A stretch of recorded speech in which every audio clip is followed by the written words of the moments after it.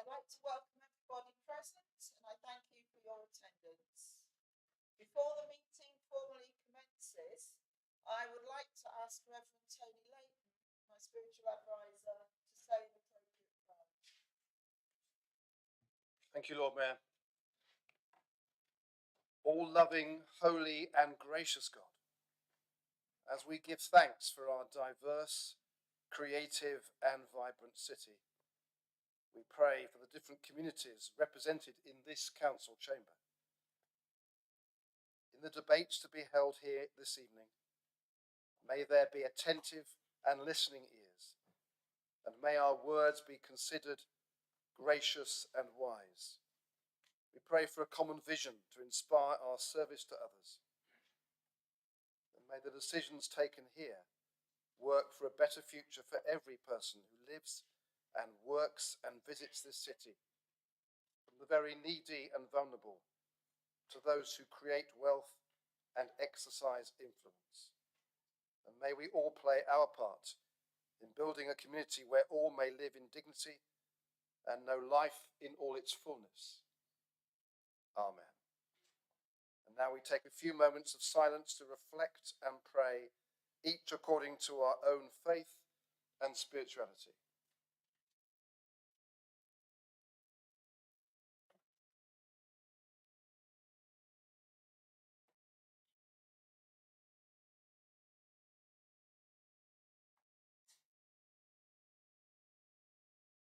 Thank you.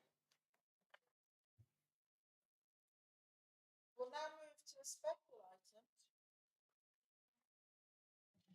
So, apologies, I hope you could hear me before that. I wasn't sure whether the button was already pressed and it wasn't. We'll now move to a special item where we will hear from the former and current directors of public health regarding a very important report which reflects upon lessons learnt from the pandemic period.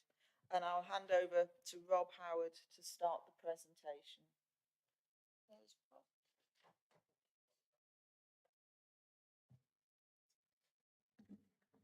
Rob. Good afternoon, everyone. It's an absolute privilege to have been appointed Director of Public Health. And I'm really, really pleased that we've managed to drag the former director back. I think the collective noun for two directors of public health is probably an outbreak of directors of public health. But it's a real privilege to have been appointed Director of Public Health to this great city. But we're going to take a moment to look back and reflect on the past few years. This is the annual report of the Director of Public Health, which is independent of the council.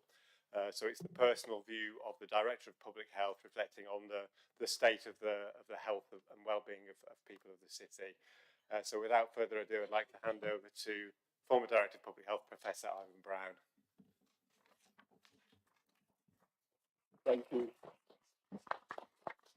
Thank you very much, Rob. It's a real pleasure to be back here, particularly doing this report. which, as was said, is an independent report, but it is still gratifying to know that as the former director, I can't be fired for anything that is actually said this evening. So what I really want to do is, we have been through some real challenges. We know what Leicester went through, but there was some real learning from Leicester, some real learning, not just for us, but for the country as a whole.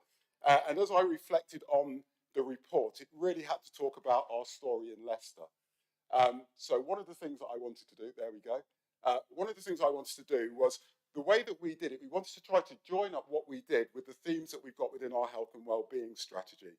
So many of you that have sat either on I've seen many members of our health commission, and we have themes around healthy minds, healthy lives, healthy start, healthy aging, all of those elements. And we really broke down our report and our lessons learned to fit in with the report that we already have in terms of strategy. So it's not about just what happened, but what will happen in the future.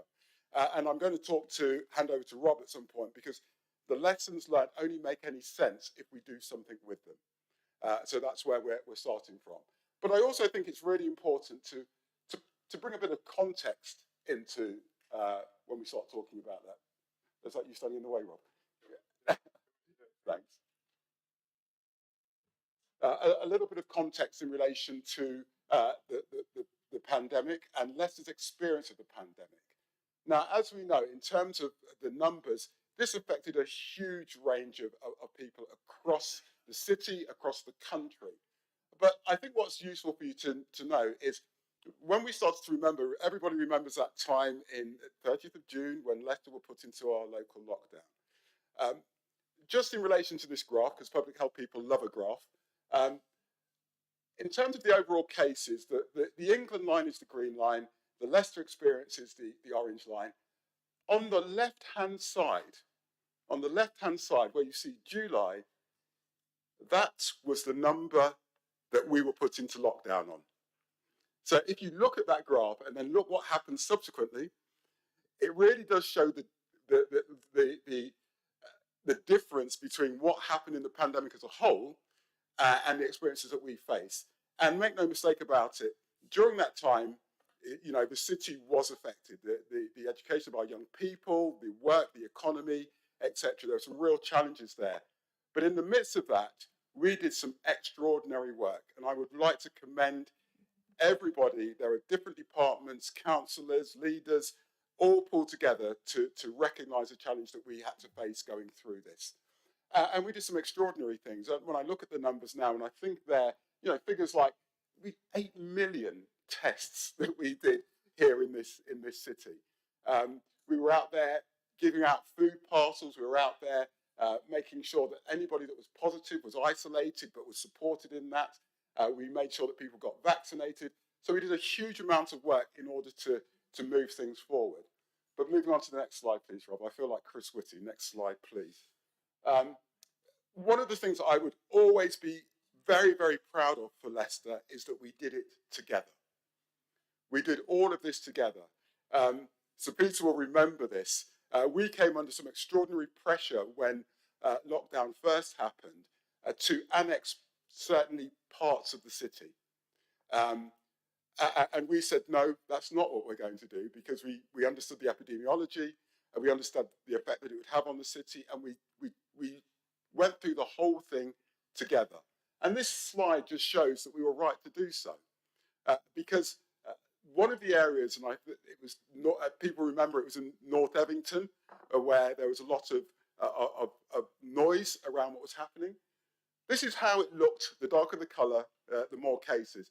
This is how it looked over the course of the pandemic. So what we realised there is it affected everybody. In fact, it affected some places far more than the area that we were actually asked to annex at one stage. So the point that we took that said Leicester, I mean, we had the hashtag, didn't we? Leicester together. And that's what we did, and that's how we managed this. And I'm incredibly proud that we took that approach when we were under pressure to do other things. Can we move on? So our response. It's worth reflecting on our response, because all of those things that became national policy, door-to-door testing, we started that in Leicester. Local contact tracing, we started that in Leicester. Even when testing was done, I think people have forgotten that before, there used to be the testing vehicles, and that's where you used to go. And we made a certain insistence that we had testing that was local to our areas. Had a big fuss about trying to get people into Spinney Hill Park and putting tests in Spinney Hill Park, in community centres. All of those things that became normal were the things that we piloted, pioneered, and developed in Leicester and were rolled out. So I think it's really important that we recognise the role, the central role that we played in developing policy and not only trying to save lives here in Leicester, but some of those actions save lives across the country. So moving on. The vaccination programme. The vaccination programme, we all know, was very, very challenging, particularly for a multicultural city like Leicester. But I think there's a lot of things that we learned from that. How to deal with communities, how to talk to communities, how to listen to communities. And even though people talk about some of those stories around vaccination uptake, if you look at this graph for all of these different wards, you know, the vast majority of places were over 60%, 70% that we had to push. And we did push to try and make sure that all of those areas were represented. But also we listened because there was something beyond that, which is about how communities relate to big organisations like the NHS, like local authority, and the areas around trust and belief that also came as part of that. And I think that's an ongoing learning for us.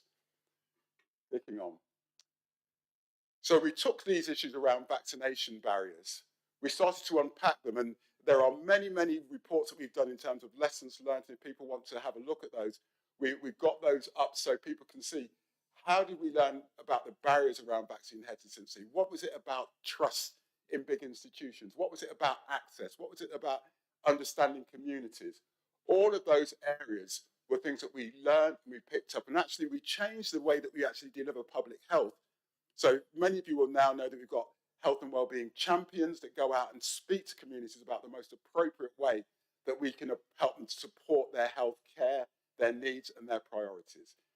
So all of those things I feel are real areas of growth, real areas of development for us as a city. Now I'm going to hand across to Rob to talk a little bit about what does that mean in terms of going forward, in terms of our strategy.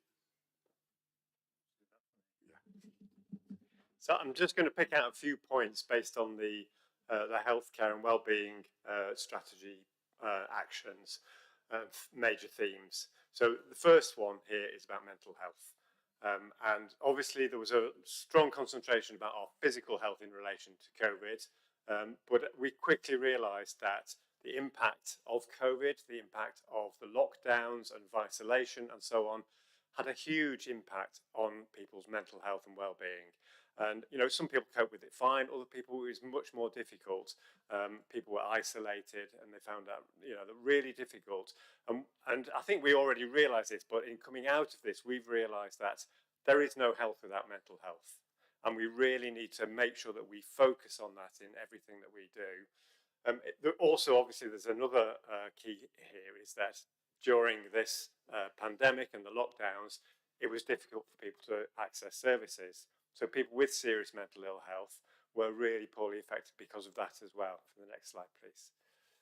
And this shows you again that in many of the health outcomes that we talk about, including COVID and including mental health, they're really related to deprivation and poverty. And you can see that on this slide when we're looking at serious mental ill health and how all those things combine and how we really need to take that into account in everything we do across the city.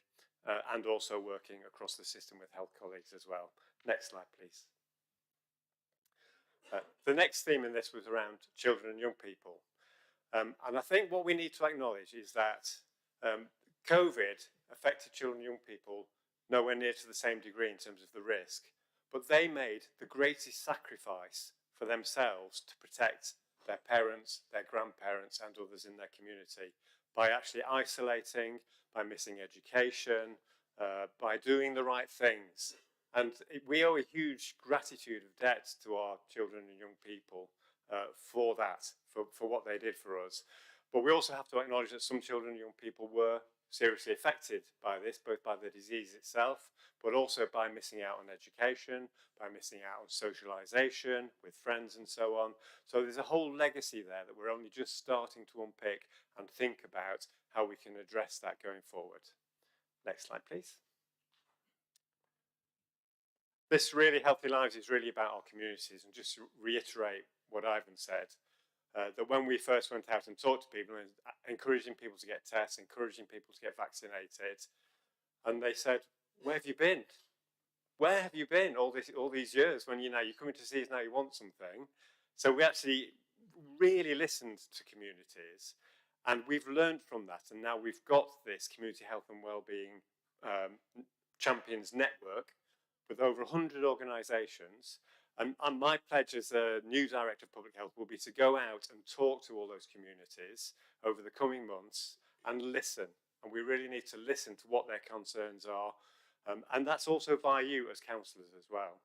So it's you that know those communities, and we need to be in listening mode to understand what the legacy of COVID is and what we need to do to take that forward. Next slide, please. And the final one, healthy ageing. Obviously, in terms of COVID itself, it had a really, really huge impact on older people, not just in the direct impact of the disease itself and the many tragic cases of people who died of COVID, but also because older people were often on their own and isolated, weren't allowed to come out of their rooms when they were in care homes, if there was an outbreak, for example, and loneliness is a killer for older people. So that's, again, one of the things we've picked up from this is a programme of work to tackle social isolation, not just for older people, but recognise that as a public health issue and really do something about that going forward. I think that's my slides, Ivan. I'm going to hand back to you for the lessons. So it's no surprise to you that many people, many organisations have asked us a lot of questions about our experience in Leicester. I lost count of the number of lessons learnt documents that we have sent out and shared with people. But actually, fundamentally, it comes down to these key points. One of the things that we've done, and that's the bit that we are feeding into the inquiry, is the importance of being able to think locally. Lots of the delivery that we did, and the most effective delivery we did, was local. And I think there needs to be a recognition that the expertise in terms of community lies locally. You can understand why people look for the economies of doing things nationally, but if you want to be effective, you need to do it locally. So that's one of the things that we've fed back. The issue around flexibility, one size does not fit all. We definitely have to be flexible. We needed to be flexible with our communities. We spoke very much around, an example of that was within the Somalian community, where people said, oh, you know, there's low uptake, people are not interested. We went to that community, we worked with that community, and they worked with us, to be fair, whereby simply changing the location, simply changing the individuals that were at the door, simply changing some of the vaccinators led to a massive uptake in vaccination. So it's about being flexible and understanding the community to deliver what we needed to do. We had a long conversation when we were talking about doing our door-to-door testing. I remember Rob being incredibly frustrated because when we moved from PCR to lateral flow tests, we wanted to go door-to-door to use lateral flow tests. And they said, no, you can't do it because you have to be a lab. And we're saying, well, that's ridiculous. You know, we were using the test before, why can't we use these now? A lack of flexibility. So, you know, that's one of the messages that we also gave back. Don't be afraid to innovate. Different communities will need different requirements. We might need to do something in a shopping centre. We might need to do something in a mosque. We might need to do something elsewhere. We should be given the facility to be able to do that, looking at new ways, what's appropriate to innovate. So that's the third point that we made. Understanding, the fourth point was about resilience. Communities like Leicester, we are running on a knife edge, you know, with many of our members of our community. They are trying to just keep going. And actually, anything that we can do to support our communities, to support our staff when we're in these challenges, to help support their resilience, it's absolutely key. And the other one was partnerships are vital. We had to work in our incident management team. we had the NHS, we had the universities, we had business, we had sport. We had all of these individuals, education, all working together for a common goal, all willing to try to move the dial on what we had. And developing those partnerships were things that we had already done, and also we added to it over the course of the pandemic. So we would say that that partnership working is absolutely key. So my final point, and you know, sometimes people think that when you're in these roles, you just say the nice things, but I am very, very genuine about my pride in this city. I'm very, very proud of what we did. I'm very, very proud of how we responded. I'm very, very proud of what we're going to do in the future. So it's an opportunity for me to also say thank you to the city, thank you to yourselves for how we managed to get through this. And I've got to be careful I don't be overly political, but actually we should always make sure that we remember that we are all Leicester people. That's the key thing. That's our pride, irrespective of everything else, colour, creed, politics, whatever. We are Leicester people, and we must have a pride in our city. So we know that there are going to be challenges ahead. We know that it's going to be a tough time. I know, Rob, it's going to be very difficult for you with things like the cost of living crisis, but we must keep the people of Leicester at the heart of everything we do, as we did over the course of the pandemic. So thank you very much.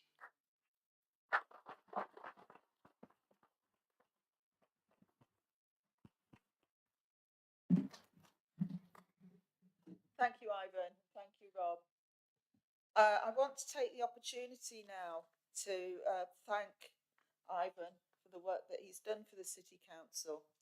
On behalf of the Council and the people of Leicester, I'd especially like to offer our thanks to you for your service over many years as you leave us to move to a new role at De Montfort University. The period of crisis that faced us all when the coronavirus pandemic spread across the world left us in a state of uncertainty, shock and fear. And you did a lot to support us so that fear was ameliorated and we were able to continue and to get through it. We all remember how badly Leicester was affected, and you've described that very clearly this evening. But your steady hand, strong determination and expertise were remarkable and filled us with the confidence we needed to beat the virus and strengthen our community support. The citizens of Leicester were very fortunate to have you leading us through the pandemic. You have been a great asset to the council, and we wish you all the very best for your new role at De Montfort University. They'll be lucky to have you on board. Thank you, Ivan.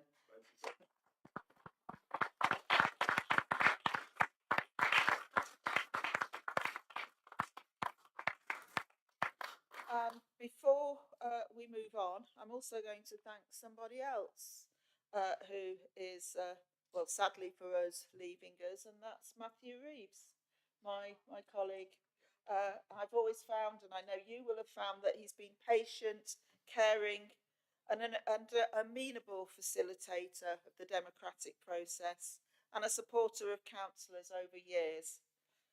His hard work in arranging our agenda, arranging everything that goes on there to facilitate our discussions, I think has been really helpful and supportive to all of us. And I'm sure that former Lord Mayors will join me to say that we are grateful for Matthew's guidance and advice, which has enabled us to be able to take on the reins of chairing these meetings. So thank you, Matthew. Good luck.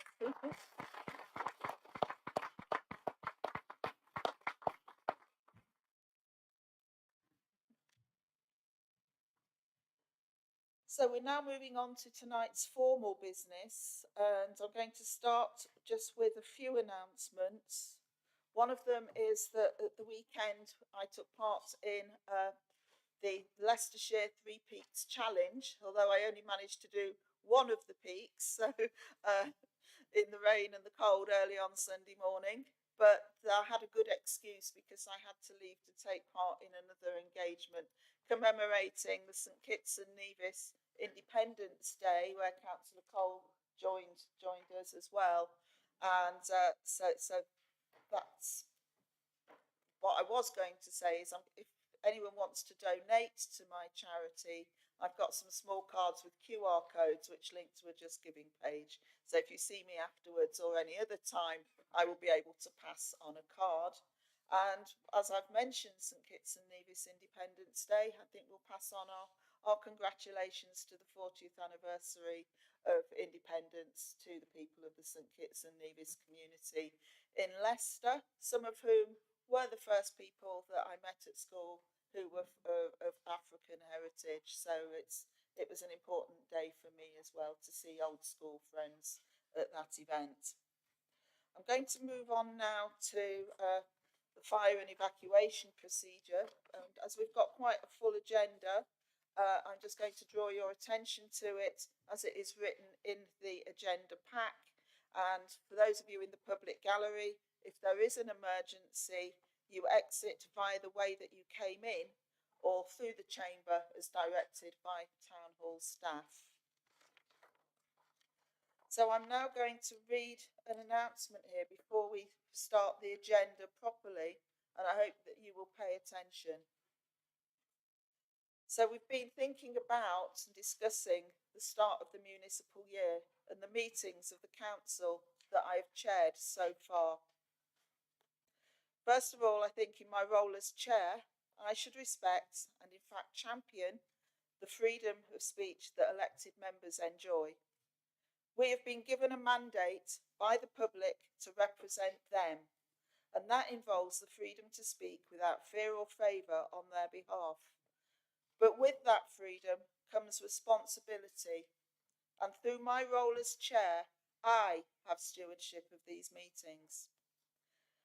It seems to me that the year so far has been fractious, sometimes combative, and on a number of occasions has not presented a dignified picture of politics to the listening public. Of course, it is of course the job of the monitoring officer who's sitting next to me to deal with formal complaints of misconduct, and he has received a number of those arising from behaviour in this chamber. However, it's equally my role to set the tone and the rules for the standards that should be demonstrated in this chamber, and I want to do that now with a view to having a more calm and dignified meeting tonight. I said a few moments ago that our freedom of speech is exercised on behalf of the people we represent. It follows that this meeting is categorically not a forum for raising misconduct allegations about other councillors. If this rule continues to be abused, then I will put a stop to it. And secondly, such attempts should be grounds for complaints of misconduct itself. I say this not only as Lord Mayor, but as a long-standing chair of the Standards Committee. You all know better than to use the spotlight of this meeting to make public accusations of misconduct against fellow councillors, and so I don't want to hear any more of it. There are, of course, reasons why you might legitimately feel aggrieved in this meeting, but there again, the constitutional rules set out how you can deal with this. So, Council Procedure Rule 23, point of order. A point of order is a request by a councillor to the Lord Mayor to rule on an alleged irregularity in the constitution or the conduct of the meeting. A councillor, whether he or she has spoken on the matter under discussion or not, and even if another councillor is speaking, may stand to raise a point of order, and with the consent of the Lord Mayor, be entitled to be heard immediately. The need to stand may be waived where it is a reasonable adjustment. The councillor must make the point immediately she or he notices it and state what the rule or procedural rule in question is and how he or she alleges that it has been broken. A ruling on the point must be given by the Lord Mayor before the debate continues. The Lord Mayor may seek the advice of the monitoring officer. No discussion shall be allowed on the Lord Mayor's ruling. Council Procedure Rule 24 is another thing that needs which needs to be explained. This is where you offer your own personal explanation. A councillor may rise on a point of personal explanation or a point of information for the council and will be immediately heard. A point of personal explanation shall be confined to some material part of the former speech by him or her which may have been misunderstood in the present debate. A point of information for the meeting shall be confined to correcting another speaker on incorrect facts or figures so as to avoid misleading the meeting. The ruling of the Lord Mayor on a point of personal explanation or a point of information for the council shall not be open to discussion. I hope that you will see that a point of order is a narrowly confined procedural challenge. The monitoring officer can only recall one legitimate point of order having been raised in the 11 years that he has been at these meetings. Points of personal explanation may be more likely to arise, but equally you will see that they are confined to either a speaker correcting themselves after having been misquoted or misrepresented following their earlier speech, or correcting misinformation about them even where they have not spoken on a matter. Neither are to be used as an excuse to make general criticisms or attacks or to launch into long explanations.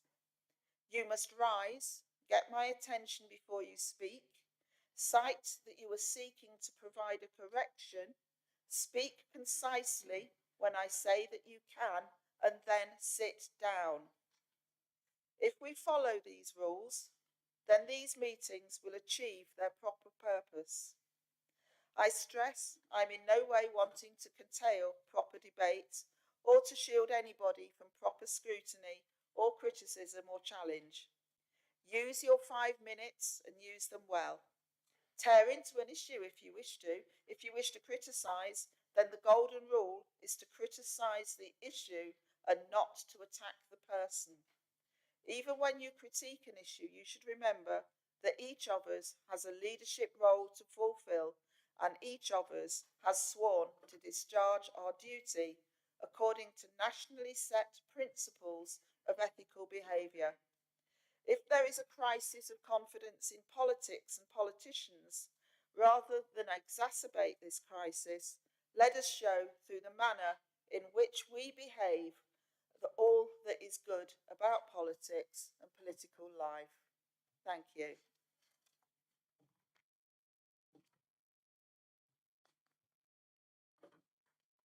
So I'm now going to go on to any declarations of interest, and I invite members to declare any interest they might have in the business on the agenda.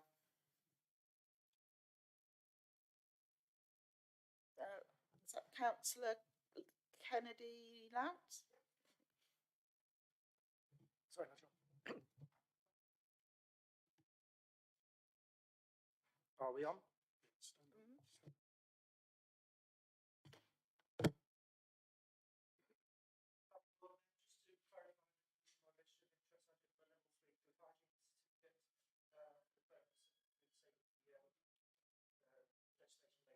Thank you. Any other declarations? Then we'll move on to minutes of the previous meeting.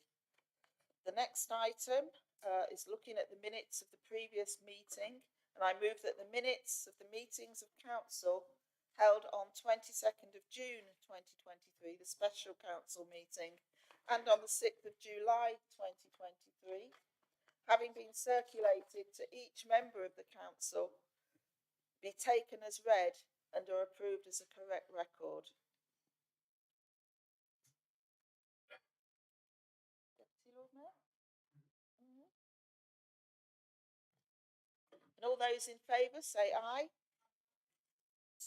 Petitions. There are no petitions from members of the public to be debated. Councillor Waddington, please present your petition. Thank you, my Lord Mayor. I would like to present a petition with 28 valid signatures in the following terms. We, the residents of Tudor Close and Rivers Street, request that Leicester City Council introduce a residents' parking scheme in our area. Thank you, my Lord Mayor. Thank you, Councillor Waddington. Under Council Procedure Rule 13A, the aforementioned petition will be referred to the monitoring officer for consideration and action as appropriate. We're now going on to questions. The next item are the questions from members of the public. And can I remind members of the public and councillors to bear in mind the requirements of the Constitution, that questions should be asked and answered without discussion, and that supplementary questions must be a single question for the purposes of clarifying the reply and not a statement. Please note that I will be seeking to curtail any member that does not comply with these requirements. Can I invite Jacqueline Nangreve to ask her question, please? Thank you, my Lord Mayor and members of the council. I am here to represent not just the people of Leicester, but Unite Community Leicester, who are currently running a campaign in order to improve the service of the customer service centre. So my question is brief. When is Leicester City Council going to fully open the customer service centre all day, 5 days a week?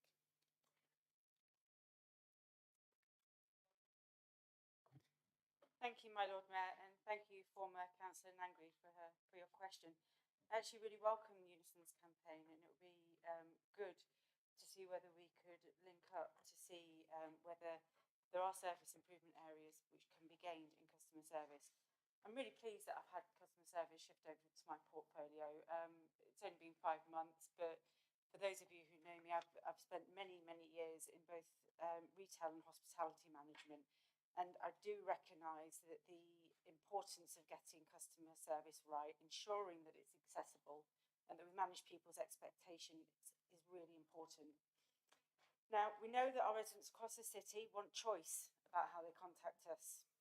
And since the pandemic, we've seen a huge uptake in our online and telephone offer. Many residents switching away from the traditional face-to-face offer. Having said this, there will always be a need face-to-face drop-in to ensure that certain residents across our city are not excluded. Our customer service centre sees around 70 customers a day, all seen within a few minutes of entering to other services and pathways. I visited the customer service centre the other week, and actually what I saw were many of those people coming in to use the telephones, which is something I feel might be better provided if able to access in their communities. What I also saw was a vast space which was largely underused. With changing needs and cuts to government grants, we do need to continue to review and refresh our customer service offer. Thank you. Supplementary question. I do. So we, the residents, have fewer services for higher council tax. How can the council show that they're not prejudiced against the poor, the elderly and the disabled, because it's the constriction of the customer service centre that affects these groups most?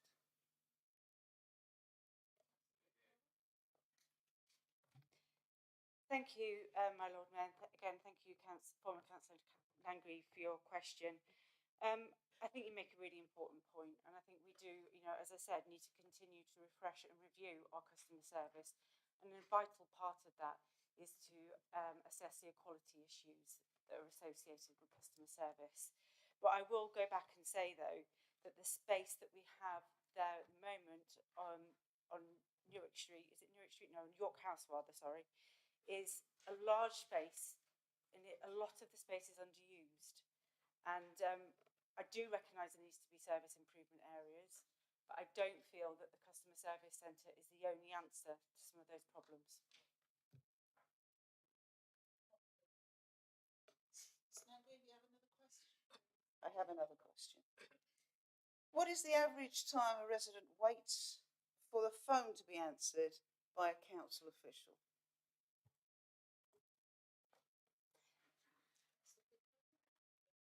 Thank you, my Lord Mayor, and again, thank you, former Councillor Nangri, for your question. As I've already said, the Council continues to provide a wide range of services to the people of Leicester through a variety of different channels.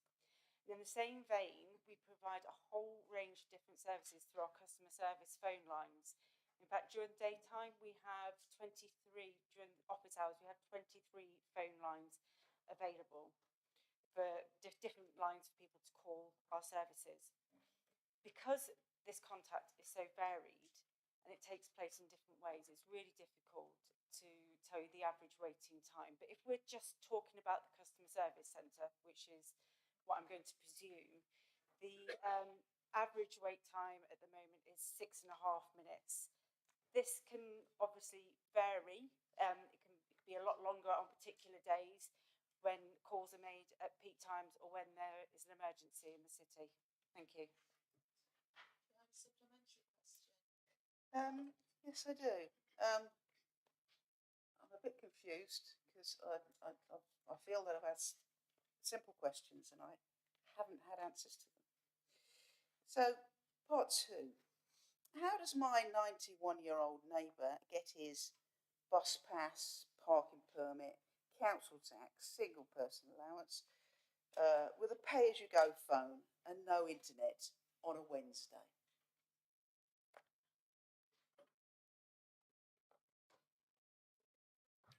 I'm not sure I have the answer to that. The residents can request, and many do receive paper permits, and there are a variety of ways in which you can contact your local councillor. I'd suggest, in regard to that particular case, I don't think really I'm in a position to comment this evening. Can I just have the clarification? So you're suggesting that they go through their councillor? I'm suggesting that's one route they could go through. Thank you.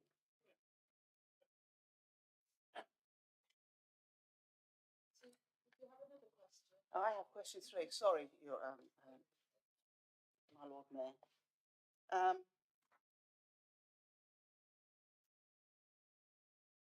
Why is it that any letter sent by the council is not from any named council officer, named and their department, and only a generic email, if any, is put on the letter? Some of these letters are, well, I'll leave that. Okay, thank you again, my Lord Mayor, and thanks again to former Councillor Nangri for her question. The majority of letters that we send out do have details of the sender and some contact information for people contained within them to get back in contact with the City Council. The nature of the information that is given in those letters depends heavily on the service area and what it is that they are communicating. But the other day, I saw an example of a letter to residents from our housing officers. And within that, it contained a named officer, a named team, and there was both a contact telephone number and an email contained within. It would be helpful, as I suspect, given the previous 2 questions, if Councillor Nangri were able to give me a specific example and give me time to be able to respond to that appropriately. Do you have a supplementary question? Thank you. In response to what Councillor Kelvin has said, I will email you the examples that I have. So, what is that?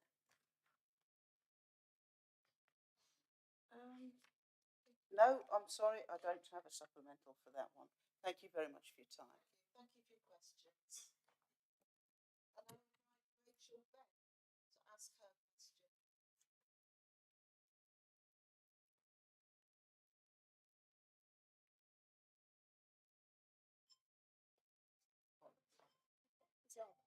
Okay. Leicester City Council declared a climate emergency in February 2019.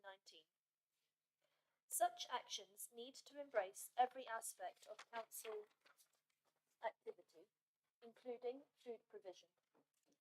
Other councils, for example Oxfordshire, Cambridge City and Lewisham Borough, have committed to serve only plant-based food at their events, and I'd like Leicester to do the same.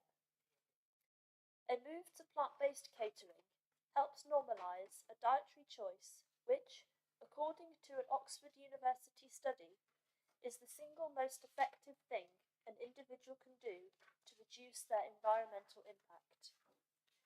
We are currently in a cost of living crisis, and meat and dairy products are almost always the most expensive part of a meal.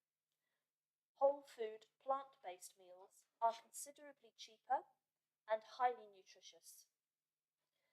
By doing the right thing for the planet and promoting eating for good health, the Council can also save money. The multiple crises we are currently facing make it even more important to feed grain directly to humans, not to farmed animals. I would like to see our Council be a part of the solution, not continue to spend money on meat and dairy, which we know to be part of the problem. Given the climate emergency and Leicester City Council's stated aim to become net zero carbon by 2030, will the Council commit to serving fully plant-based fare at all future catered events, as other councils have done? This will be a positive and forward-thinking step, bringing food policy into line with other climate-aware policies. Thank you. Thank you, Chair, and thank you, Rachel, for the question, for the spirit in which it was asked, and for the work that you do to promote climate action. I'm incredibly grateful for that. We're currently developing our new climate emergency action plan, and we'll be looking to address the needs to reduce the climate impact of food and other goods purchased and consumed in the city within that plan. That draft plan will be published shortly, and the public will be invited to comment on its aims and objectives, and I'd expect and invite Rachel to make comments there. I do think we need to be mindful that looking at plant-based food options for such products, they are actually comparatively more expensive, or can be, and for many of our residents it is not always the easiest option, either economically or culturally. Many of the alternative meat products are often ultra-processed and lose their overall nutritional value, and actually can lose their overall carbon benefits. So there are things that we need to think through when taking forward that plant-based approach. I'm not ruling it out, but I'm saying there's considerations that we need to take in developing a policy for the local authority. I'm pleased to say that we already seek to have a balanced offer at our catered events for functions, and we're going to look at how we develop this. Across our schools, where we deliver school meals, approximately 8,000 children every day have access to vegetarian or plant-based food, and we've been working with ProVeg, a not-for-profit organisation, to organise and promote low-carbon lunches. All our school menus have a vegetarian option and have a wide range of plant-based vegan options throughout the week, and in most schools we also offer a meat-free Monday, and I think, as many things in life, we can learn a lot from our schools. So I welcome the contribution you make to the development of our strategy, and we'll take that on board, and thank you again for the work that you do on climate action. Thank you, Rachel. Sorry? Just trying to think.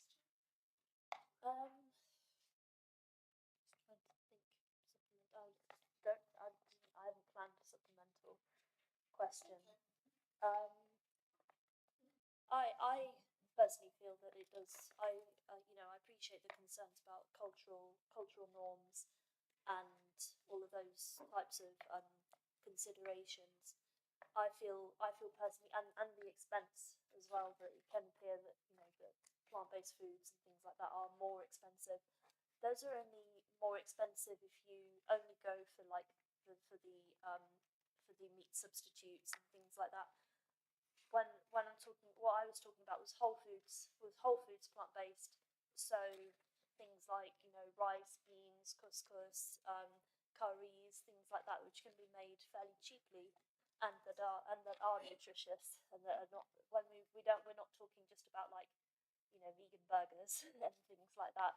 So I guess a supplementary question would be, would the council be prepared to cater events fully plant-based with the sort of ethos of we'll just do whole foods plant-based, rather than necessarily having the, you know, just the meat alternatives and things like that all the time. Okay, yeah, thank you. She's making me hungry, actually, my Lord Mayor. She went through some of that food, and personally, you know, I have huge sympathy with what you're proposing. I think what I'm trying to say is I want to do this in a strategic way.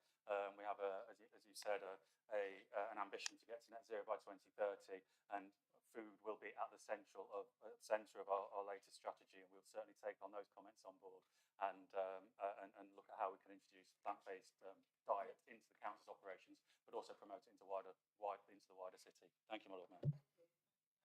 Thank you, Ms. Mayor. Members of the public are welcome to remain in the meeting in the public gallery, but you can leave if you wish to now that the public questions have finished. But you are welcome to stay as well.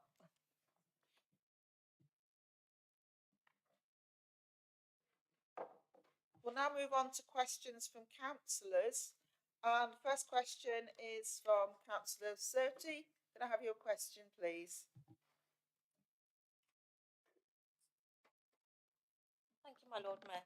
My question to Councillor Calvin, please. I welcome the proposal in the local plan, which will see much needed housing development in the city.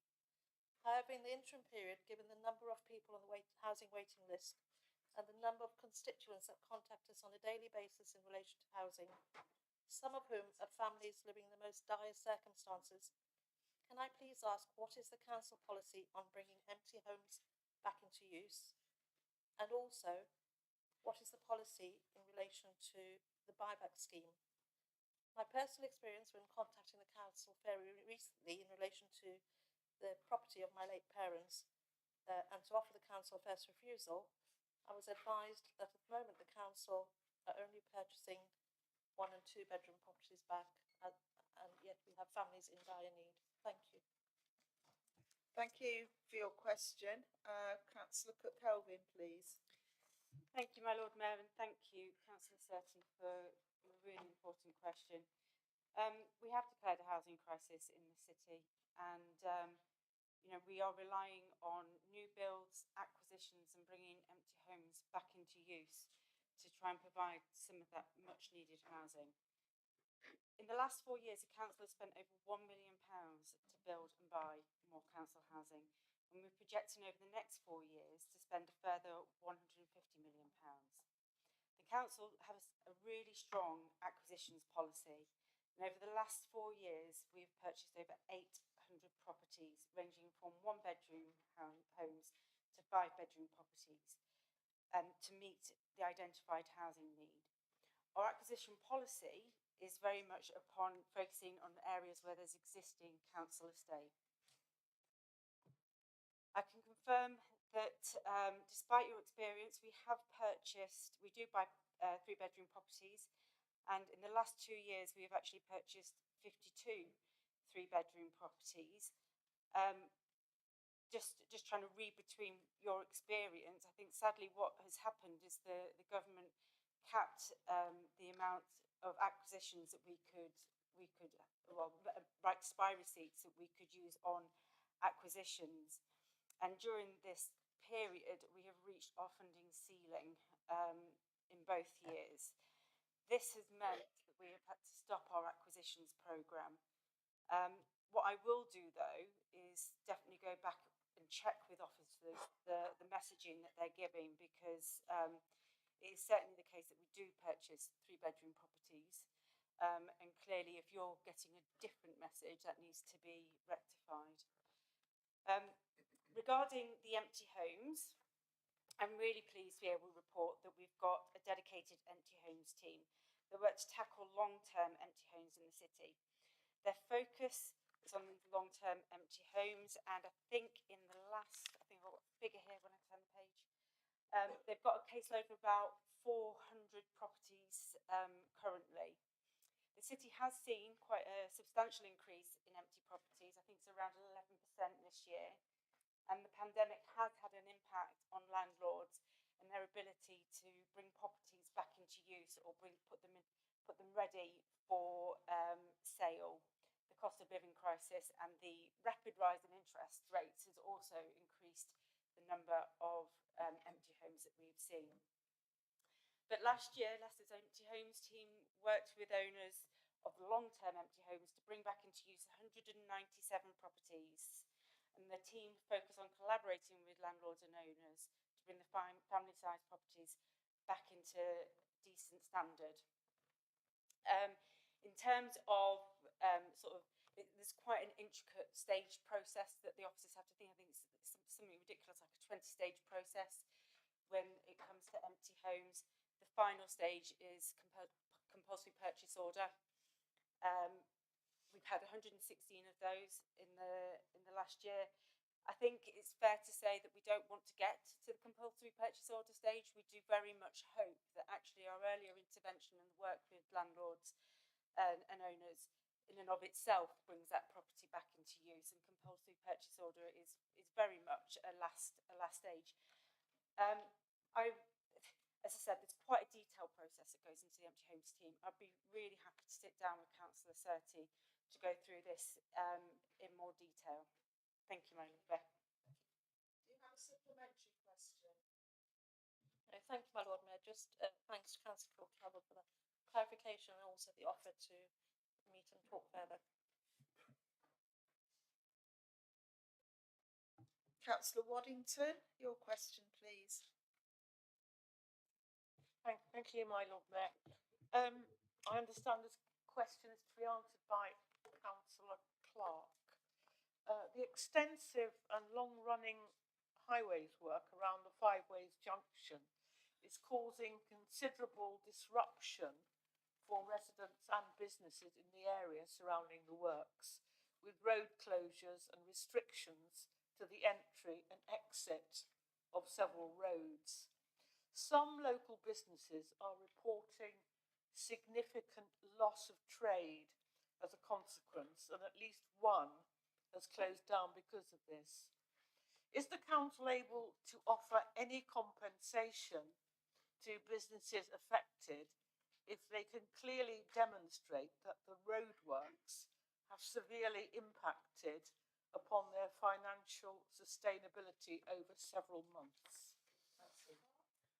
Thank you, Lord Mayor, and thank you, Councillor Waddington.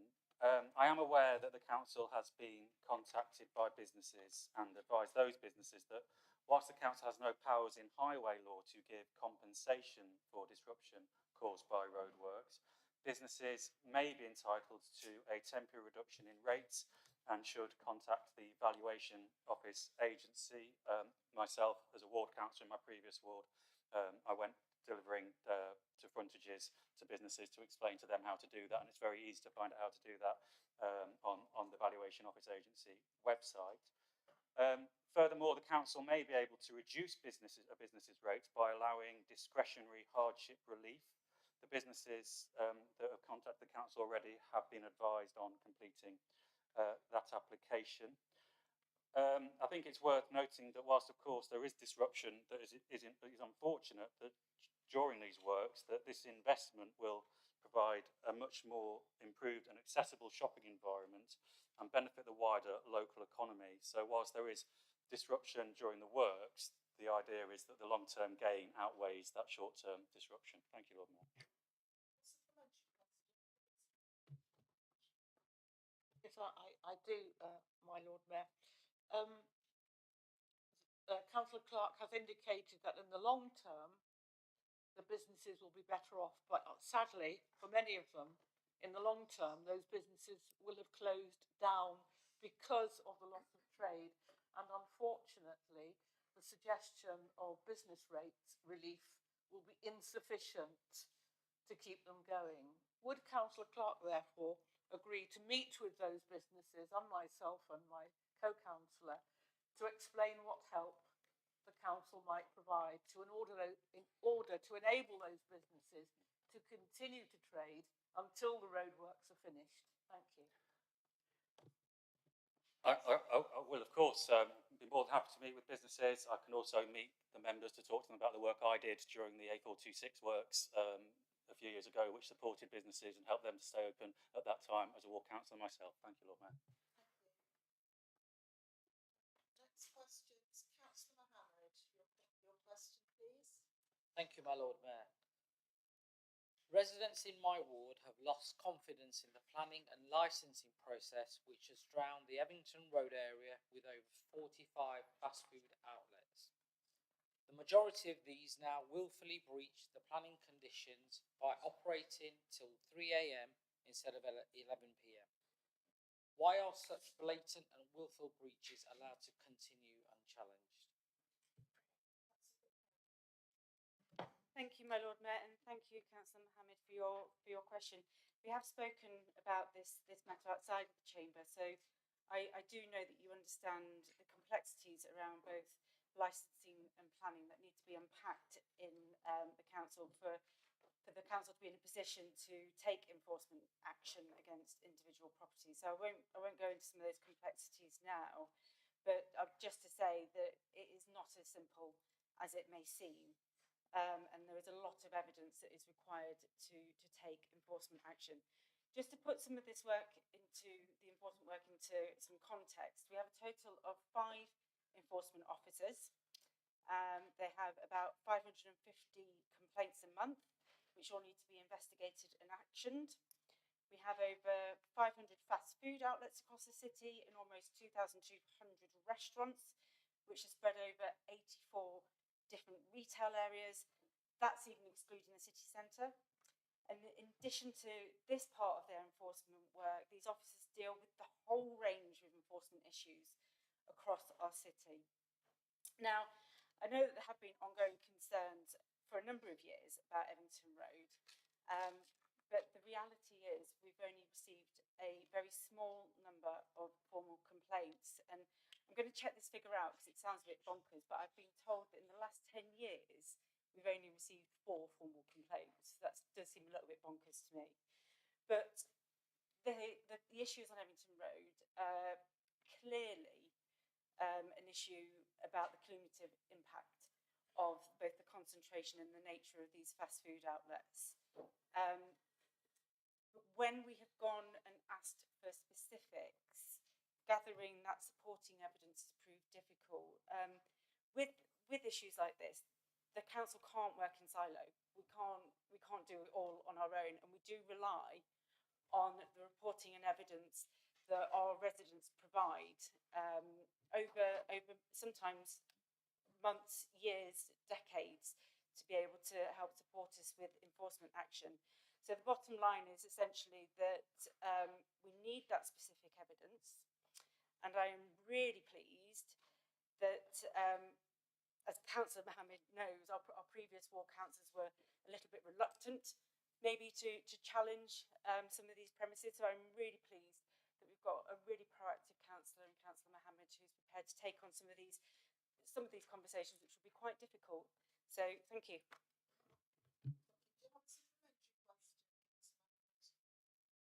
Thank you, my Lord Mayor. Yes, I do. And I thank Councillor Rubin for her remarks. But what I will, ask is that whilst we ask residents to provide evidence on these matters, in this age of technology, it's not very hard. You can go on any of the online apps and order at 2 and 3 or 4 o'clock in the morning. And many of our residents were unaware that most of these fast food outlets have licensing conditions attached. So what I will ask is, rather than talk about how difficult it is, that we work together and we meet and we do try and enforce some of these conditions that we lay down on these businesses when we do approve their planning conditions. The next question is, sorry. Going too quickly. Thank So excited to. Oh, thank you, my Lord Mayor, for letting me come back in.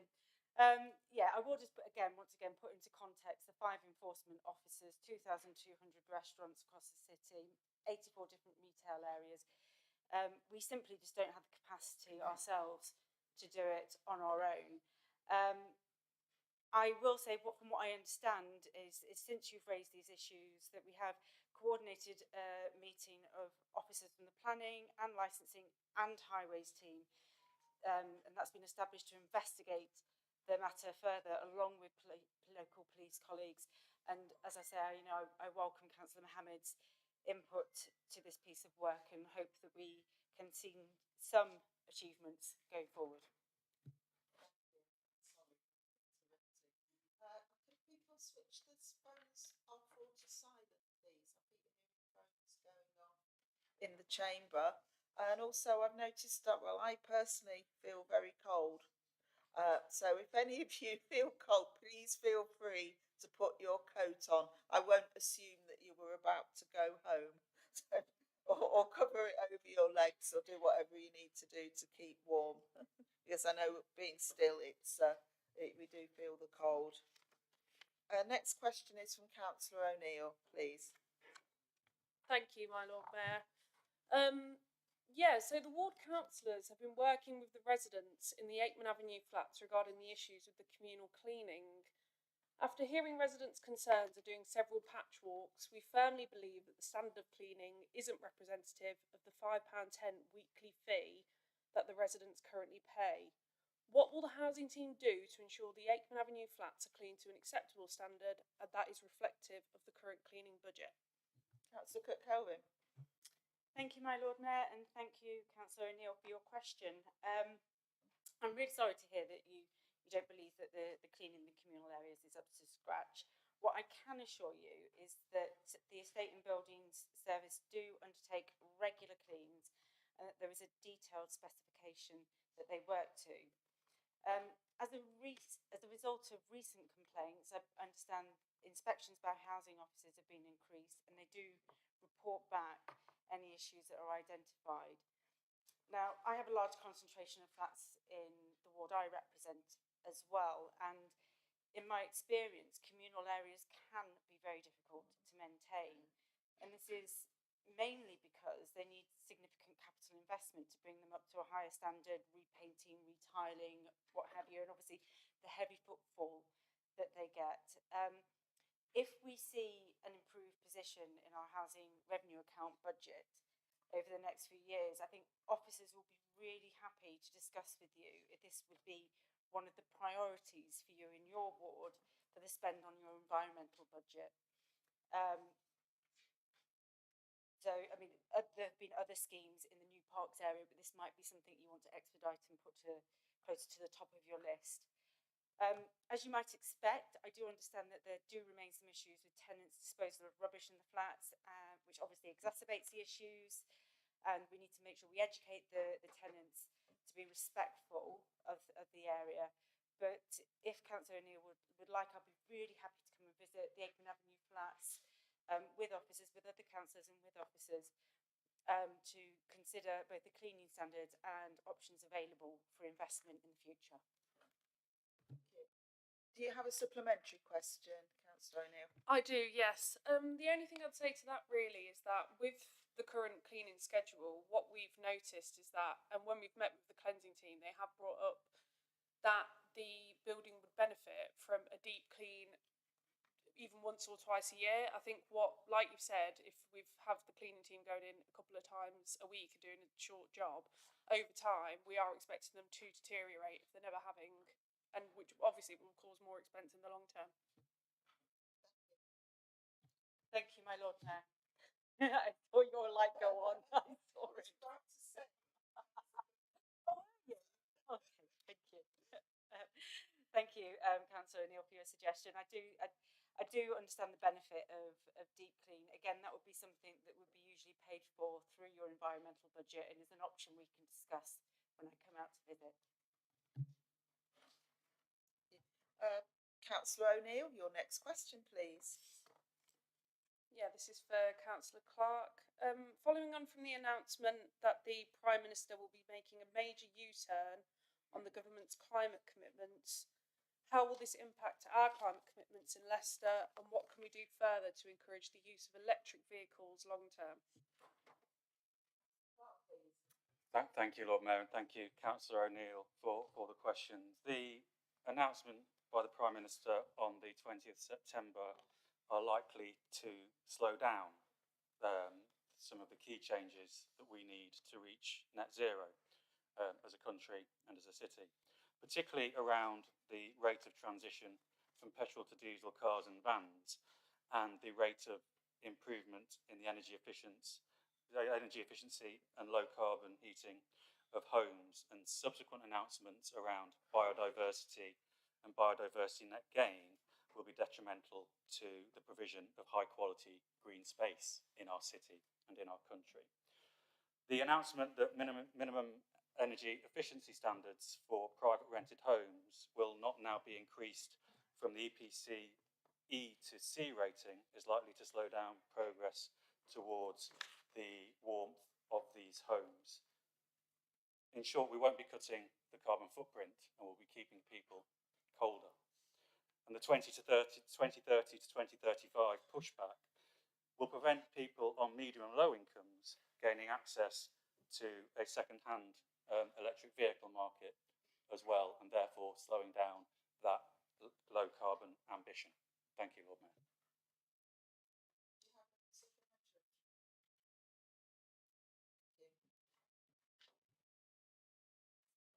Councillor Dawood, your question, please. Thank you, my Lord Mayor. As a result of the reoccurring antisocial behaviour in Spin Hill Park, could the Cabinet lead responsible advise what can be done to overcome these concerns? Yes. Thank you, my Lord Mayor, and thank you, Councillor Darwood, for the question. You will see it's me standing up answering this. I've got the lead for community safety. I haven't got the lead for parks. So bear that in mind with your follow-up question, because I'll be able to answer some bits, but not everything. So we obviously take this really, really seriously, and we've been looking at how to make sure we do get a joined-up response as quickly as possible, working across all different agencies. So what we've got is a dedicated team to respond to reports of crime and antisocial behaviour across the city.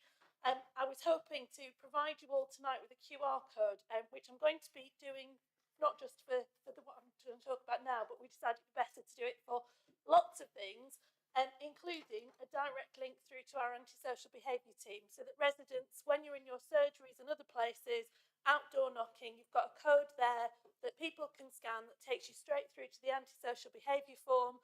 People can fill it in straight through to the team and get the detailed response they need, but also to allow us to really track and understand where problems are occurring across the city.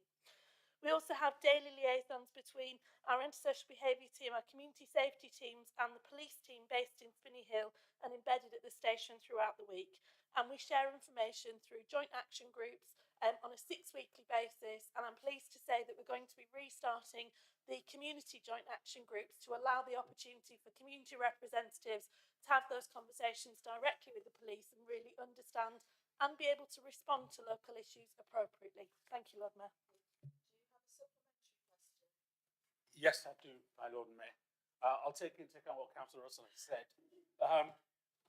Obviously, this issue has been ongoing for a couple of years, and I think, as we have met a couple of occasions, not Councillor Russell and I, but others, it would be helpful if Councillor Russell would give some kind of commitment into meeting with us and various members of the communities to resolve this issue. Thanks.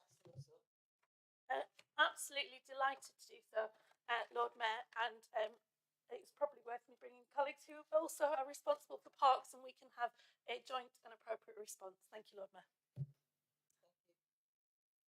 Councillor Dawood, your next question, please. Thank you, my Lord Mayor. I've been contacted by many constituents about district heating.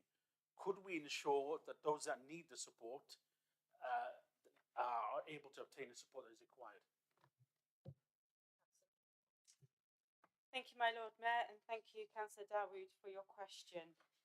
I must also thank you for yourself and Councillor Barney for the ongoing dialogue that we have around this particular issue. I think over the last few months we've had some very robust debates about the different ways in which the council can support residents through this period of significant change.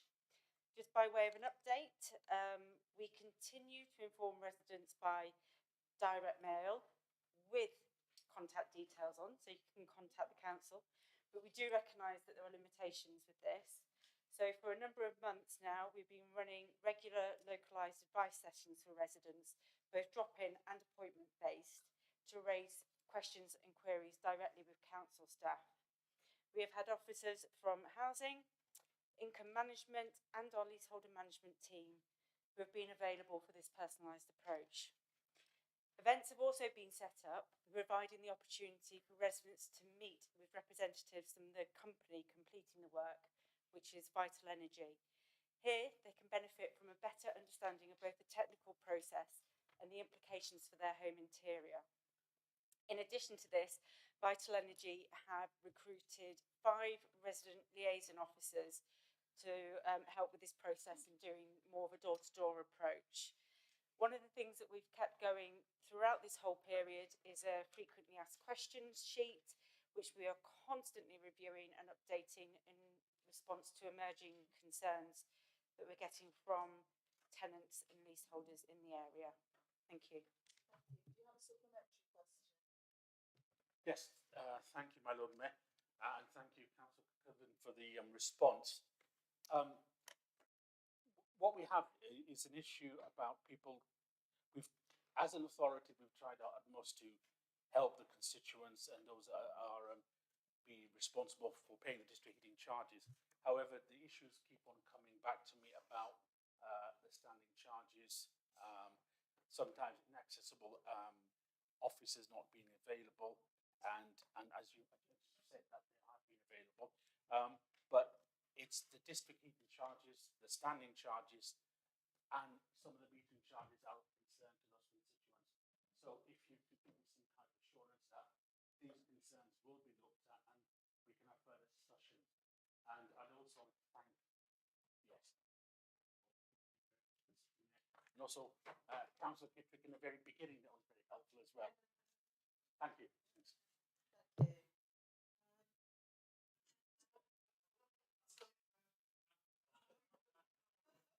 Don't start. Councillor Dowd, you've got another. I've already. I thought you just answered it. Okay. It was the interruptions I was stuck. It's all right. Out of everybody you can miss in the chamber, I'm happy for it to be me. Thank you, my Lord Mayor, and thank you, Councillor Dawood. I think it's really fair to reflect that for many, many years, district heating proved to be both beneficial in terms of cost to the customer, but also to the environment. The war in Ukraine has dramatically changed that, and we are now confident, because of our metering programme, residents are likely to see a reduction in their bills.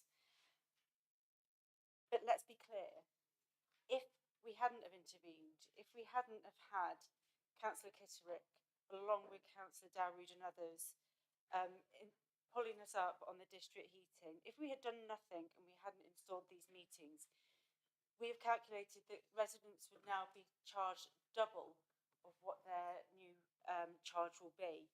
And so our council has gone a long way to protecting these residents and tenants from financial hardship.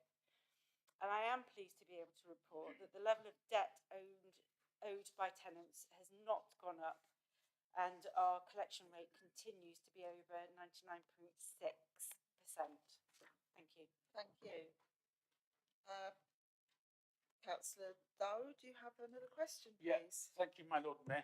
Unfortunately, following last year's disturbances, tensions remain.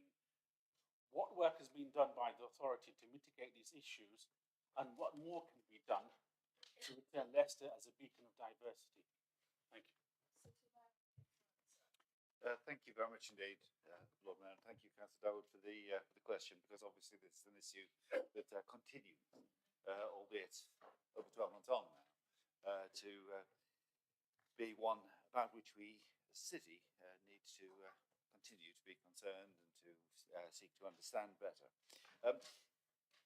apart from the many meetings that many of us here have been involved in, we have made sure that officer resource from across the council has been allocated to work with police, with public sector colleagues, to seek to address and to understand the concerns and indeed the lessons learned from last year's disturbances. We are working very closely with partners and communities to understand what happened, and it has been, said this on many previous occasions, very frustrating that it's taken so long for a review to start, looking at what happened, why it happened, and what lessons there are to learn for us and indeed for other cities from those events.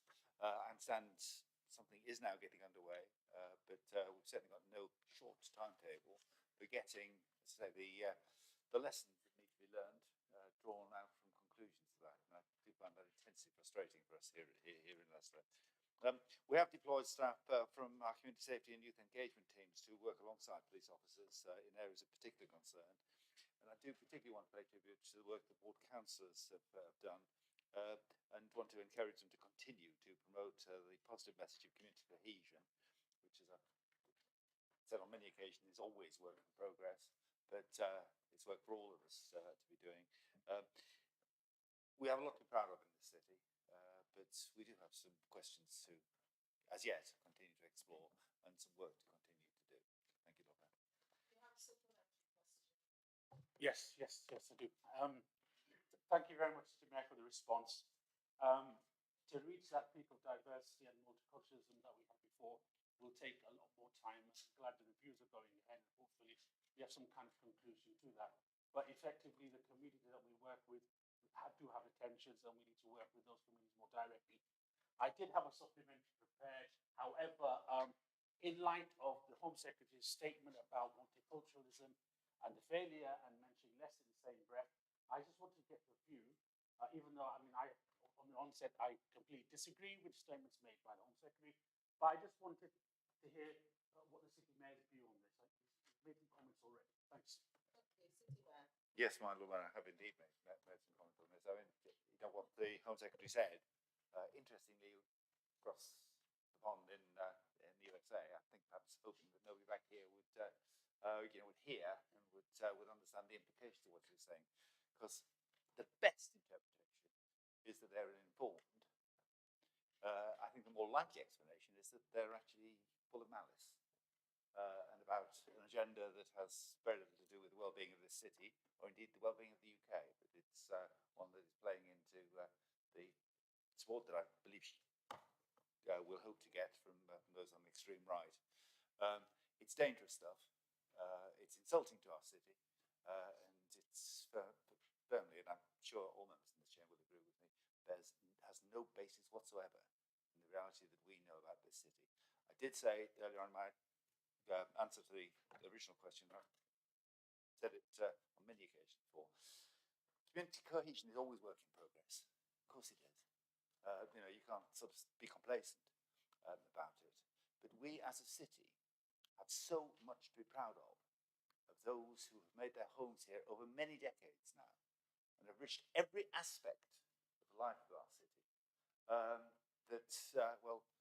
The Home Secretary, for whatever motives, and whether, as I say, it's out of ignorance or out of malice, others will judge. But I would say to her, come and see for yourself.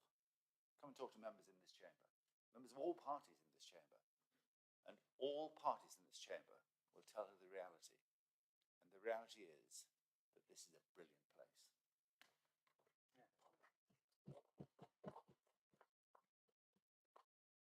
Thank you for that answer, City Mayor.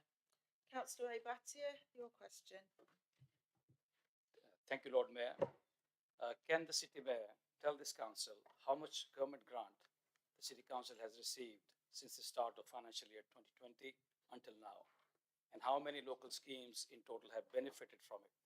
Can you also name, please, the top 5 schemes which have received the most grant? Thank you. My Lord Mayor, the short answer is that every year this council receives well over £100 million less per year than we would 10 years ago. That's the reality. The government has cut over £100 million a year out of the funding that is needed to provide the basic services to the people of this city by its council. And that is devastating. It really is. And I mean, I think most members now will have had presentations from the Chief Finance Officer about the impact of those savage cuts in government funding. Say over £100 million a year cuts to our services, to the people who provide the services to the city and the people who so desperately need those services. I mean, that's the reality of it. Now, sit against that, we're actually, despite all of those cuts to the people who are providing the services, remarkably good at delivering capital projects and remarkably good at bidding for capital support, whether it's from government, in previous times from the European Social Fund, and we have been very good at that because we've demonstrated that we can deliver. And as a result of that, and I set against that £100 million a year that we've lost in revenue support, we have been very successful in getting funding for the train station. We got 22.6 million. From Pilot House, 13.4 million. And for Pioneer Park, 26 million. Now, even if you add that all together, it's not the equivalent of what we've lost in a single year. But of course, it's very, very welcome. It is doing some very good capital schemes, although it should be said, we've had to match fund them by a total of, I think, over 13 million from our own capital resources. So yes, we've been very good at getting capital bids, but we, like other urban areas, are seeing the services that the people rely on us to provide being devastated as a result of the savage government cuts. Yes, Lord Mayor. I mean, it's understandable that the reduction in the government grants to the funding to the local councils since 2008 financial crisis is well established and well known, and all councils are struggling. But all I would like to add is to ask the city mayor that I hope when he presents his budget, whenever it is due, that he would at least thank the government for being very generous to Leicester, albeit successful in the capital programs that he's mentioned himself. I mean, it's quite substantial amount of money that comes in every article that comes out from Leicester City News actually talks about based on government grants. I mean, he's mentioned several big schemes anyway. So I think it's just a question of acknowledging that fact. Thank you. My Lord Mayor, of course, you're welcome the capital support, but you cannot get away from that fundamental figure that since 2010, our support from the government has dropped from £289 million, I think this is on a constant price basis, down to £179 million. That is £110 million per year. The government has savagely cut in the name of austerity from not just our spend, not just the spend on staff to do things for us, but effectively on the services needed by a city that has desperate levels of deprivation. I'll say thank you for the crumbs from the table, of course I will. But I'll also point the finger of blame at the party that is responsible for that savagery to the desperately needed services of the people of our city.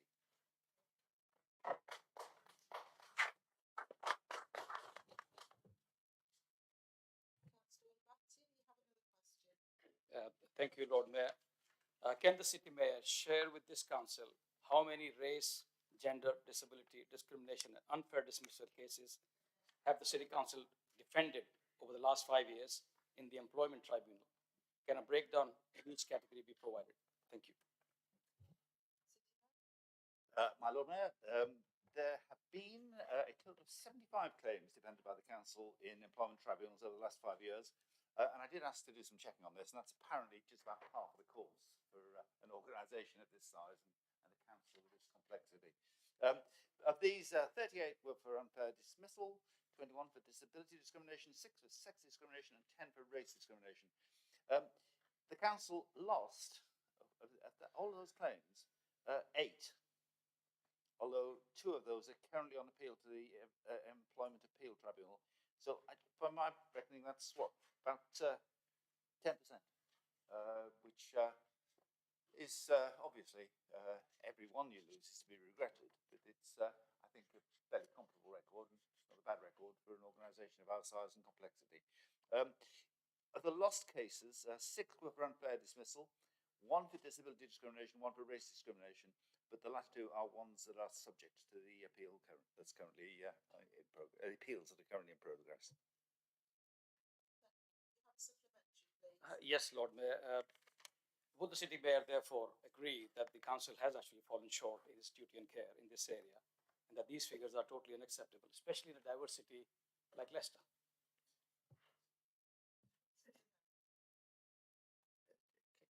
Lord Mayor, I think Councillor Batty probably wasn't listening to my answer, because I've explained that the level of claims is, as I understand it at least, pretty much par for the course.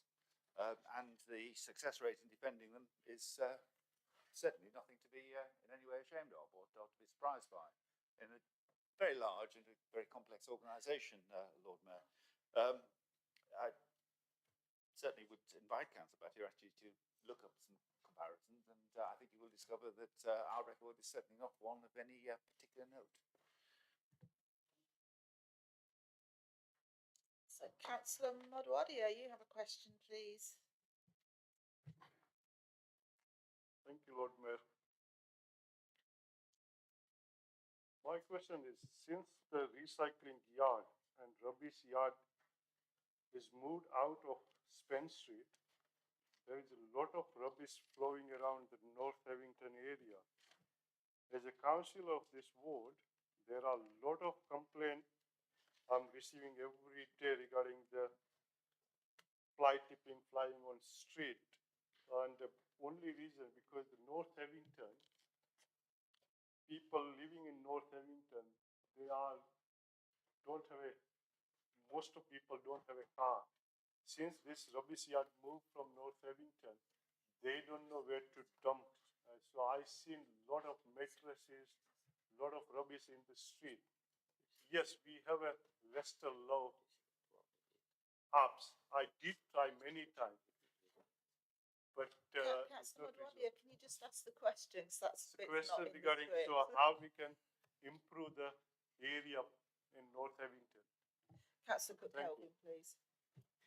Thank you, my Lord Mayor, and thank you, Councillor Madwadi. You were going on there so nicely to answer the question for me, so I could have quite happily let you go on. As I believe, not having this portfolio for very long, but I'm assuming that the question is in relation to Spence Street and relates to the Bridge Road Household Waste Recycling Centre, which closed in 2015. And as you said, we have a new household waste recycling centre located at Gypsum Close, which is open 7 days a week, and there is no charge for household waste. It's a modern facility and it includes a very successful reuse shop, which I encourage everyone to visit. Alternatively, the City Council does provide a free bookable bulky waste collection through Biffa Services. So the mattresses, the large pieces of furniture that you talk about, I think you're allowed up to 3 free collections a year, and that can be booked through our website. I think councillors, it's really important to remind everyone that we do have a fly tipping strategy here in the city, and this has helped to reduce the number of incidences from 10,000 a year to 7,000 a year in the last couple of years. Now, this is clearly still an unacceptably high level of fly tipping, and as Councillor Madwadia was about to say for me, councillors are encouraged to use the Love Clean Streets app. The city wardens essentially are the first line of response for these issues. If the Love Clean Streets app is not working, I do recommend that you get the telephone number of your city warden. Many of us across the city have that personal relationship where we can text or call where there are local issues. But it is really up to the city wardens who monitor the fly tipping investigate the issues and issue penalties for fly tipping. The other option, and this is just a bit of self-promotion if you don't mind, you can do what I do. I go out every Saturday and do a litter pick in my area, which I hope not only helps pick up a little bit of the rubbish, but encourage other people in the area to treat it with the respect it deserves. Thank you. Do you have a supplementary question, please? Yes, my lord. My question, I don't mind to go for litter picking, but in my area we have a big, because I can't pick up my hand through my hand. Yes, my question is, since I become a councillor in North Abington, there is a Nottingham Street and Prospective Hill. Maybe Councillor Stephen know about Prospective Hill. The two places I keep chasing voted person, emailing them, still that issue is not gone from that two places. So what we can do about that two places, how we can rectify that? Thank you, my Lord Mayor. Thank you, Councillor Madwadia, for your supplementary. I don't know North Everton terribly well, so I don't know the areas you're talking about, but in circumstances where I've found that either the Lovetree Streets app or contacting directly the city warden has not been sort of successful and generated the results that I want, then I've asked for city wardens and any other associated officers, maybe highways or what have you, to come out and do a patch walk. I won't give the particular name, but you can also escalate it to the city warden's direct manager. Councillor Modwadi, you have another question, please. Thank you, Lord Mayor.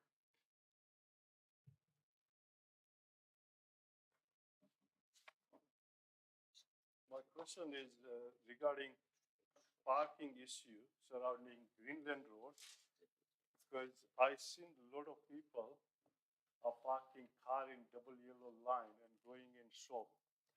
So how we can rectify that issue? Is it any, yes, traffic warden, but any other way, because traffic warden is not available most of time there. And I seen a lot of people parking just car, not bothering about other road user. So is any way we can rectify that? Thank you, Lord Mayor, and thank you, Councillor Madwadia, for the question. And I agree with him that antisocial parking is a problem in parts of our city, and we need to do what we can to prevent it, whether that be through education or action on our streets. Just for some information of some work that has been happening since January of this year, I'm told that officers have been to Green Lane Road on 564 occasions, during which time 628 vehicles were observed in contravention of restrictions. 265 vehicles have been issued with penalty charge notices. So, as you say, there is work going on. They're not there 24/7, but there is quite a lot of investment in the area in terms of civil enforcement. In addition to that, the council has installed bollards to prevent inconsiderate parking and illegal pavement parking on Green Lane Road, particularly at junctions. And you'll be aware, Councillor Madwadi, that we're also preparing to make Green Lane Road one way towards East Park Road from Bridge Road, and make both Bridge Road and Leicester Street one way. So there is work going on, but your question asks, what can we do, to find ways to make the situation better. And I'd only ask that you continue to report issues that you're observing, you engage with myself as you do, and with officers, and any ideas that come through, we will look to implement where appropriate. And those civil enforcement officers will keep doing the best they can. We've got 53 in the city. They do operate 7 days a week and into the early hours of the following day. And we always look for opportunities to increase our number of civil enforcement officers, because we recognise that there are issues in the city, and that we do need to make sure that our streets are parked for the safety of the public as well as for the vitality of the streets and the businesses on them.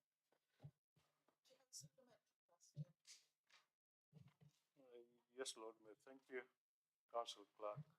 My supplementary question is, can we, if the councillor provide the evidence photo evidence that this person is parked illegally. Can we bring that to rule in council or something like that? Yeah, absolutely. If you see contraventions, you can report them through to parking services and they will take appropriate action where they can. Councillor Wadia, next question, please. Thank you, Lord Mayor. Thank you, Councillor Clark. My next question is, a lot of residents surrounding Greenland Road approaching me regarding people are parking car there and they travel into the city. And now because it's Greenland Road coming one way, so is there any chance that we can introduce residential parking on that area? Councillor Clark, please. Yeah, thank you very much, Lord Mayor. I'll take this as a request from a ward councillor to look at introducing residence parking in the area.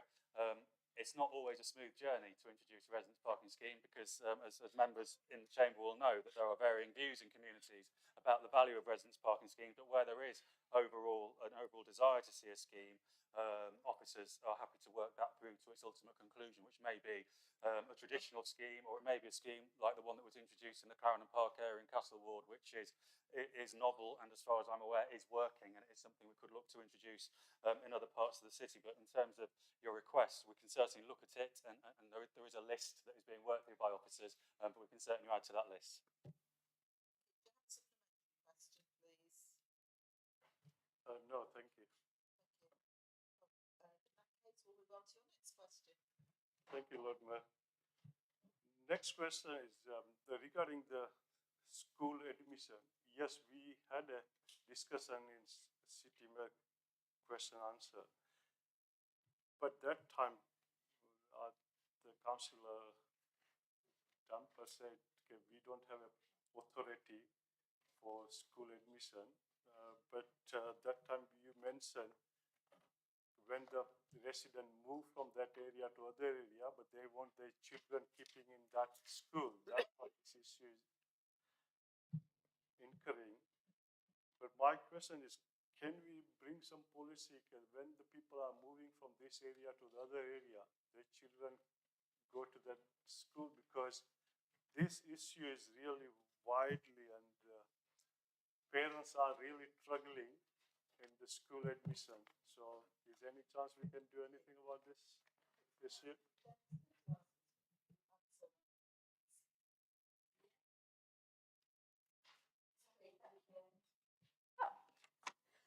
Oh, right. Sorry, thank you very much for your question, and because it is an important issue, and I suspect everybody in the chamber, whether you're a parent, a carer, part of an extended family, you know what the stress is when it's time for your child to get a school place.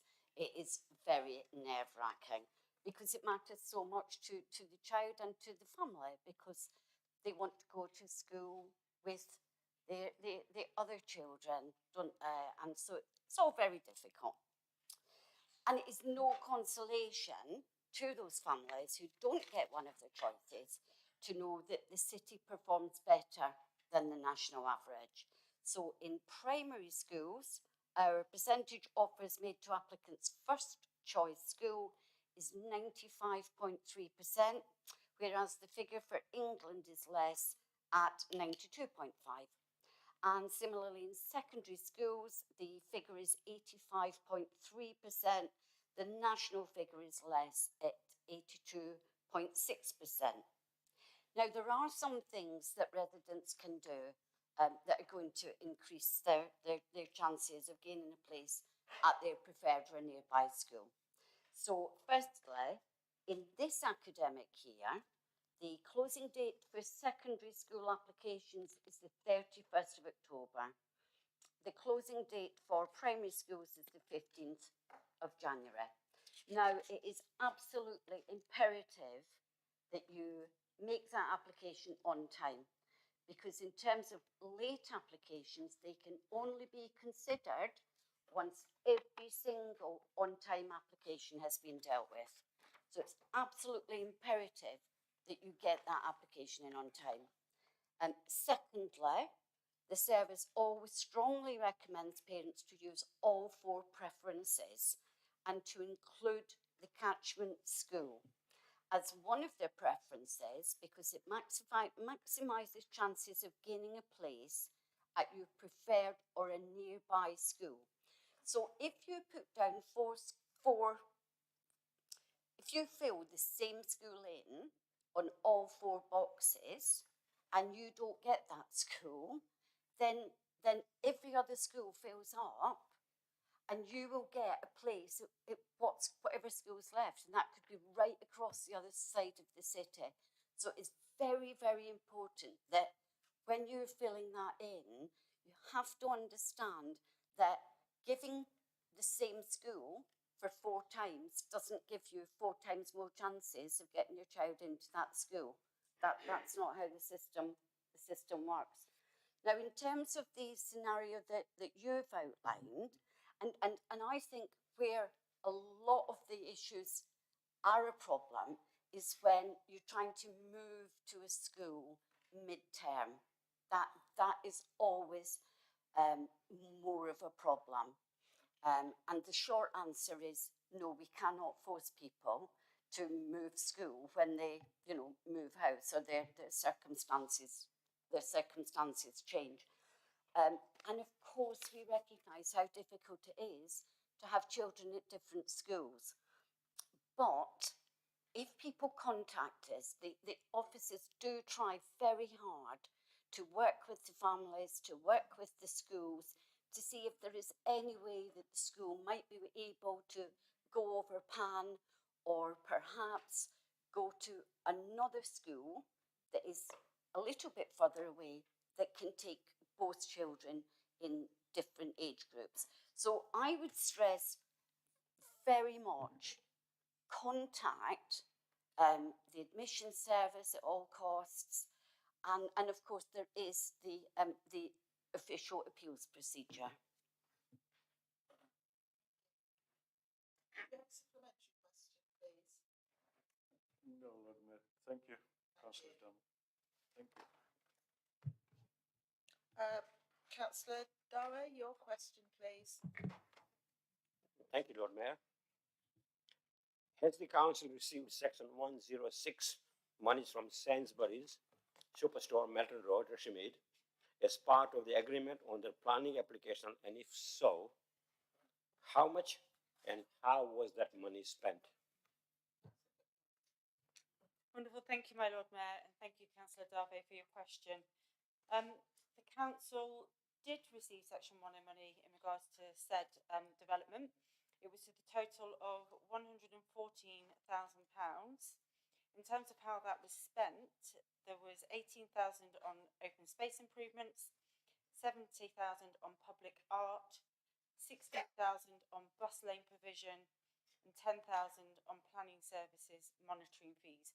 I would also just like to add, though, that a significant chunk of money, £5 million, was also contributed towards substantial highway works, which included the removal of the flyover and subsequent landscaping, creation of 2 new car parks, provision of cycleways on Belgrave Gate, and it went towards the full reconstruction of the Troonway, Melton Road junction and signals. Thank you.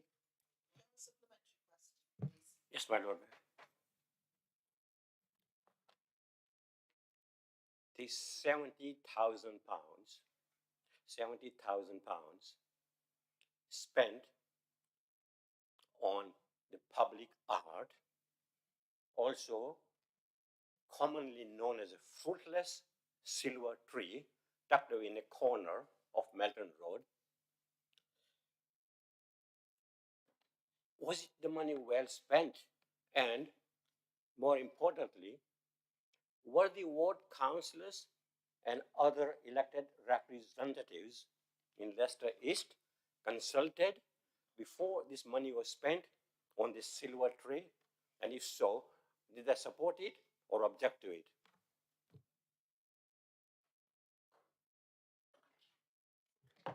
Thank you, my Lord Mayor, and thank you, Councillor Darby, for your supplementary. I do know that you have emailed officers about this particular issue and the spend around the, the, the public art, which is a metallic tree structure. I know that part of their response, officers have said that this was commissioned under delegated authority, and it was suitable artist was picked, and the artwork was chosen following proper full commissioning processes. I do know that it was also subject to a planning application. The reference number I've got here, which I can give to you again at the end of the meeting. If we were able to pull out the documents from that, we'll be able to see whether the ward councillors objected at any way, in any way.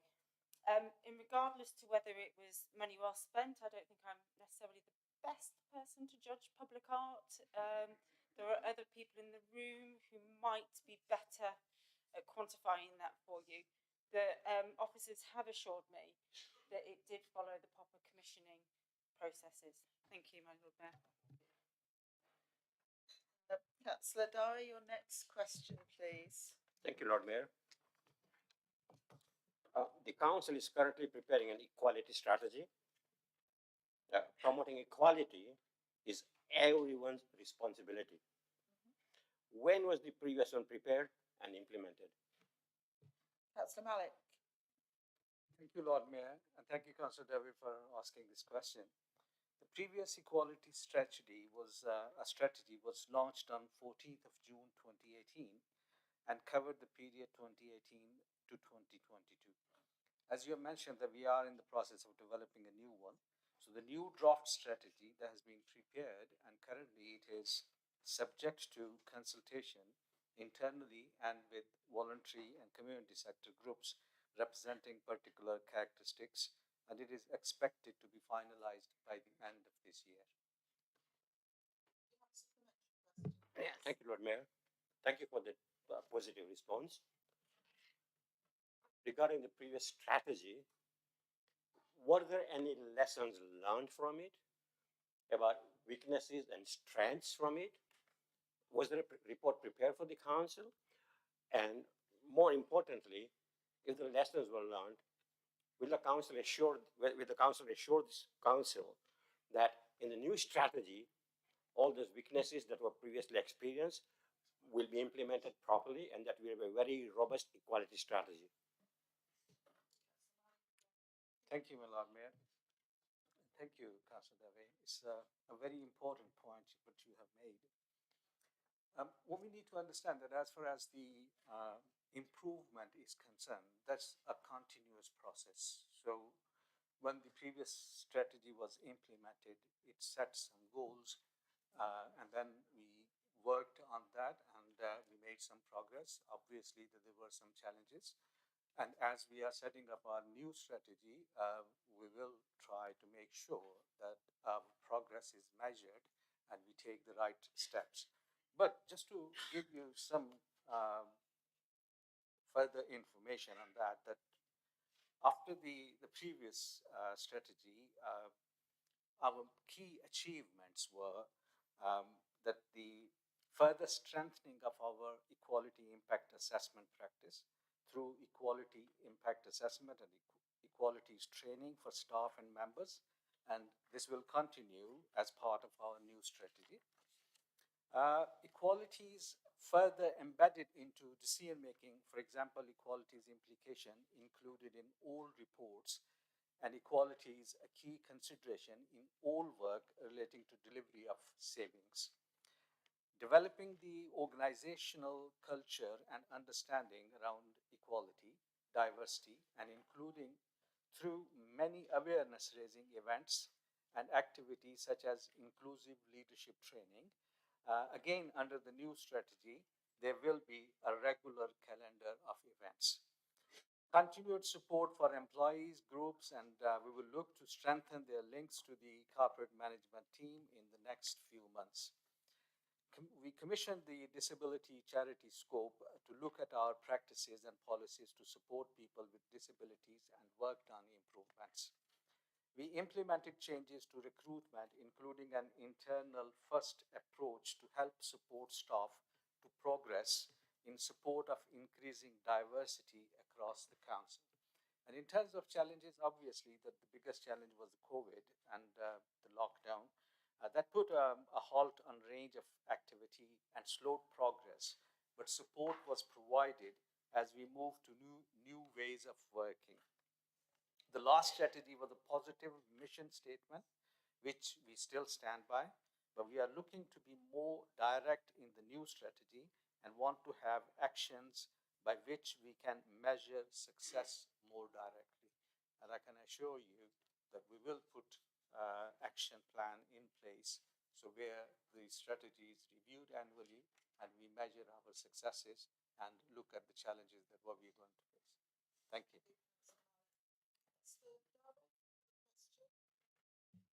Yes, Lord Mayor. So mention was made about community cohesion in the transaction that took place between the city mayor and the councillor. My question is, the council and all elected representatives have an important role to play in promoting inter-community dialogues and relationships at the grassroots level. Does the council have a community cohesion strategy which includes the specific role of elected representatives in promoting community cohesion? If yes, when was it discussed at a full council meeting? Councillor Sood to reply, please. Thank you, Lord Mayor, and thank you, Councillor Dave, for this very important question.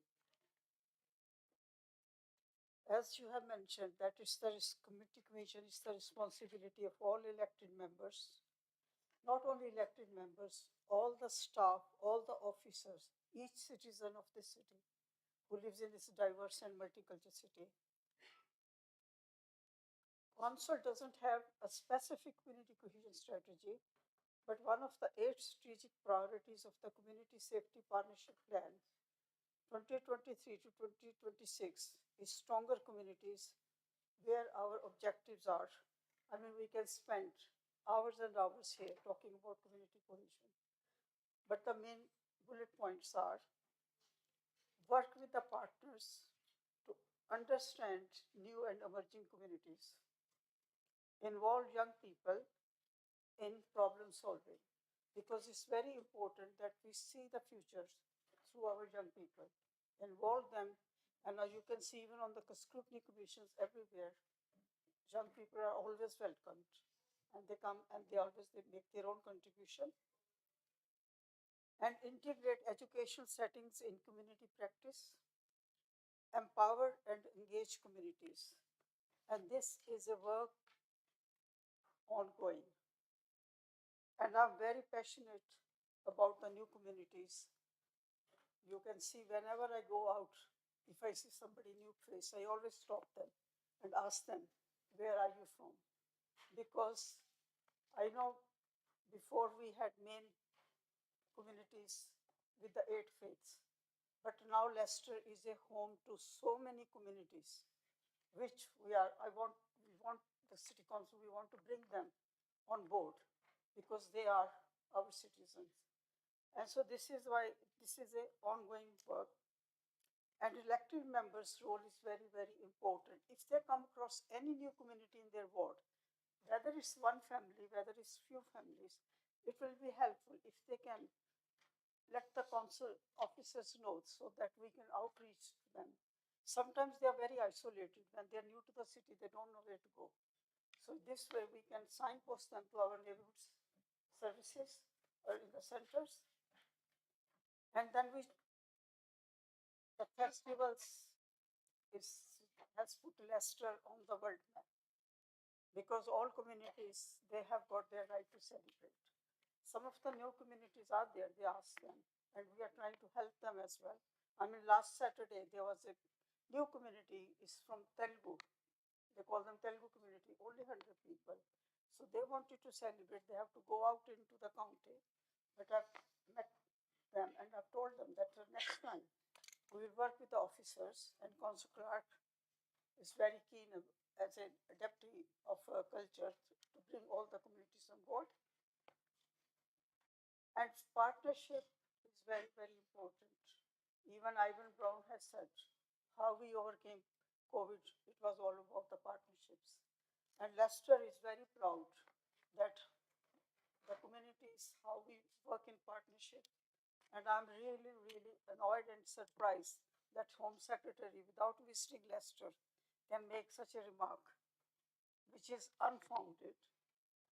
And she should come to Leicester and visit and spend some time, not just come and show your face.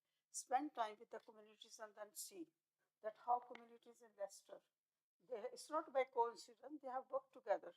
And I pay tribute to those people, our leaders who are no longer with us, who have really worked tirelessly, that there is a dialogue and communication among different communities. And I'm very grateful to the bishop because he has set up Bishop Forum where community cohesion issues are always discussed. And we have got wonderful elected MPs as well who have helped the city. And consultation, as I said, with various organizations, we are going to start that as well, that how they can contribute to the community cohesion of the city. That is another document is in work in progress. The Equality Act 2010 also requires the council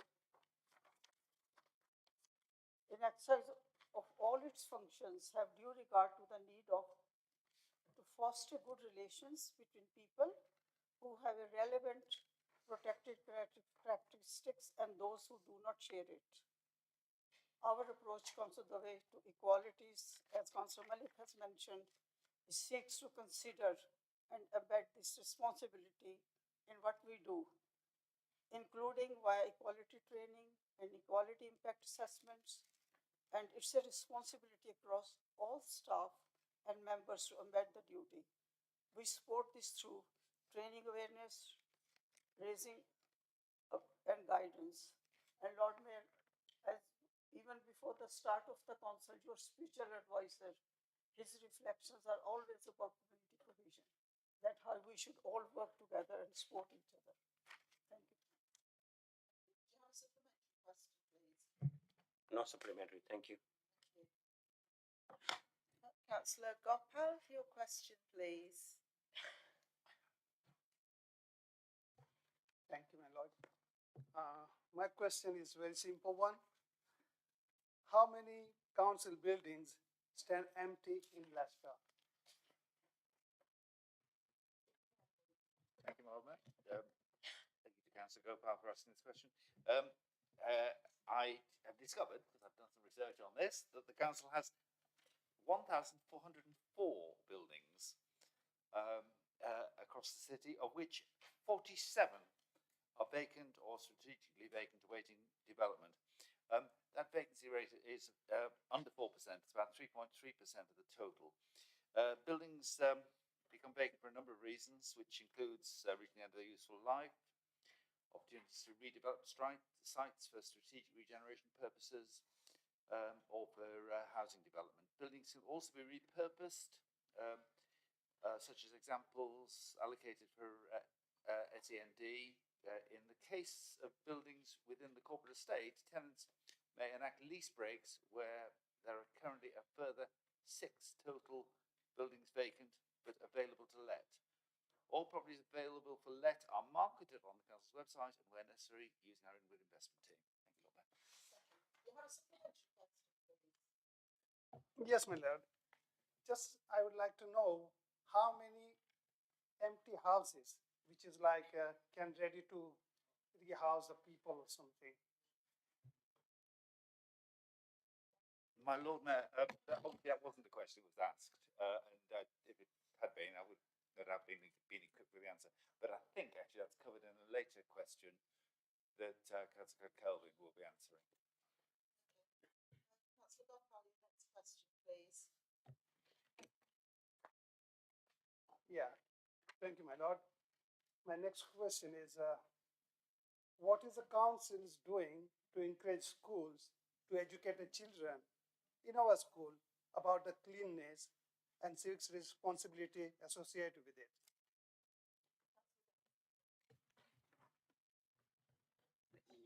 All right.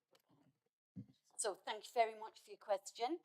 And certainly schools do have a very significant role in addressing these issues with our young people, and they do that through PHSE lessons, that's personal, health, social and economic lessons, but also by integrating it into subject curriculum areas. Now, we as a council cannot insist on the curriculum content for schools, but we can play a role on influencing this. And in fact, a number of our departments, such as public health and neighbourhoods, we advise schools around particular issues and campaigns, providing advice, resources and information which can be used to support children's wider education. Now, a really positive example of this is the work of our Eco Schools team. They work on extensive projects across city schools to promote environmental projects, and they work a lot with our schools around things like litter picking and that sort of stuff. I think you'll agree, though, that it isn't all just down to schools, that we all have a role to play. And I, for one, am certainly going to take a lead from Councillor Kelvin with her litter picking on a Saturday morning. So as soon as my health improves a little bit, I'm sure I'll be out with Councillor Cole and Councillor O'Neill in Western Park doing our bit for the environment. Yes, my lord. I have read in a paper on the internet sort of things, and I found in Japanese school, after the school, all the kids clean the classes before leaving the home, ready for next day.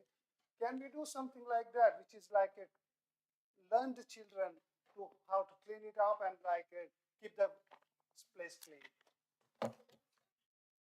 Yeah, I mean, I think the short answer to that is no. We can't do that. However, individual schools may want to work with parents and with young people and do some sort of project.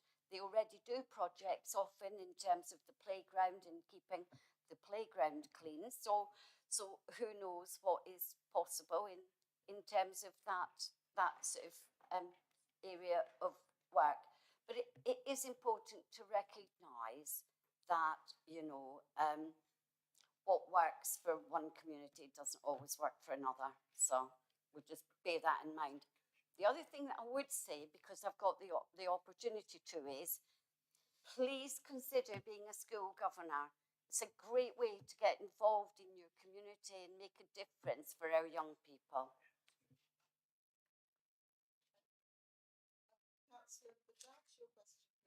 Thank you, my Lord Mayor. How many referrals cases are still awaiting allocation to an occupational therapist and to the other adaptation equipment specialist for an assessment? Once they're allocated to an occupational therapist or other adaptation specialist, how many cases are still awaiting a home visit? Thank you, Lord Mayor, and thank you to Councillor Bajaj for raising this really important issue. Like every other council around the country, we are massively struggling to recruit occupational therapists. They are in huge demand. There isn't enough of them in the country, and we have had a continual recruitment process in place for over 3 years now, and seek to do any creative ways of trying to get more occupational therapists in. We have maintained the budgets around this area. This is not something that we have tried to reduce. This is about trying to get staff who are able to do the work.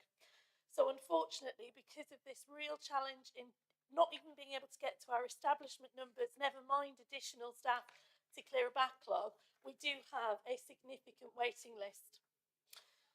There are currently 1,308 people awaiting allocation to a member of the team.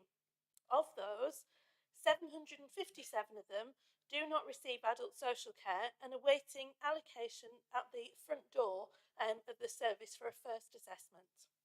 382 people are in receipt of adult social care and they're awaiting an allocation to a locality occupational therapist.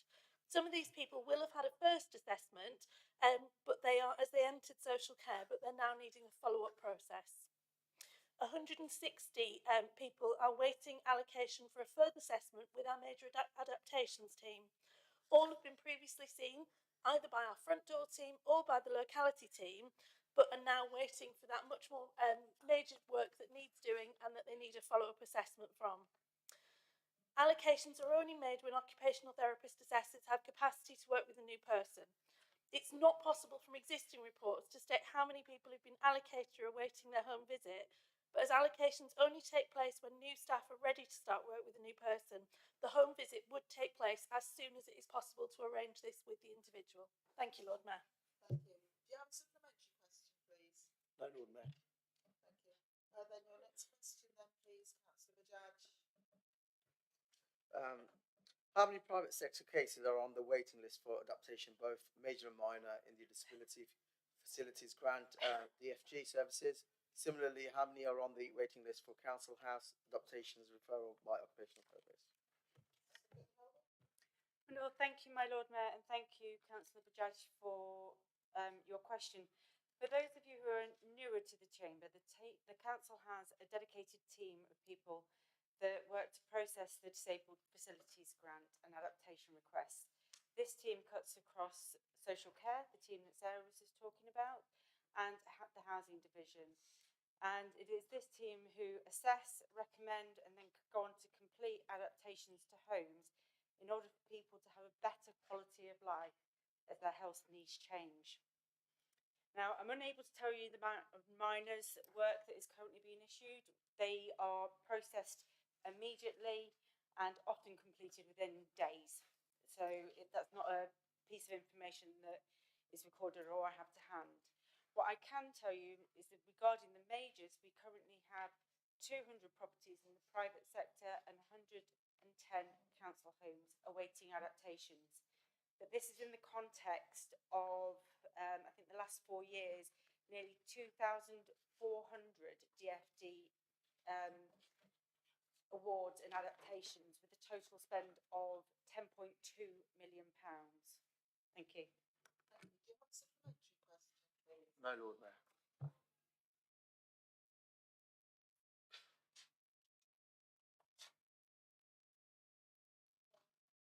Councillor Datia, your question, please. Thank you, my Lord Mayor. Was there an underspend in the adult and social care budget in the financial year 22-23? If yes, how much and which specific services or projects were affected by the underspend? Thank you, Lord Mayor, and thank you, Councillor Adatia, for the question. The adult social care budget had a minor underspend in 22-23. It sounds like a large number, 1.9 million, but that represents less than 1.5% of the overall net budget of 130.3 million. The main reason for the underspend was the growth in adult social care packages was slightly lower than we budgeted for. So it still grew, but not by quite as much as we originally expected. Thank you. Do you have a supplementary question, please? Yes, Lord Mayor.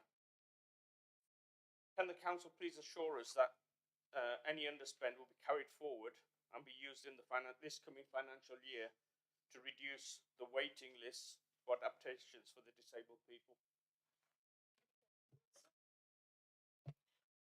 Thank you, Lord Mayor. I'm hoping, as the answers to the previous two questions have said, the issues we've got in terms of allocating occupational therapists to be able to review cases to enable them to get the adaptations is not because we don't want to spend money on it. It's because we need more staff. We want more occupational therapists. We would welcome far more occupational therapists. That money is actually going into people's care packages. So we saw around a 2.8% increase rather than an over 3% increase that we've been predicting. That money is now being spent on more care packages for people. So that's care that people receive in their own home. That often comes alongside physical adaptations which support them to live there longer. Thank you, Lord Mayor. Thank you, Councillor Russell. Moving on, Councillor Singh Patel, you have a question. And is this your very first question in council? Yeah. I congratulate you then on your first speech or contribution. Thank you.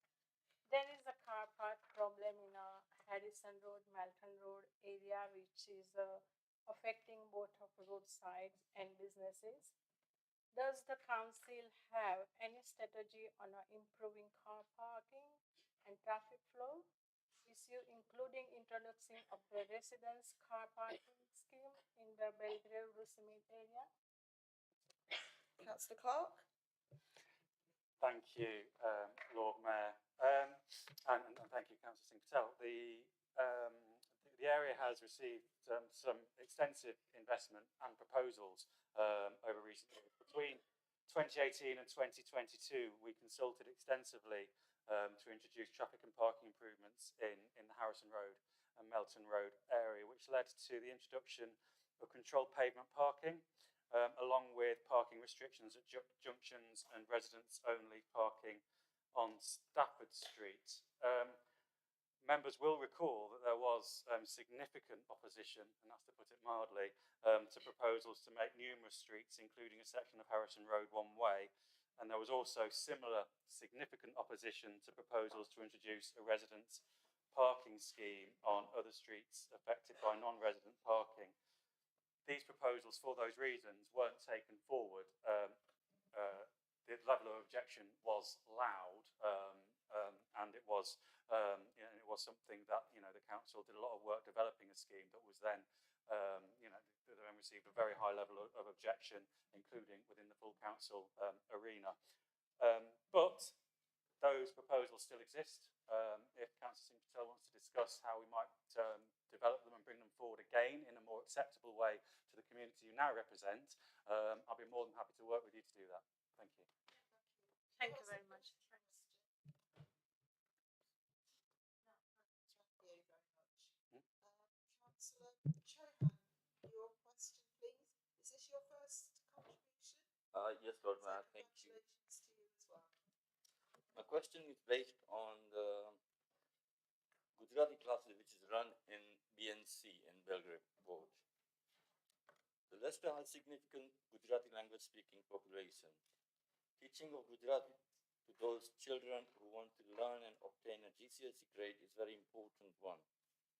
Would the city mayor accept that the fees increase from 65 to 90 and now from 90 to 120 per child is too much and deter both parents from encouraging the children from learning Gujarati language? Considering that sometime before COVID it was, I believe, £35, would you consider reviewing this inflation busting fee increase? Thank you. Thank you. So the Gujarati classes have been delivered at Belgrave Neighbourhood Centre for many, many years with no increase in charges. Now, in August 2021, the enrolment fee was increased from £55 to £90. That was per year. And a letter was sent out at that time to parents, carers, and it outlined that the enrolment fee would be increased over subsequent years. So, in order to meet the increasing costs of tutors and resources, the fee has had to be increased from £90 to £120 this year, and termly payments of £40 have been introduced to soften the implications for family budgets. Now, it is appreciated that, any increases, we have problems, cost of living increases across the piece, don't we? And it could be a problem, but I would point out that there are alternate arrangements are available at other local establishments, I understand, at cheaper cost. Yes, Lord Mayor. Are you aware that the fees increased from £90 to £120 sent round 24th August to parents, and therefore no enrolment could be taken place until then, and no classes could commence on 29th August. This causes a serious problem to the parents and children. Is this a good political management of this serious situation? Unfortunately, for those families, it is actually because we have to cover costs. That's all there is to it. We have a very, very, very stressed budget in the city because of what has happened to us from the national government. So even without that, we are under an obligation to get best value for the money that we do receive. And it is absolutely, we have to recover full costs for this service. This is not a statutory service. There are over 50 different languages spoken across the city. We cannot use public money to subsidise in this way. This is an issue for individual families. That is what they so wish to do with their money, to prioritise their money in that way. That's fine. Obviously, that is their choice. But we have to prioritise and work to get best value. And that means full cost recovery, especially given that this is a non-statutory service. Thank you. Councillor Adatia, I think I should have congratulated you as well. I thought you'd spoken last time, but someone has told me that was your first time as well.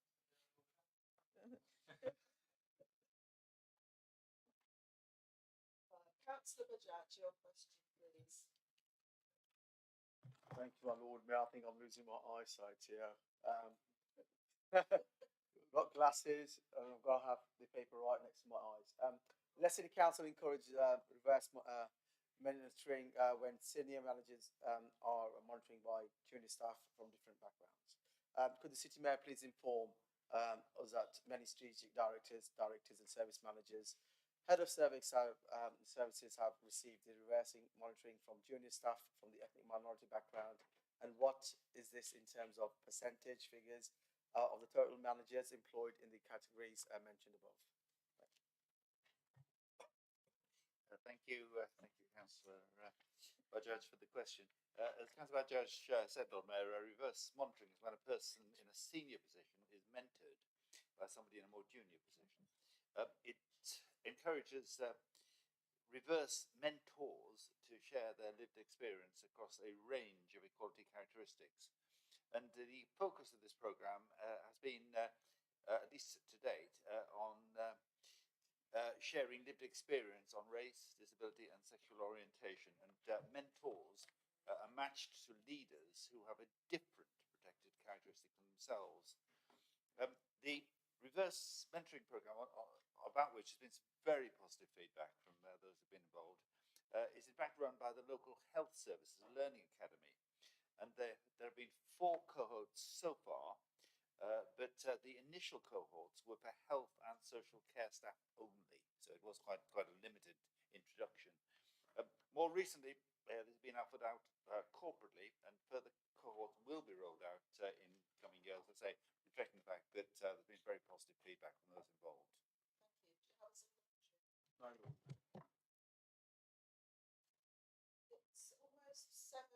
It's almost 7:30.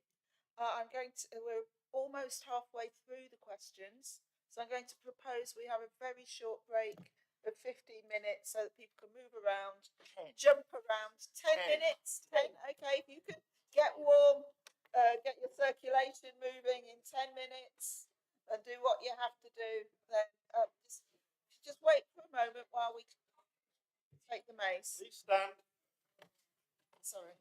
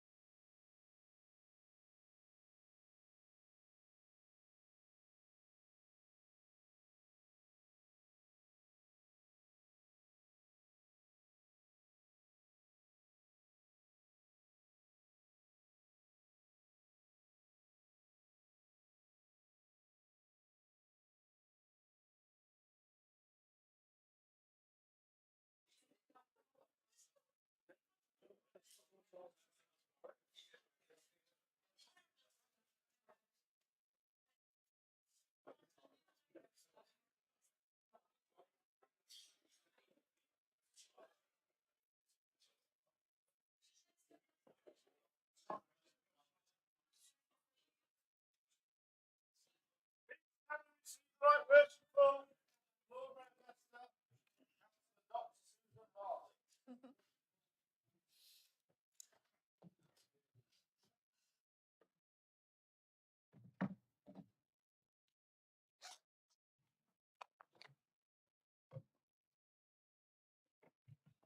Thanks, everybody. We'll just make a start. You may sit. And I just want to say I apologise to Councillor O'Neill as I forgot to congratulate her on her first speech as well. Because some people, I think, have already spoken and the cold actually confuses me a little bit. So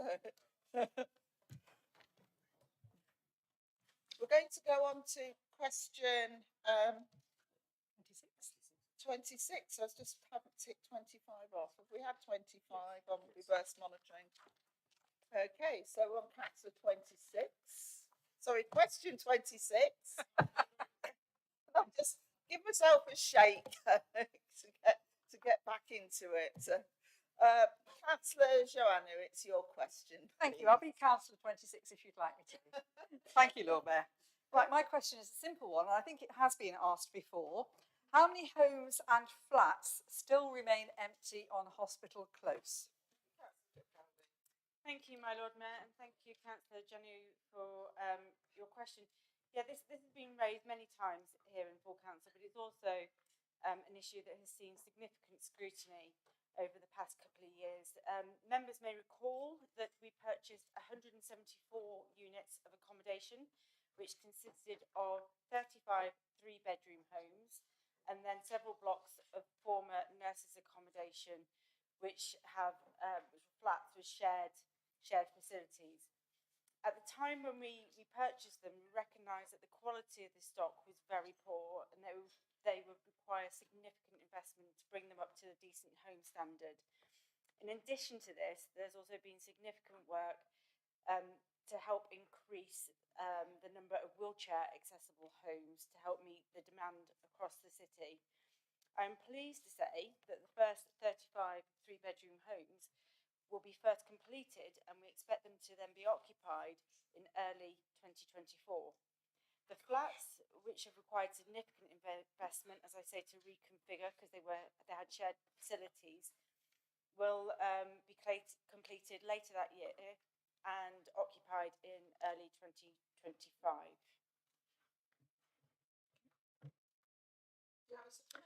I do. Yes, I mean, this has been going on now for 4 years. I drove by today and there are so many houses still boarded up. So it seems as though progress is extremely slow. Do you want to make a comment on that? Thank you, my Lord Mayor, and thank you, Councillor Jenny, for your supplementary. It's been 3 years. You know, I agree progress hasn't been as fast as we might have hoped. You know, you'll know that we declared a housing crisis and we're in desperate need of bringing these houses and flats back into use. But the reality is that we've gone out to procure the contract several times, and developers are currently very risk averse. And this reflects the fact that there's a real lack of confidence in the construction industry. And this was exacerbated last year when the previous Tory Prime Minister, tanked the economy. And the continued lack of growth since that time has also exacerbated the issue. I mean, we're in a situation now where businesses are even praying for a Labour government. And I do fear that the actions of that Prime Minister will have a lasting impact and compromise our future plans to be able to deliver new homes across the city. Finally, I would just like to say that at the end of the day, once complete, Hospital Close will provide a significant number of new, good quality, affordable homes here in the city. And this is without any drive from central government to support us with our housing crisis. Councillor Orton, your question, please. Residents have complained about the dirty state of the water in Abbey Park. The Paddle Plus Club, based at the Outdoor Pursuits Centre, informed me they have cleared 4,000 bags of rubbish from the water at Abbey Park over the years. Can the council confirm how often they clear the water in the park of rubbish? Councillor Gelvin. Many thanks, my Lord Mayor, and thank you, Councillor Wharton, for your question. It is in fact the responsibility for the river to clean the river actually sits with the Canal and River Trust, not with the local authority.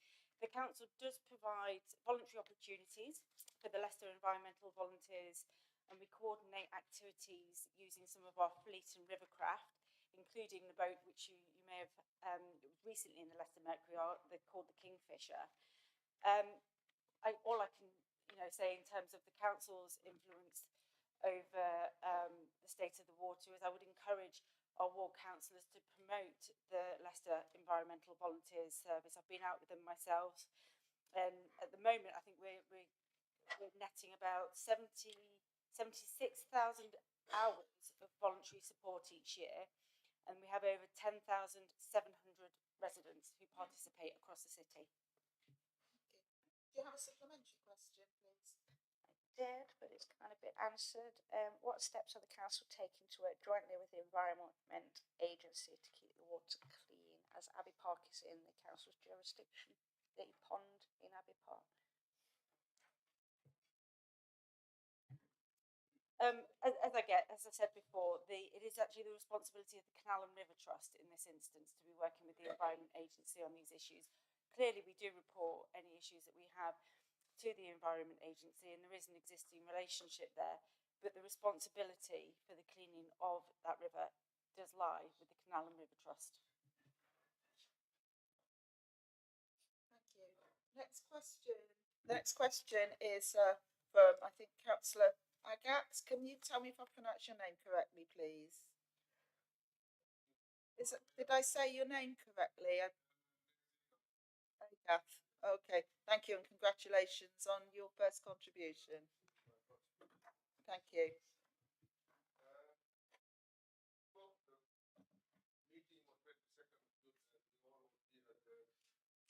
Part of the city because of flooding due to winter and many residents suffer from epidemic. These were mainly due to the close of the drain, gutters, lack of capacity to drain the water. Against the difficulty that Mr. Clark, please advise the provision have been made since then. It doesn't happen again. And council provided monetary support to the residents to recover their damages, and the result of this, it is here that how much has been paid out. Thank you. Councillor Clark, please. I'm afraid I can't ensure that we won't have a serious flooding incident in the city again. Quite the opposite. We need to be prepared for more serious rainfall events and serious weather events because of the climate emergency. We're not in a position and are not responsible to provide general monetary support in these instances, but we do always seek to support vulnerable residents whose homes are affected by flooding in any way we can. The formal investigation under our duty is underway, and the feedback that we've had is that many residents in Leicester aren't aware of their own flood risk, and many residents in the city are clearly underinsured. And I think it's a job of us as members in our wards to talk to residents about their potential insurance needs if they are in an area at risk of flooding. And to talk to them about how they might mitigate the impacts of flooding and what measures they might take. And there's still a lack of understanding about the council's role and powers and responsibilities in these areas, and the role of other flood risk organisations such as the Environment Agency that was mentioned previously, such as Severn Trent Water and others. Practical steps have been taken try to at least lessen the impact of future flooding events. So we're looking at phased temporary parking suspensions to ensure that gullies are treated in affected areas. And our partner Severn Trent are undertaking inspection and the cleaning of the sewers, which was a huge contributor to those issues. The Environment Agency have expanded flood warning areas as well. I think, as people will have heard in the presentations that have been made recently as well, we are a victim, I guess, of our forefathers and the Victorian systems that we have beneath our streets, and we're also at the behest of overdevelopment in an urban environment as well.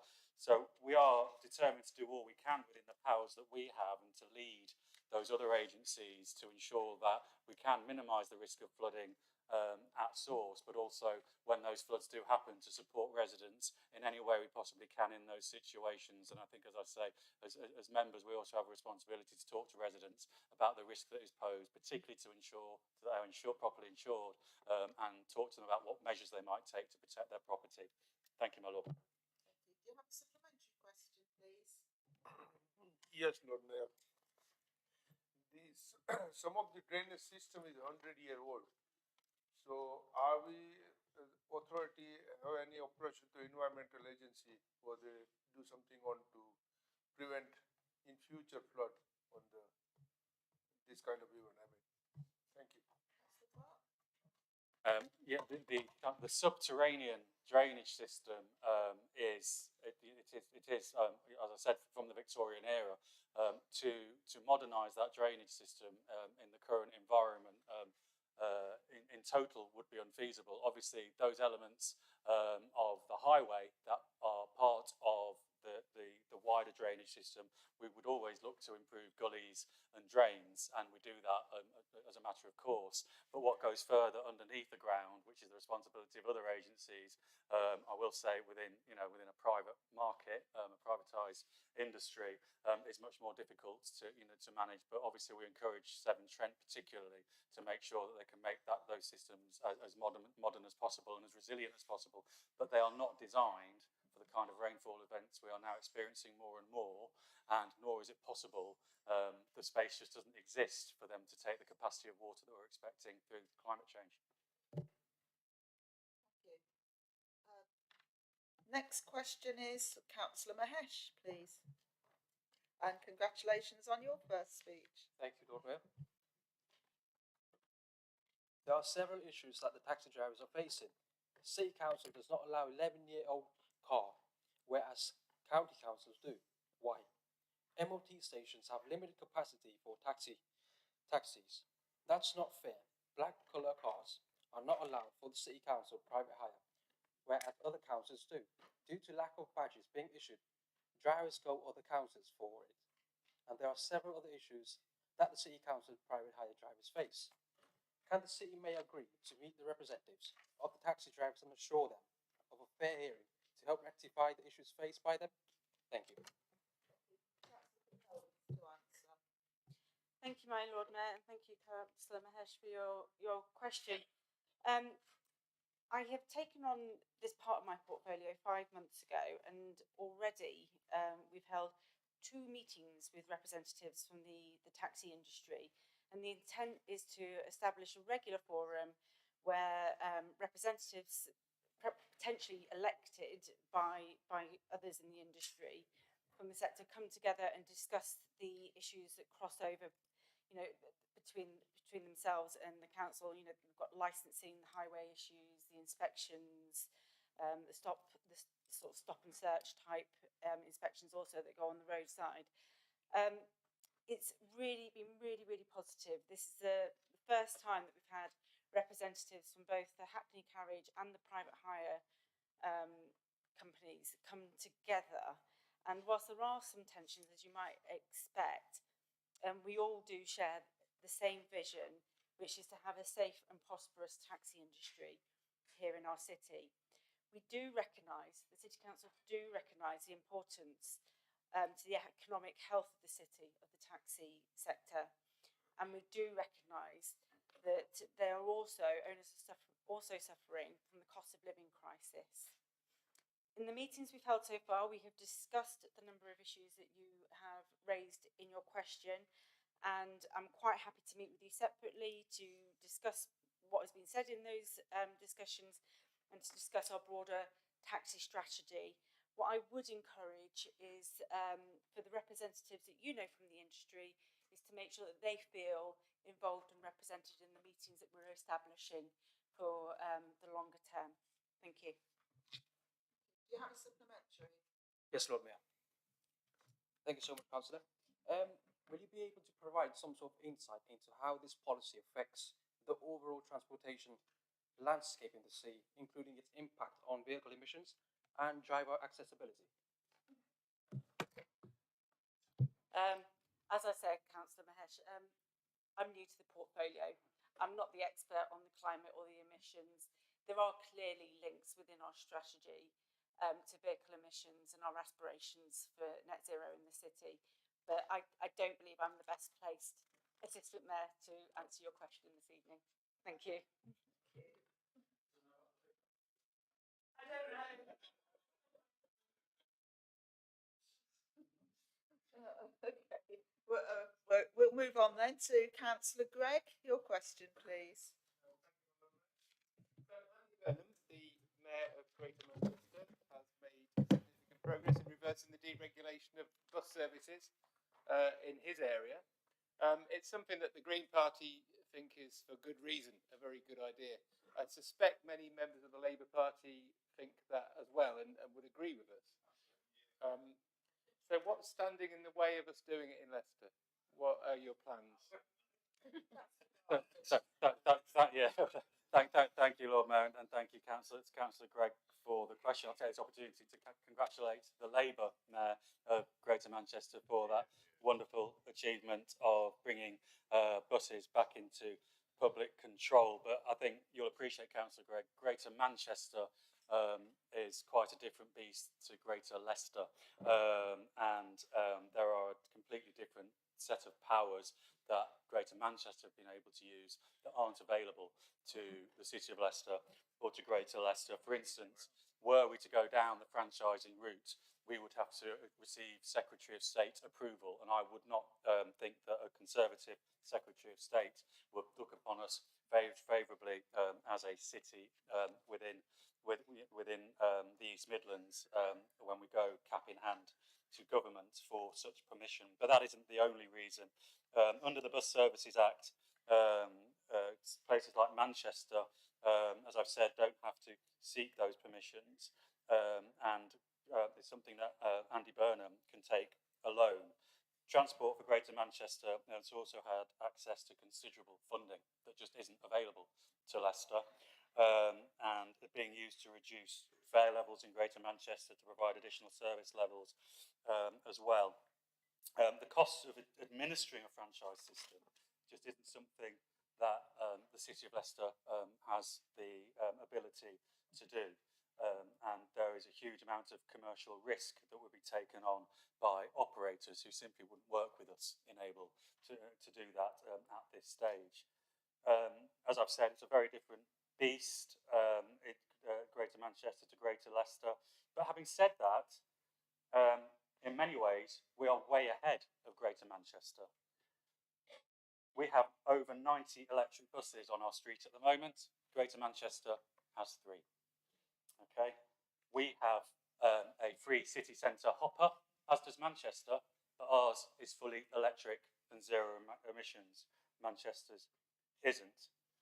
They won't have full control over their network until January 2025, by which time the enhanced partnership model, which we followed, would have been operating for 3 years and delivered considerable improvements across the city. Indeed, we have already achieved 75 of our 100 goals under our enhanced partnership and the Leicester Buses programme. Transport for Greater Manchester have got 101 diesel hybrid buses running around the city. They do have plans to bring in more, but as I said, we will have many more than that. By summer 24, we will have 150 in little old Leicester. We've introduced 1,200 new bus stop totems, over 650 with real-time information, over 500 new shelters, 30 of which are green roofed, and we have the UK's first zero emissions bus station. So I think the work we've done using the powers that are available to us, bringing in that grant funding that is available to us, has actually put us in a comparably quite a favourable position. And of course, I would like, and I know the Mayor would like, buses to be fully in public control and not be at the behest of private profit. But it was the Tory deregulation of the 1980s that has put us into that position. And I'm really pleased that Greater Manchester are leading the way. I dearly hope that Leicester will be allowed to follow. But at the moment, I think we're doing okay with the environment that we're working within. Thank you, Lord Mayor. As opposed to just a statement. Can I have that your response in writing so I can go through it properly? Absolutely, I'd be more than happy to sit down and talk to you about it, Councillor Gregg, as well. Yeah, thank you very much. I feel like, so the answer to the question is that there are Is this no your plans. question now? Yeah. Or was the question, could you have the answer in writing? I'm going on. There are no plans at the moment to try to deregulate the buses in Leicester, is that correct? No, yeah. Okay. Yeah. We've always talked about the Enhanced Partnership Scheme, which is part of the legislation of the Bus Services Act, which includes franchising, as a potential stepping stone to full regulation. But as I've said, at this moment in time, have we initially gone down a franchising route, we will still be years away from delivering that. The changes we've been able to deliver in the meantime, because we've taken that initial step through the Enhanced Partnership Rule under the legislation, means that we've been able to make bus services better for people, better for the environment much earlier, without ruling out a franchising system in the future when the government will have a government that will allow us to do that effectively. Thank you. Councillor Sahu, your question, please. Thank you. A question to Councillor Clark. We are very lucky to have the historic and wonderful New Walk in our ward. And I met with the Friends of New Walk yesterday, which are equally as passionate as us about its longevity. But equally on the way to that meeting, I got nearly knocked down by a 40-mile-an-hour scooter. And I understand they have over 300 of these sort of wheeled bikes going along there regularly that gets counted. I'm just trying to understand what it is that the councillors and yourselves looking to do about that. I know there's been talk about having gates or a gate fitted at the top, which is still in discussion. And I know is this the question? Yes. So it sounds like a long speech to me. Right. So it's just really trying to understand what if you would bring in a public space protection order similar to other councils. Yeah, so thank you, Lord Mayor. Thank you, Councillor Sahu, for the question. I mean, this has arguably been an issue since the Georgian period on New Walk. It's been a pedestrianised thoroughfare without vehicles since then, and I think with the advent of what are illegally souped-up e-scooters and electric bikes, obviously the problem has become more difficult. It is already protected by a bylaw which prohibits cycles and scooters. I think there is a balance, as you'll appreciate, between preventing access of those vehicles that are prevented and preventing access to those who might need and might not be able to ordinarily access an area that is gated off and fenced off. And you're right, a lot of time has been put in to finding ways of trying to prevent and trying to enable or not to disable at the same time.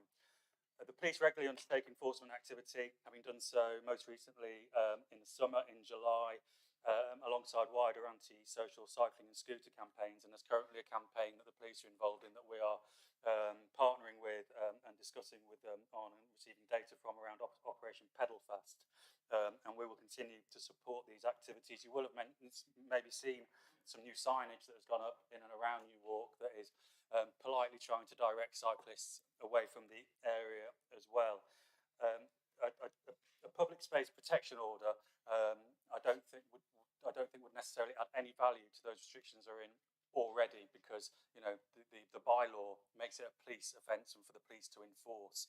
And from my point of view, whilst I'm happy to consider and to discuss more the opportunity for a PSPO, I'm yet to convince that would actually to do anything to tackle the issue. And I think there are measures that we can take in the area that's sensitive to the needs of the wider community, that can further educate those cyclists who are using New Walk irresponsibly, and scooterists, if that's a word, but also elegance. Thank you, my Lord Mayor. Do you have a supplementary question? I think it would just be useful if we can come back and revisit it regularly, because I think from the numbers that's being collected, it hasn't decreased. So I think if we can, and then possibly look at the PSPO, I think that would be useful. Yeah, absolutely. And just having a quick conversation with Councillor Russell, I think we'd be more than happy to look at, what the opportunities might be through a PSPO as opposed to what the bylaw offers as well. And believe you me, this is something that we do come back to regularly with Friends of New Walk and have done over many years. So thank you very much. Thank you. I'm going to just say something there. You talked about that being something that's happened for a long time. I was looking at some minutes in the record office and saw exactly the same question asked in 1897 about errand boys speeding on New Walk.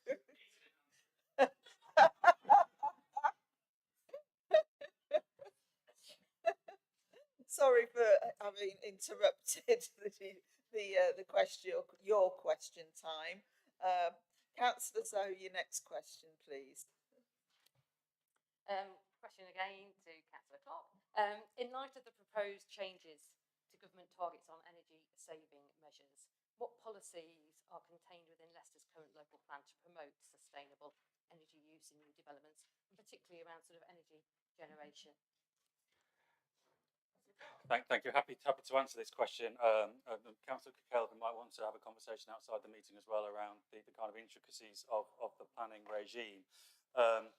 But it's true to say that on top of some of this, disgraceful news we've heard in the last couple of weeks from government around railing back on climate commitments, their national policies further restrict local authorities and the scope within local plans to address the climate emergency.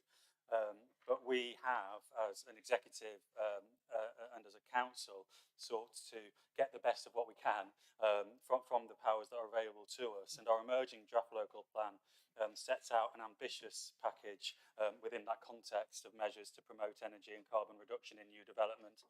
So there will be expectations, should the plan get through the inspector, of emission reductions ahead of building regulation requirements through passive design, which would be incredibly positive. The whole life cycle carbon emission assessments, not just looking at the construction carbon emissions, but that whole life, but also the promotion of renewable and low carbon energy projects.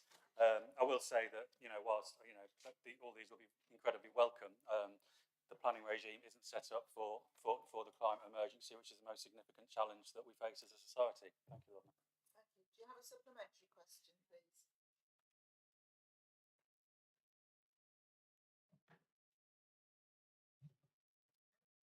I was waiting to be invited. I was waiting to see if there was another question. Councillor Kitterick, your question, please. Lord Mayor, when will the City Mayor reveal his plans for the Leicester Railway Station? City Mayor? Thank you, Lord. Thank you, Patrick, for asking the question. The plans for the railway station, I referred to earlier on actually, are very extensive indeed. It's budgeted at some £22.6 million, and 17.6 million of that is coming from the government's Levelling Up Fund, as I mentioned earlier, and the remaining 5 million from the council's capital programme. The plans have been quite widely revealed. They've been in the Mercury, obviously they've been on the website, and there was extensive public consultation in the early part of the year. And I checked out and apparently we received 224 individual web-based responses, and quite a lot of comments captured the drop-in sessions when the plans were on display. They raised many points the project team are currently working through and seeking to respond to. Naturally, as I think members are aware, the railway station is an important gateway to the city. It's been looking rather tired and sad over recent years, and certainly the plans, as I say, which have been widely revealed, will bring it up to 21st century standards. Do you have a supplementary question? Yes, Lord Mayor. Whilst there may be conceptual plans for the railway station, there is a lack of specific plans for the railway station. And the flip side of a much welcome £20 million grant from the government is that the City Council, I understand, and maybe the City Mayor can confirm, that the City Council will take the hit, and the people of Leicester will take the hit for any cost delays. And given that construction inflation at a conservative estimate is running about 10% a year, on the scale of project, every week's delay in this project, in getting the specific plans, in getting the reassurance about it, is going to cost all of us, the whole city, £40,000 a week. So maybe I should be a bit more specific. And when will we see specific plans for Leicester railway station? And when will we have a timetable by which we can judge whether £30,000 a week is worth the delay in this project? My Lord Mayor, that's the first I've heard of a cost associated with any delay. So I've heard of any significant delay being discussed. We haven't yet got the full planning application for the station scheme because the work is still proceeding in drawing that up following the consultation. What we do have is the demolition application, which is an enabling provision to facilitate the lane scheme. And preparation for full planning application is, I'm sure, well advanced. And I'm sure the members will understand it's a complex design project, having to work with a number of other important stakeholders with this, not least Network Rail and East Midlands Railways, who are both very supportive, but obviously very interested in that detail. It's being worked up. The application, I think, is expected to be in front of the committee early next year. As I say, to the best of my knowledge, the scheme is on target and on budget. Councillor Kittrick, your next question, please. Thank you very much, Lord Mayor. Who decided the list of proposed names for rooms at Leicester Town Hall due to be revealed at a ceremony by yourself on the 31st of October this year? Lord Mayor, sorry, City Mayor, forgot who I was. Lord Mayor, there are an awful lot of rooms here at the Town Hall, and many of them could well benefit from perhaps being given something other than a number. And the suggestion, I think, originally came from the relative of Eugene Dowds, who many will remember with considerable affection, was one of the hallkeepers here. I think the relative suggested, how wonderful it would be to have something there, and it seemed to me to be a brilliant idea.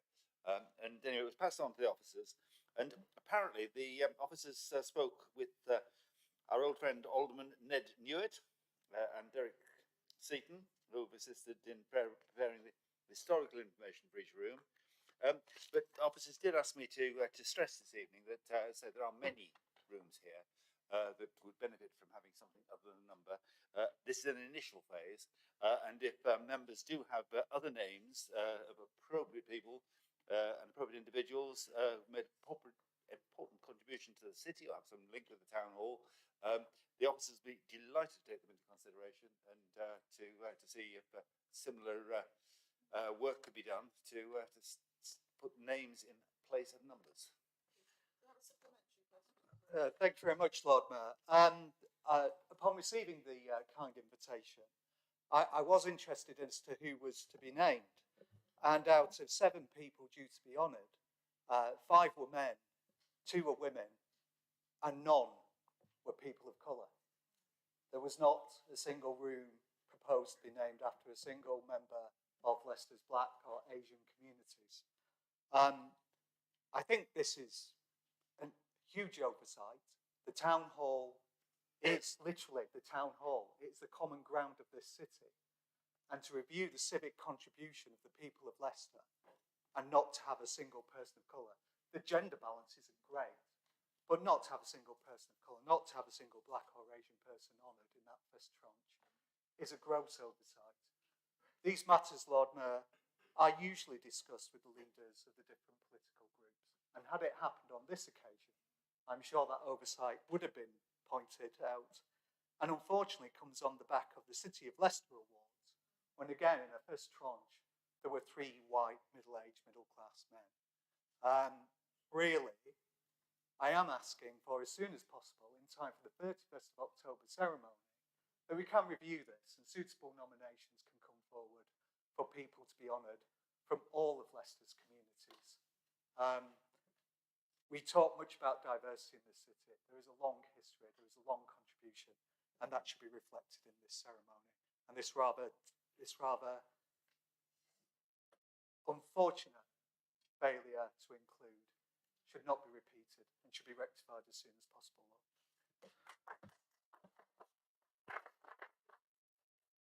My Lord Mayor, I can only agree entirely with what Councillor Kittrick said.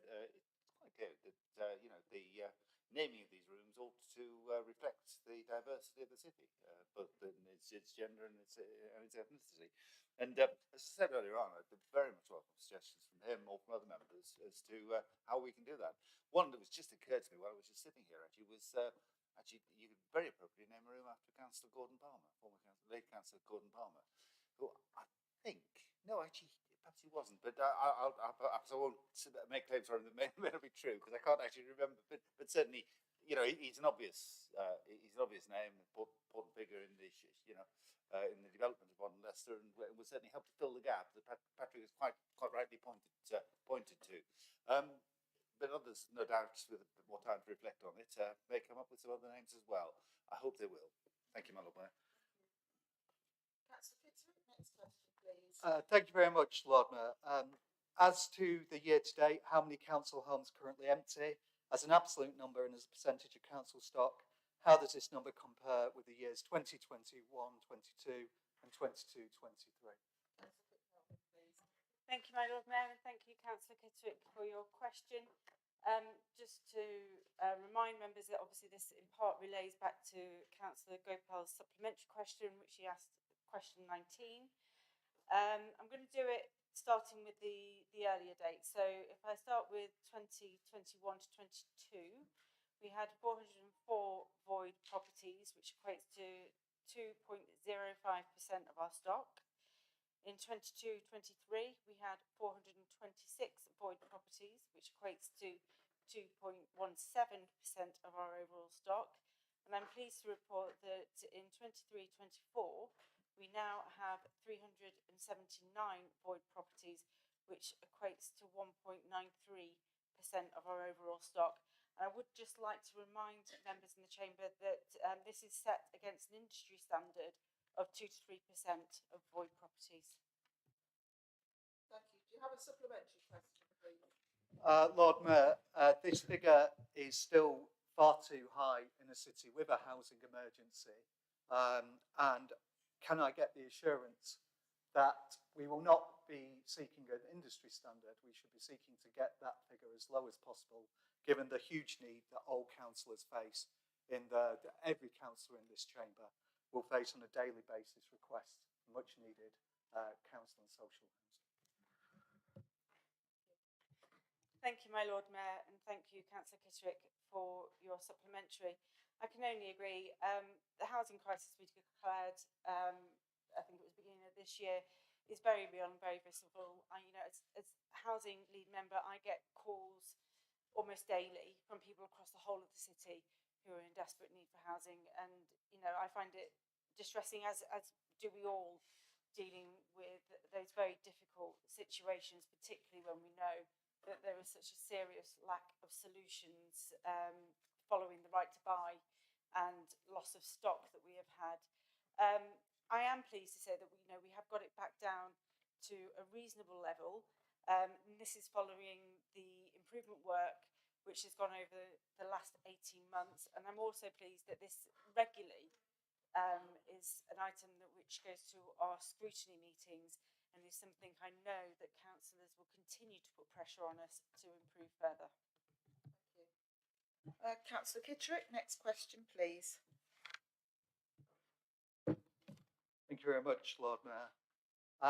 Can I ask Councillor Cook-Kelvin what is £1,554 divided by 520 and £2,394 also divided by 520. Calculators are allowed.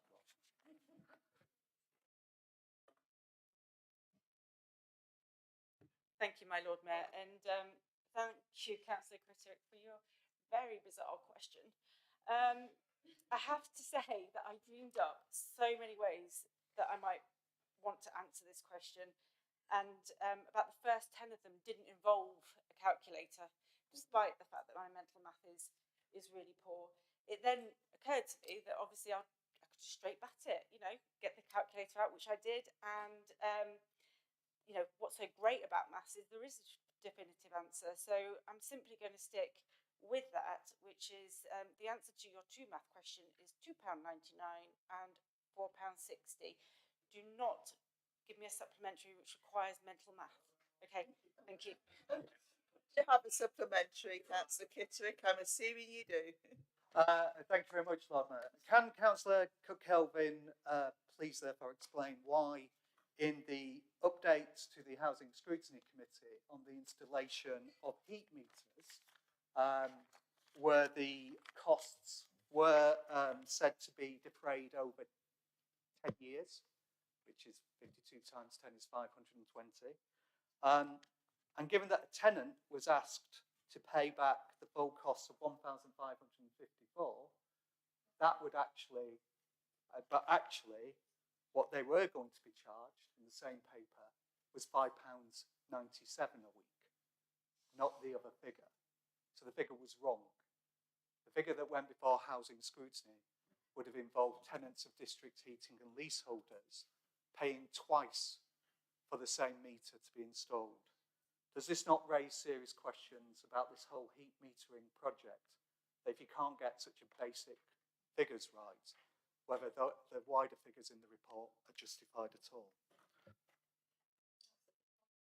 Thank you, my Lord Mayor, and thank you, Councillor Critic, for your very fine attention to detail. It is an important figure.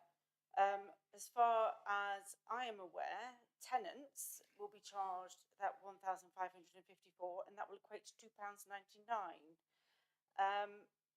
I don't have the paper in front of me that you're referring to. I would probably go back and check and see whether there was something that was missed in the calculations. I will say though that your simple math is probably, you've made some assumptions within there. For example, we don't charge over 52 weeks of the year for our tenants. We only charge over 50. And in fact, actually, the charge that we have quoted for our leaseholders includes a contingency fund, which if we don't have to use as part of it, we will not be charging that. So the figures have been complex and changing. I am very happy to go back and check that the error was just that. But I have been assured that tenants will be charged £2.99. Lord Mayor, thank you for the response.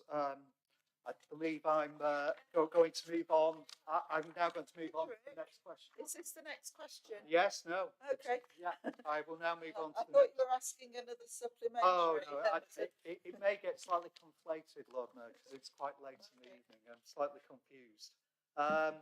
So, how long is the expected life expectancy of a heat meter installed under the proposals put forward by Leicester City Council's Housing Department? Thank you, my Lord Mayor, and thank you, Councillor Kitterick, for your question. I understand that the life of a meter is up to 20 years. Lord Mayor, therefore, if a heat meter is going to be used over 20 years, why are people being charged for it over a period of 10 years?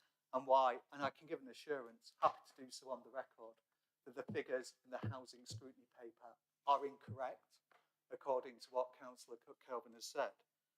And my fear is the accuracy of all the figures in that report. Can Councillor Cook-Kelvin confirm that tenants of district heating will be charged £170 a year over the cap, off-gem cap, the standing charges, that they will receive an entirely separate charge, purely to be billed, for the privilege of being billed £170 a year over the cap, of £75 a year, and that to repay their meter installation, even at the lower rate, will be £155 a year. But these stealth charges for tenants of district heating will add up to almost exactly £400 a year. And that is even before they face a charge per kilowatt hour of 12.3 pence instead of the off-gem cap of 7 pence. And that this is justified in the report on the basis of the fact that the system loses efficiency. And on those figures, that makes our district heating system losing 43% of the energy in the system, which, given that Open University figures say that a gas boiler in an ordinary house will lose less than 15%, something bad is going on. And I will give a speech, Councillor Whittle, because these figures matter, because the tenants of district heating are amongst the lowest income in the country. Does Councillor Cook-Kelvin believe that we owe it to those tenants to get the figures right? I allowed that to continue because I felt it was an important discussion and Councillor Cook-Kelvin would need to have that information. So Councillor Cook-Kelvin. Thank you, my Lord Mayor, and again thank you, Councillor Kitterick, for your supplementary. Can I ask that you send that to me in writing? There's quite a lot of detail within there. I'm not very good at processing on the spot and giving quick answer, and as I said before, my mental maths is terrible. I do entirely agree that it is vital that we get these figures right for residents, and I'll quite happily look over what has been put into the public domain previously to check their accuracy.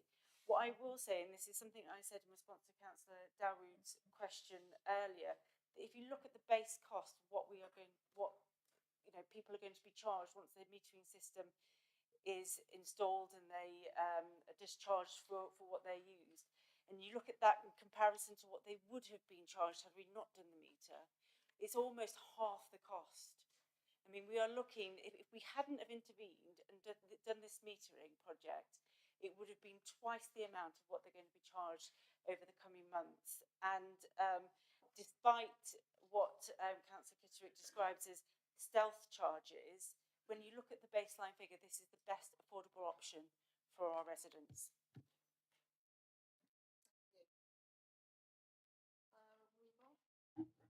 Councillor Porter, your question, please. Yeah, thank you, Lord Mayor. It looks like Councillor Kelvin's doing a shift tonight. She's got another question here. Interestingly enough, Sir Peter always used to boast that he couldn't do his mental arithmetic, so something runs in the family there. Question, but my please. question is, well, okay. It's not good. It's not something you should really boast about. Certainly not a public meeting, but that's entirely up to you. But anyway, what I'd say is to move forward. The question. The question is to Councillor Cook-Kelvin. How do the council categorise personal data regarding tenants who are in rent arrears? Thank you, my Lord Mayor, and thank you, Councillor Porter, for your question. I will just say I'm slightly offended by your previous questions. There are many of us in this chamber who are neurodiverse, and there are many of us who have different strengths and weaknesses when it comes to the way that our brain works, and I think it's very inappropriate of you to say that we shouldn't declare those and we should be ashamed of them. Going on, in terms of the personal data that we hold regarding tenants, we may hold all of or some of the following information about tenants, family members and household members. Their contact details, their age and gender, tax or benefit details, and their broader tenancy details, which may include information about their current social circumstances. Thank you. Do you have a supplementary question, please, Councillor Porter? Yeah, just before I put my supplementary question, I didn't intend to cause any offence because clearly you are quite happy to demonstrate the fact that you're not very good at mental arithmetic, which is fine. Get and I on with wasn't the intending- I wasn't- supplementary, please. No, I just think it's important. If I've upset him, then I'm more than happy to apologise, because I didn't intend to cause any offence. I know Peter's, as I said before, has boasted about his lack of ability to do mental arithmetic, but I've always said that hasn't stopped him making mental calculations, and he continues to do that today. But anyway, yeah, my supplementary question is, firstly, thank you for the answer, and I do hope you accept my apology. So can the Labour Council's housing spokesperson confirm with a yes or no if under her leadership the council has ever highlighted the ethnicity of a tenant or tenants who are in the highest rent arrears? Not to my knowledge. Thank you, my Lord Mayor. Councillor Porter, your next question, please. Yeah, thank you very much. Yeah, over the last 6 months, has the council received any complaints about Ayleston's 87 bus service? Thank you, Lord Mayor. Yes, 30 complaints have been received. I understand there's been a lot of work by the local councils talking to residents, as I did when I was a member of that ward and took those complaints to Arriva. When complaints are received, they're reviewed and redirected directly to the operator, because that is the right place for them. Once we have buses back into our full control, given the opportunity, we would have to deal with those complaints. They're also directed to Bus Users UK. I have written to Arriva today to ask them what their current position is on the service, and I await their response. Complaints to Arriva are also managed through their own internal complaints process, which is something we ask them to talk to us about. But we also annually review satisfaction across the whole network. But we have no powers under current legislation to intervene or take action. But like the Ayleston Ward councillors, I am certainly talking directly to Arriva about issues associated with the 87. Thank you, Lord Mayor. Do you have a supplementary question, please? Yeah, I have. Scott and myself, we've been actually inundated with complaints about this bus service. And the council does often trumpet the fact about their good working relationship they have with the bus companies. But in terms of this particular route, what I've been finding out and what Scott's been finding out is that we complain to the council and the council comes back and says it's the responsibility of the bus companies, which clearly what appears to be happening again now tonight. So in terms of that, rather than just complaining and blaming one another, which I think now the bus company have started blaming the council, can the council actually work together with the bus companies rather than blaming them and work flat out to try and get the bus services in Ayleston improved? Thank you, Lord Mayor. There was quite a confused question. He was at once saying I'm always claiming that I've got a really good relationship with the bus operators, but also saying that I am blaming the bus operators at the same time. I'm either blaming them or I've got a good working relationship with them. What I will say is that I have, as I've said again today, written to Arriva, not for the first time.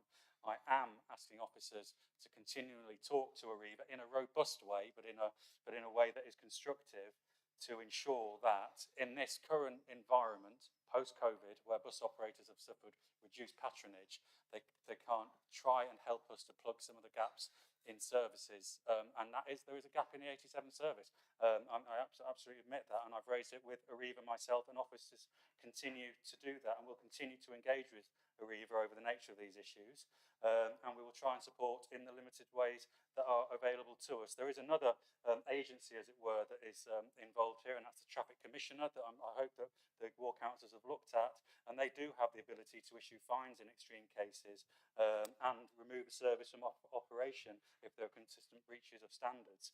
Those standards are kept in with what is known as Statutory Guidance Document 14, which I'm sure that you'll be able to search out for yourselves. Thank you. Councillor Porter, next question, please. Is the council aware of, and are they following all the requirements in the Traffic Management Act 2004? Councillor Clark, please. Yes, I'm pleased to confirm that the council is aware of the Traffic Management Act 2004 and is of the view that it's acting within those requirements. Thank you, Lord Mayor. Do you have have a supplementary question, please? Yeah, I do actually, and this relates to, you're probably aware of the proposals along Ayleston Road for these bike lanes. So as the council spokesperson for transports confirmed, the council is aware of their responsibilities under the Act. And in the Act, there is statutory guidance in relation to bike lanes and pop-up bike lanes. And it states that lightly segregated cycle lanes would not require TROs, but others, including permanent schemes, would require TROs, which are traffic regulation orders. Now, nobody could describe sticking concrete blocks in the road as a lightly segregated bike lane. Clearly, it isn't a lightly segregated bike lane, and also it's now a permanent scheme. So there should have been a consultation prior to the proposed work starting. There should have been a 21-day notice, which is a statutory period for consultees to reply, which includes local residents to log their objections. Is that the question? So no, the question is, right, obviously there should be a proper consultation, hasn't taken place. So can the council explain why they haven't followed their statutory obligations and properly consulted? And can the council say that they will now abandon the scheme in its current state, consult properly with statutory consultees and local residents, and then decide whether to proceed or not? Thank you. I think there were a few questions there, weren't there? Not one. Councillor Clark. Thank you, Lord Mayor. Under the supplementary guidance in April 22, the guidance excludes expectations for authorities to retain, improve and expand on road reallocation schemes. I understand that there's been engagement throughout since the pop-up was delivered. There has been engagement with the community. The majority of people said that they're either neutral or in favour of the scheme at that stage, and it is the expectation through the supplementary guidance in the Act that we retain, improve and expand road allocation schemes. There are no changes to the existing scheme in terms of access and egress, and I'm pleased that we are pushing forward in promoting cycling safety. Previous to 2020, there had been serious accidents, including at least one fatality, and other incidents there. Since that scheme went in, there have been none. I do believe that people's visceral anger against cycle lanes could be more appropriately directed to the visceral anger of death on our streets due to traffic and dangerous driving. Thank you, Lord Mayor. Councillor Porter, next question, please. Yeah, you did mention under point of order at the start of the meeting. Am I able to say that under a point of order, what we've just been told is actually factually incorrect? There has been a fatality since the cycle lanes were put in. There was one in November 2022. That's not a point of order. What That's is it not? a point of information. You've Oh. made it. Okay. I just thought it was important to get it on record because we've been receiving letters regarding to residents. Yeah, okay, fine.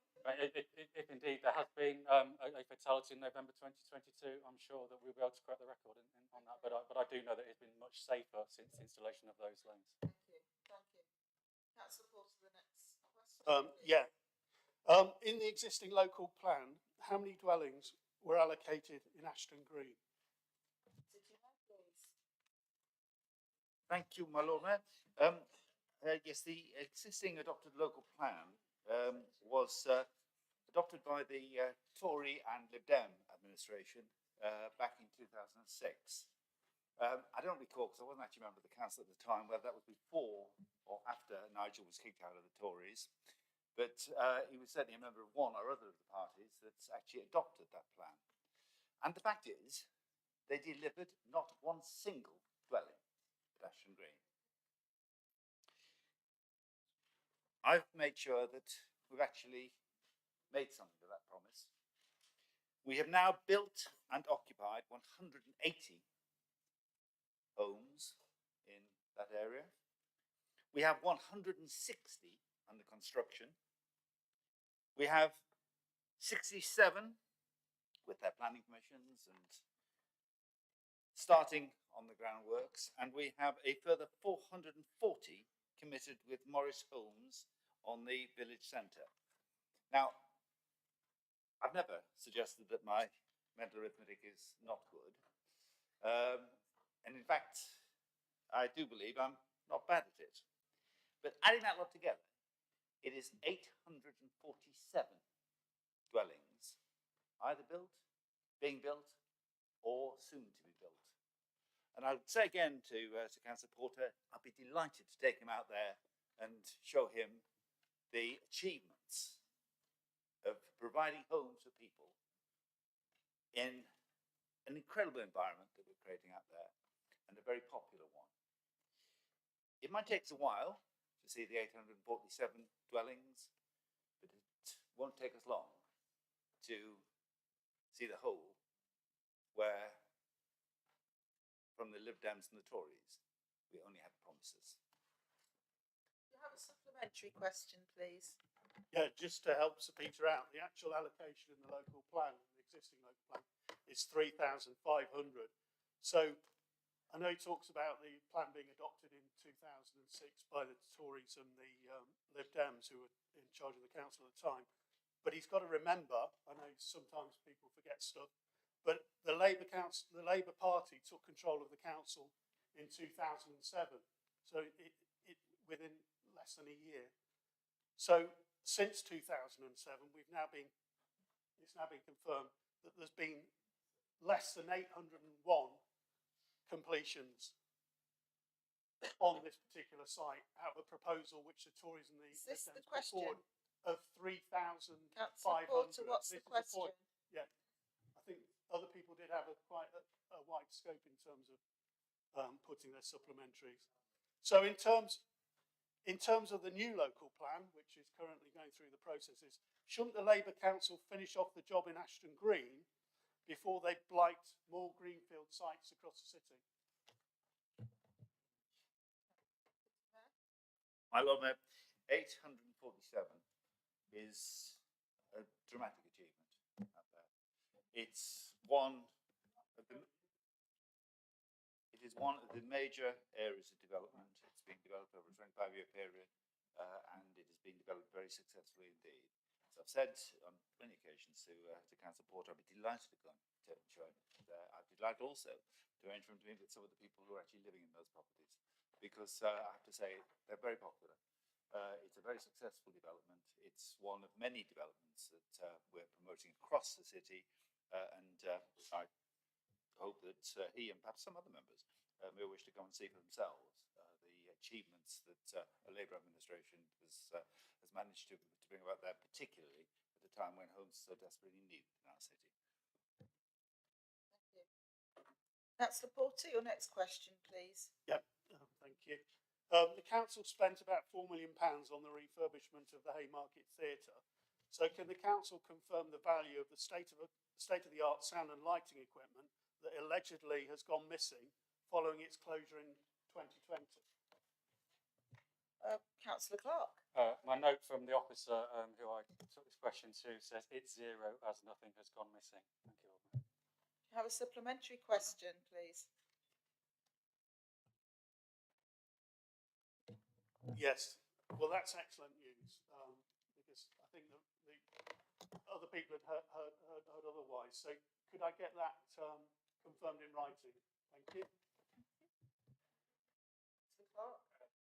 Lord Mayor, if he wants me to type a zero into an email and send it to him, I'll be more than happy to do that, but I think that might be an unnecessary waste of my time. Thank you, Lord. Councillor Kennedy Lount, you have a question, please. Thank you, my Lord Mayor. How many trees are there on the footpath on Suffern Lane between Grace Road and the Port Pie Island, please? Clark again, please. I assume Councillor Kenny Lount is talking about highway trees, and there are 78, as Google Earth will show. Do you have a supplementary question? I do, my Lord Mayor. Thank you very much. Yes, Councillor Clark, thank you very much for that clarification in your answer.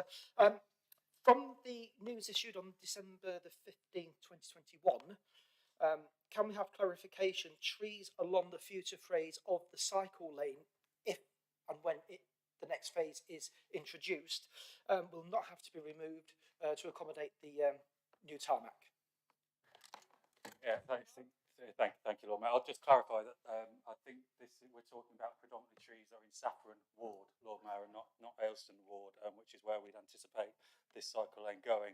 Phase 4 of the scheme is currently being planned, and we, with the mayor, went out with officers weeks, if not months, before the election to clarify with officers about the needs to maintain trees.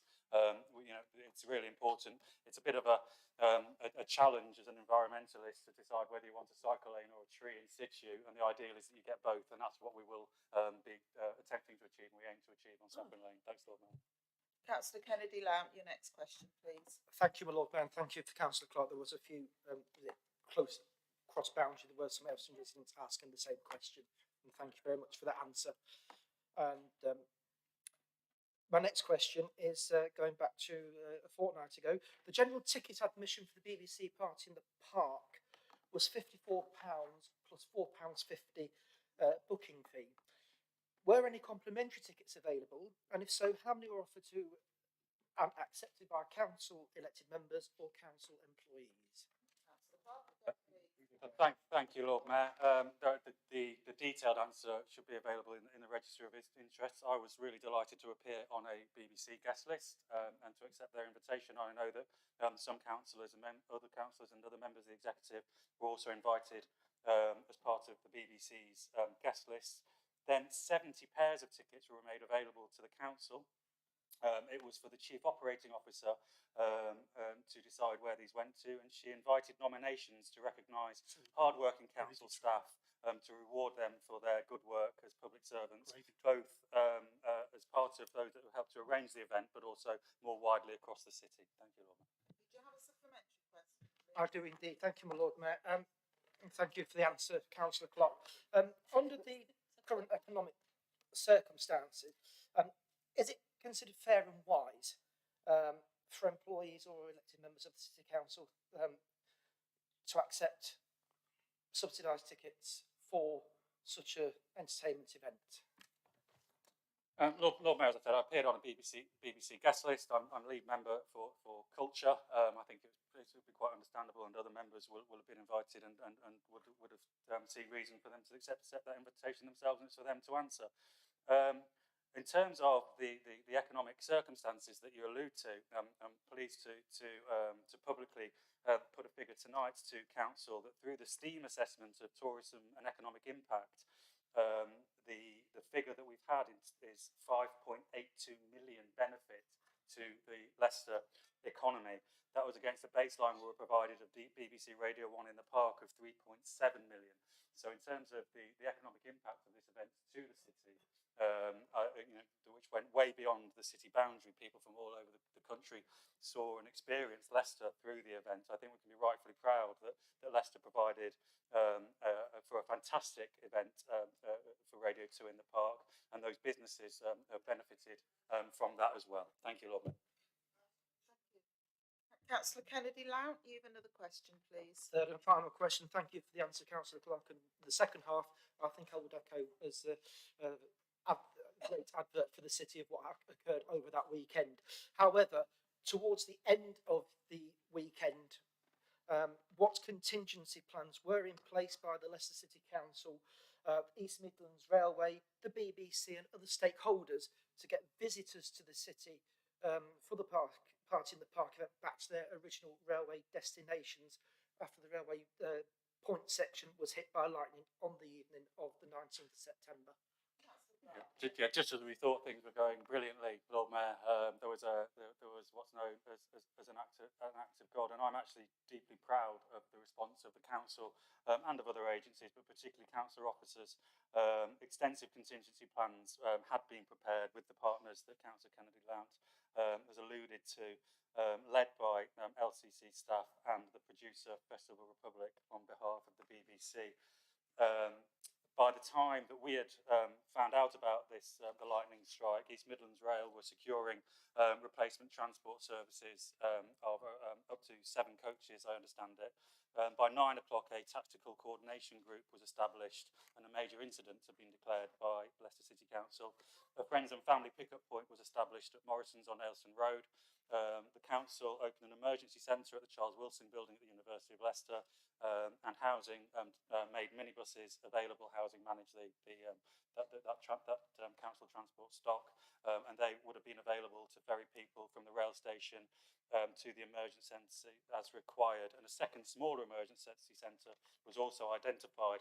However, thankfully, by 9:30, rail services were restored, and by 10 o'clock, the police and British Transport Police indicated that station crowds in the locality were minimal, and the majority of services were back in operation. But like I say, the way that council officers stepped up on that Sunday evening, they went, they deployed their duties with excellence, as did our partners in the police, in the East Midlands Railway, and others. Thank you, Lord Mayor. Do you have a supplementary question? I do. Thank you very much for that extensive answer, and to those involved in the contingency plan, well done and thank you. However, my supplementary is to do with the park and ride, and it wasn't in action on the Sunday for the Party in the Park event.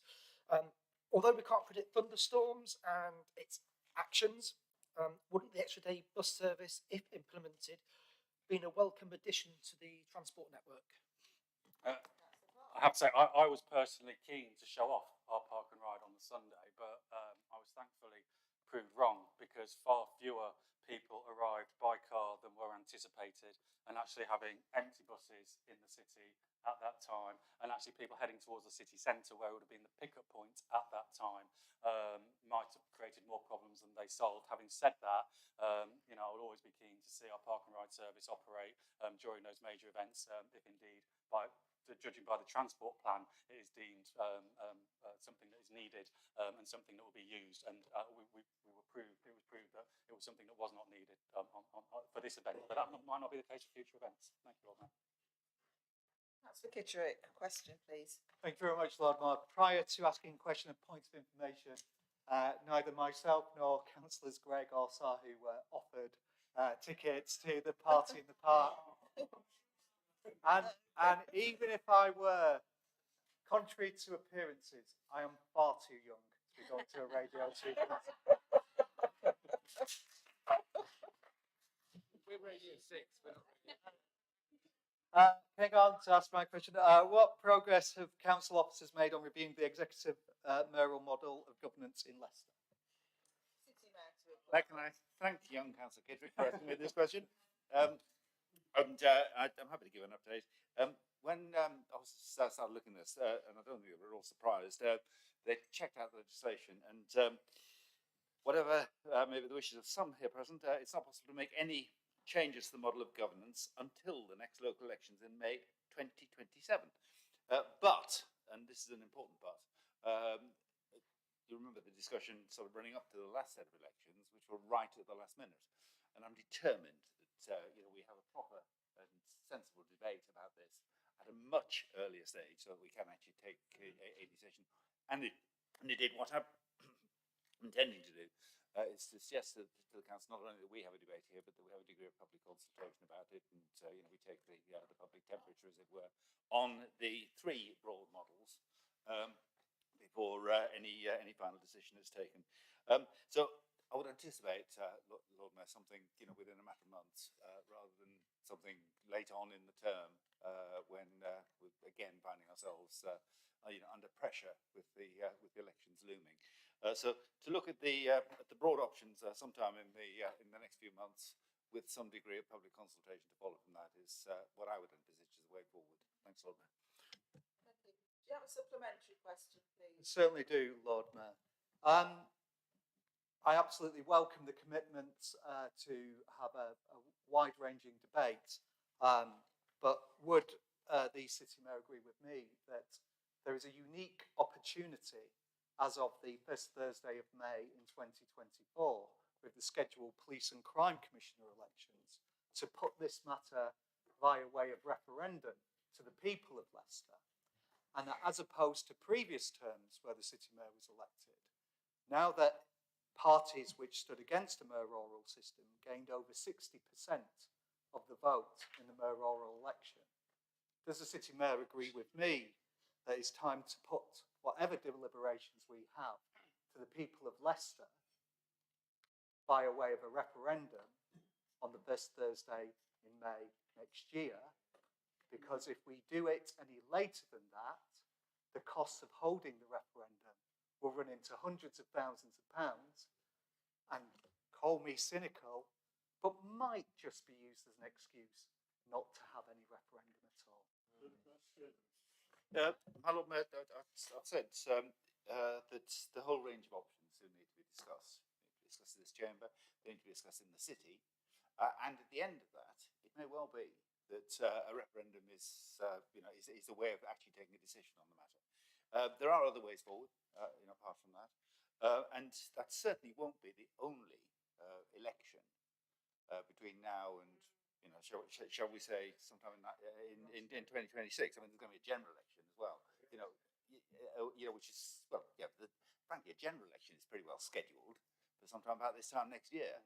And that is another possibility to do it. And I have to say, the turnout is likely to be very much better, and the result likely to be much more reliable as a test of public opinion in the city if it were to coincide with the general election than it would to coincide with a comparatively low turnout for a police and crime commissioner election, which as a standalone election, I think generally barely gets into double figures. So I think we need to have that debate here. We need to test public opinion, and we perhaps then will conclude that we need to move towards a referendum. But we don't need to go for that particular date for the referendum. We do need to have an early discussion. Next question is Councillor Sood. Your question, please. Thank you, Lord Mayor. This is not a question. You all can relax now, and it is the happy ending of the series of questions. And Lord Mayor, you look at the chamber, how beautiful we are, the diversity of the city, representing every. And on behalf of the council, I would like to say thank you to each and every citizen of Leicester for what they have contributed to the city. Leicester is a beacon of diversity and multiculturalism. Will Deputy Mayor of Culture join me in congratulating and thanking Leicester communities for celebrating vibrant festivals and council officers for their support to the communities for safe celebrations. Councillor Clark, please.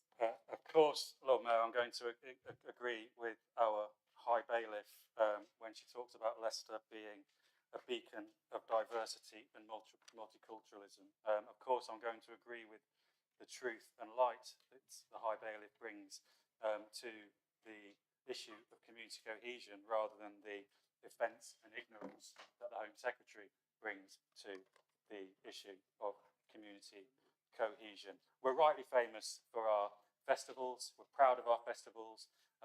Leicester's communities are enthusiastic participants. Events are incredibly well organised, safe, because we have an excellent festivals and events team through Diwali, through Navratri, through Eid, through Hanukkah, through Carnival, through the Christmas celebrations, through the Chinese New Year, right up to those major high-profile events like the Radio 2 Festival in the Park, but each brings something unique and special to the city, and each has equal value. Indeed, in recent weeks, I've attended Evington Mellor, where former Councillor Singh welcomed me there. Last week, I had the absolute pleasure of going around East Leicester with Councillor Agarth, Councillor Mavadia, Councillor Karavajra, who were incredibly warm and welcoming, and the whole East Leicester community were incredibly warm and welcoming to me as we celebrated Ganesh Festival. And I've also visited a mosque recently as part of the Visit My Mosque Day, and it really demonstrates that, contrary to what the Home Secretary, Suala Braverman, says, we really do have a fantastic, diverse, multicultural city here. That was no city is perfect. We are successful as a city in our diversity, and we do have more in common. Thank you, Lord Mayor. Thank you. Well, we've come to the end of the questions. It's only taken 4 hours, so well done.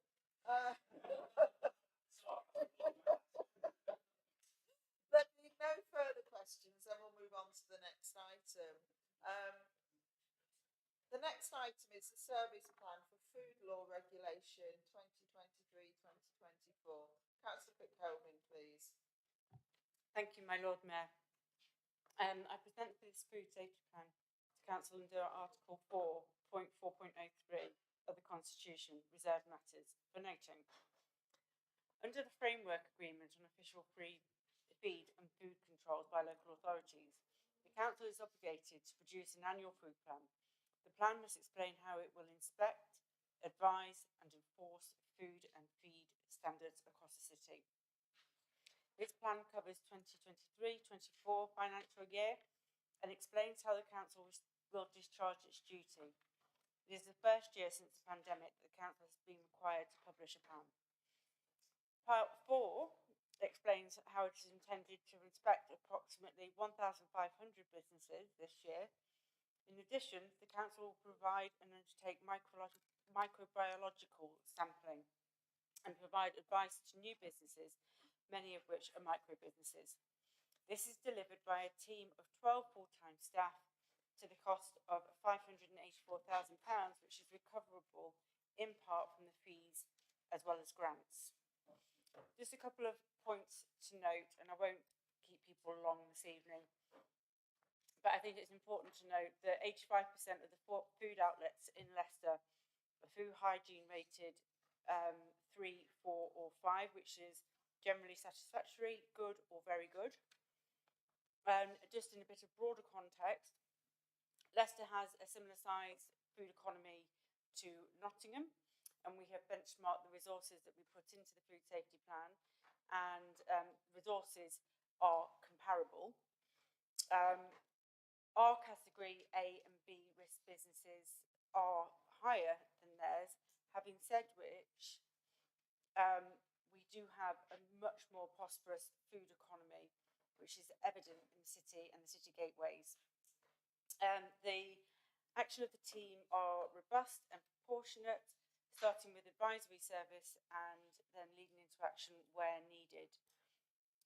Just in conclusion, to date, I mean as of today, the team have completed 720 hygiene inspections of new or existing businesses and also carried out 54 re-rating inspections, giving a total number of 774.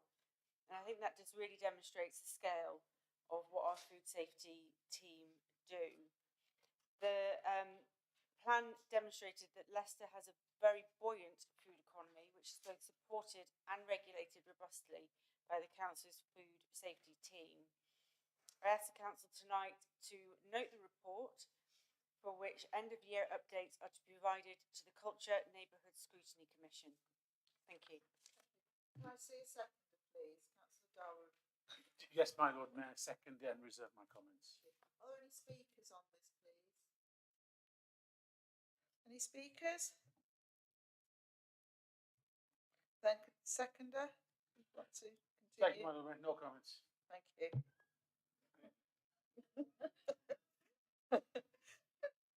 See all those in favour?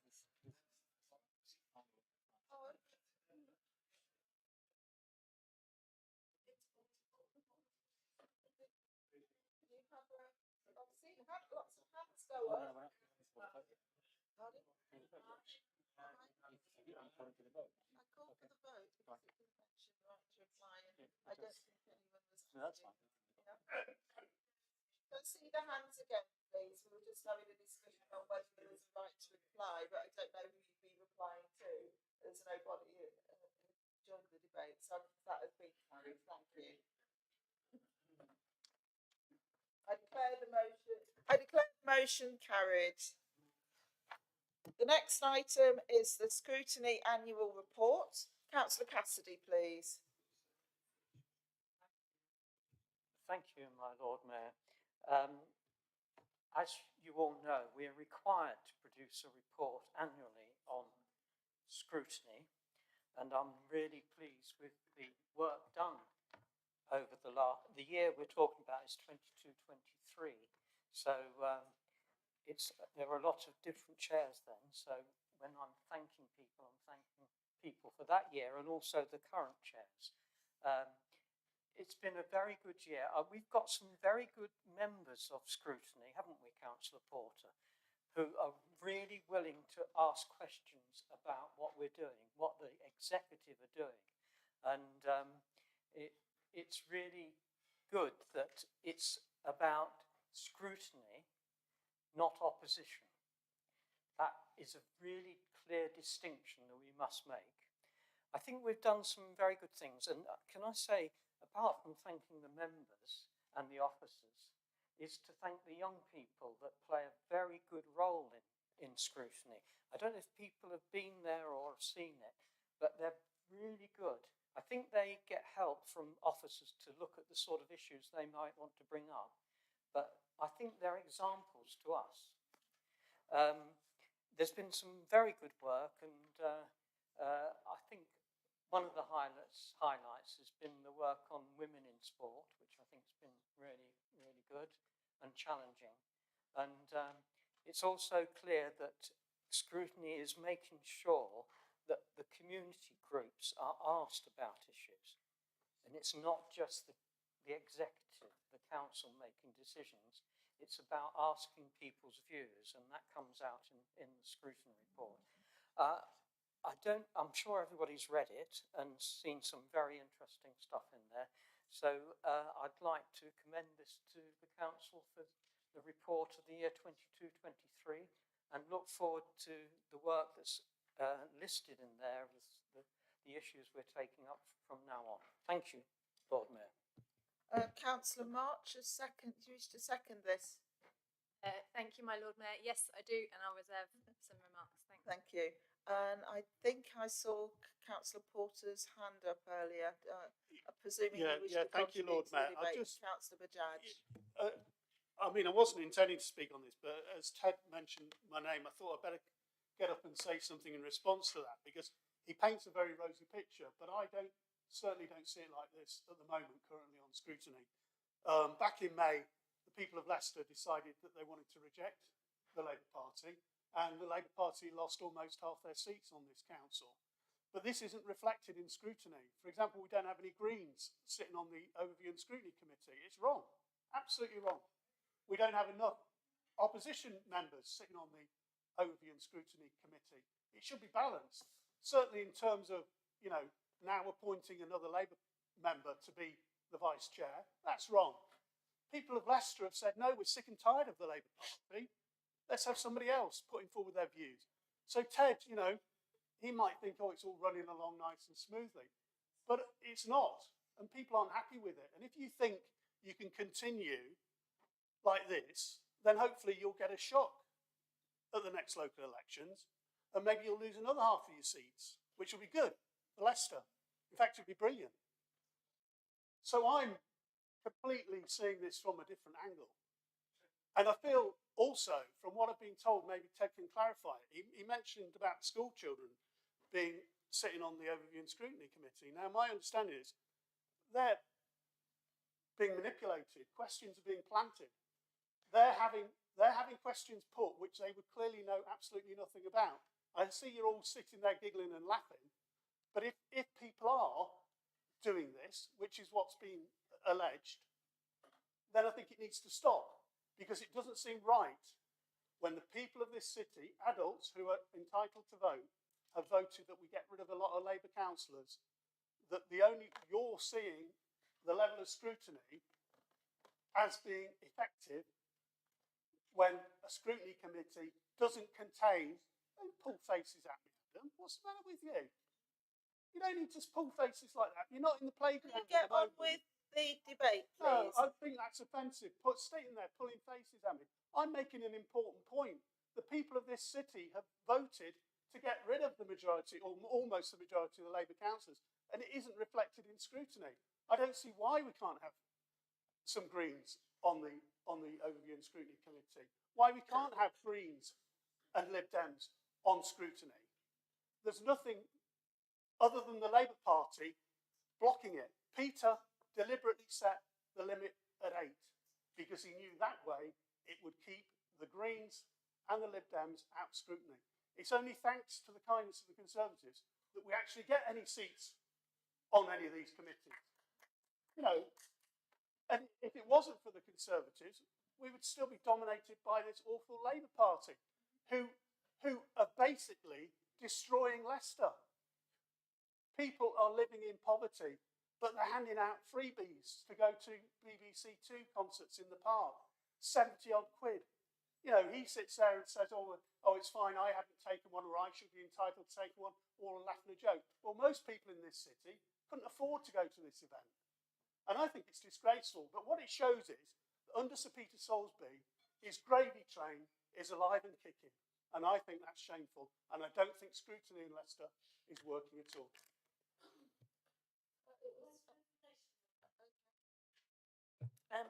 I'm concerned about the particular comments made around our Young People's Council representatives. Can you not interrupt? I do feel they've been maligned in those comments. They are supported by qualified youth workers. They also meet with our scrutiny officers who support our scrutiny committees to make sure they have opportunities to go through the papers and understand them in advance, and are incredibly capable and articulate in putting their questions forward. And I wouldn't want them to be maligned within this meeting. Thank you, Lord Mayor. Councillor Bajaj, you wish to speak. Thank you, my Lord Mayor. I totally agree with Councillor Porter here. It was it's an opportunity to give this time round. I actually wrote to Peter Salisbury, City Mayor, requesting that it should be given to the vice chair position should be given to to the opposition party, and you know, we'd be happy to take that, and we'd donate all the allowances that go along with it. But saying that, I'd wholeheartedly extend my gratitude to each of the officers, your dedicated services and unwavering support in putting together the scrutiny reports. Your efforts have been instrumental in ensuring that all areas have been thoroughly handled and evaluated in accordance with strict timelines. Your commitment to excellence is truly commendable and reflects your unwavering dedication to both our community's well-being and the City Council's mission. Thank you from this side to all the officers who've been working really hard over the years and last year as well to prepare this report. Thank you. Councillor Moore. My Lord Mayor. Well, very good report. Thanks very much to Councillor Cassidy. Very comprehensive, very detailed, a very detailed summary of the hard work that's been done by committee members who've come to scrutiny meetings. So well done to them. Well done to the officers for the support that they give. And it was an interesting report to read. There's much mention of recommendations, and there's a recognition and praise for all the efforts that have been made of council actions. But I do have a but, and this is not intended to be a criticism. This is meant to be, in the words of scrutiny, constructive friend. If you know what I mean, don't you, Councillor Cassidy? There's much mention of the recommendations, but there's very few reports of specific instances where a recommendation was actually taken up and it led to observable change. In the report, I counted 4 examples of that. And I suspect there might be some more. But I would like to suggest for future reports that there's a section which is a summary of those instances that have brought about actual change. A lot about recommendations, a lot about the praise for things that are being done, but very, very sort of observable, precise, measurable evidence of change as a result of what scrutiny was recommending and as a result of the commentary that scrutiny made. So obviously I will welcome this report and are we voting for it or are we just receiving it, Lord Mayor? I'm not quite sure. But I think if we had that section in future reports, it would provide an important and a significant metric of the overall effectiveness of scrutiny. Thank you. I've seen Councillor Darboe wishes to speak. Thank you, Lord Mayor. The scrutiny committee's role is basically to scrutinize.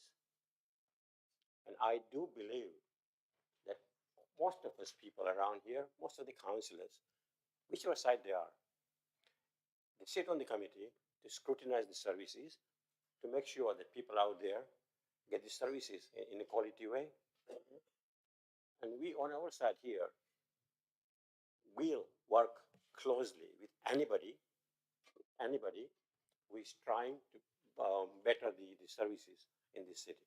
Okay? Of course, there are issues in scrutiny committee. Of course, there are problems. Of course, there are difficulties. Politics comes in the way. Politics is the way of things sometimes. Okay? That's the nature of the game we are in. But the bottom line is that we should all work together. Okay? To provide the service. Okay?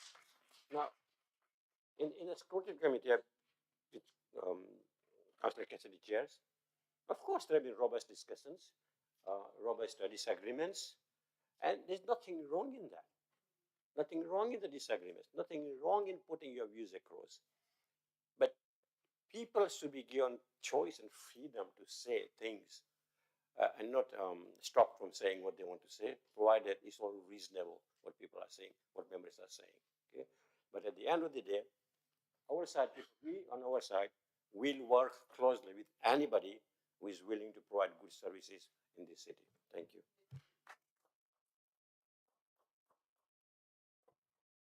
I've seen Councillor Johal and Councillor Surtee. So Councillor Johal, did you wish to speak? Yes, my Lord Mayor, thank you very much for the opportunity to speak. Whilst I welcome the report, there are one or two observations and comments that I want to make. And I think the first thing is the beauty of the UK and the beauty of Leicester, which allows people like me to express my views without anybody expressing their views through me. And I think we have to respect that. And I think coming back to one or two of the comments made there, whilst we've had a very good meeting tonight, a very good, well-mannered meeting, I just want to continue it in that tone. But there are 2 points that I want to bring forward. The first thing is that if I sit on a scrutiny, which I do, I sit on there as a councillor, not as a Labour councillor. So for somebody to even mention that we're on there and it's all sort of aligned to a Labour way of thinking, I think that's wrong, and that brings into question my integrity as a person and everybody else's integrity. So I would ask that person to either reconsider or for me then to condemn that remark. And the second thing is that a lot of people speak and speak with passion, and they actually forget what they're trying to say. If we're going to say things, there has to be a consistency in all of that. So if we sit here and we want to put the blame on the council here, the Labour Council, we have to look around what's happening in the wider picture. Only this week, the government came out, or the minister came out, and she's gone on to say that multiculturalism in Leicester has failed. There should have been uproar. There should have been uproar from the people talking about scrutiny and the integrity of scrutiny before we even got onto this. And I'm not saying that it should have come up in the council today because it's not on the agenda. There should have been a question on there if we're going to question the Labour group. And more importantly, if we are the ambassadors for multiculturalism, and I look at everybody in this chamber, why was there not a statement in the local media from any of the parties on that subject alone? Because what that then leads me to believe is actually, you know what, maybe she's right. Maybe that statement is right, and we are all segregated, and we all live in our boxes, but we fly the flag of multiculturalism. So that's a self-assessment of where we all are. And it's welcoming that Buchan has just brought up the thing about we want to work with everybody. And I think that's the tone that we need to work forward with. But what we need to do away with is not getting one another's confidence. And I think a statement should have come out straight away when the lady, whatever her name is, the Tory Braverman or whatever, when she came out. And I think that statement should still come out from the parties. It should still come. And the other thing is that the scrutiny has full integrity. Anybody that sits on a scrutiny, whether it's a Tory or a Labour, Green, Independent, we should not bring into disrepute the integrity of that individual. So thank you very much.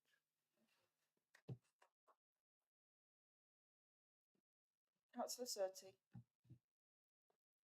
Thank you, Lord Mayor. My point has been slightly covered by Councillor Russell, but I feel so passionate about this I have to speak. Councillor Porter made the point about the young people. look around this chamber, I'm one of the over half a centuries, you know, and it's wonderful to see some younger people here, and surely we want to grow that. But when we make comments about young people like that, how do we expect them to engage in the political arena? But equally, those three young people that I was an observer at the last scrutiny committee, and the three young people asked questions that absolutely challenged the city mayor.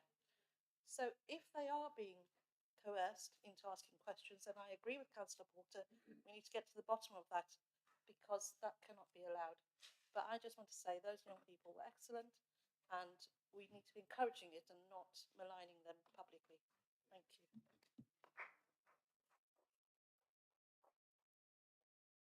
Can I see any more speakers? Well, Councillor Marsh as seconder. Thank you, my Lord Mayor.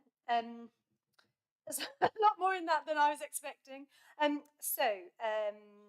just remind Councillor Porter of my comments that I made last Wednesday, that this report is not about the old hat of the makeup of seats here, but about the work done by those committees. Issues that matter to the people of Leicester. Some of those things included in the report include access to primary care, the COVID vaccination programme, damp and mould in housing, and work around children with special educational needs and disabilities. Councillor Moore, I think that's a really good suggestion. I can't agree it, but I'd like to just, from an adult social care perspective, I remember really clearly an absolute scrutiny win was when the care home company, coincidentally, that we'd insisted came to adult social care scrutiny, also paid their six-figure outstanding sum to the council. So it isn't intangible. It's often really great stuff that we can secure in scrutiny, like that one. That was a nice little win. And that there's some great work. The stuff in orange is also really exciting, because the stuff in orange is some of the stuff that we'll be looking at over the coming scrutiny year. Share Councillor Jo Howe's pride in this city and the diversity here, and add my voice to reject those reckless remarks of the Home Secretary as well. I'm sure most of us do. Yeah, that's it. I hope to second the motion. Thank you. Councillor Cassidy, you have a right to reply.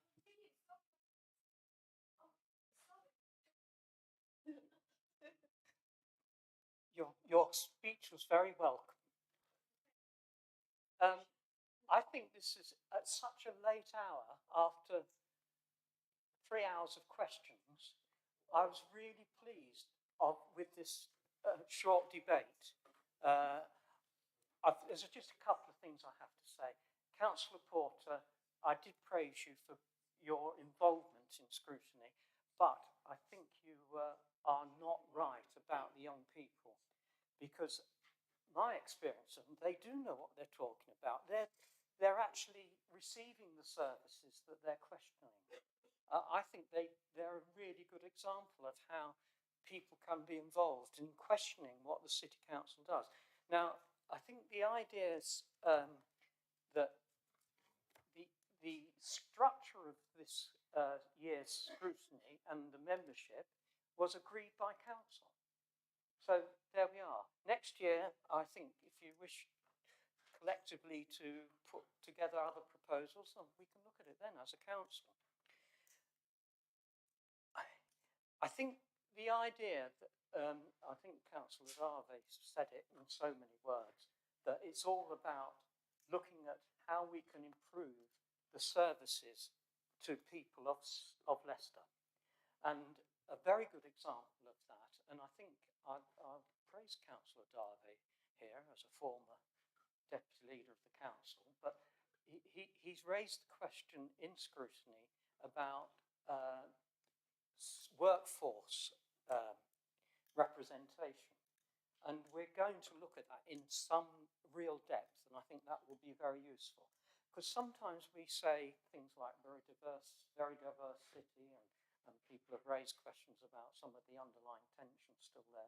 We talk about the council being a very diverse staffing group, and we do need to look at whether that's are there any issues that we need to sort out?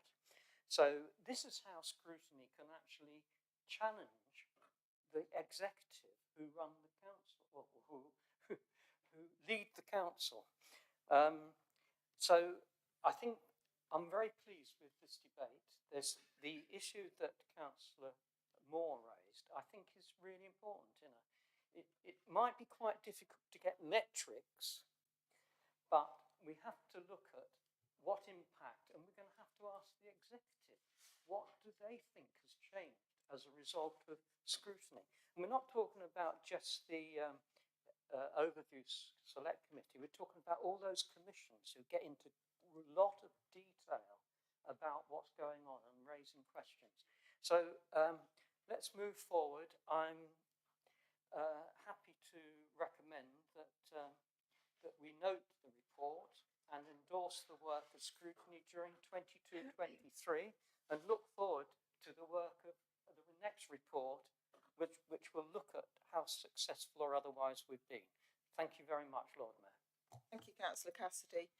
Can I see all those in favour of accepting the report say aye? And all those against say no. Thank you, that's carried.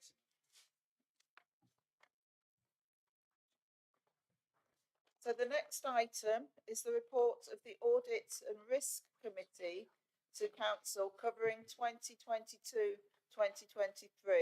Councillor Corsaini, could you please introduce this?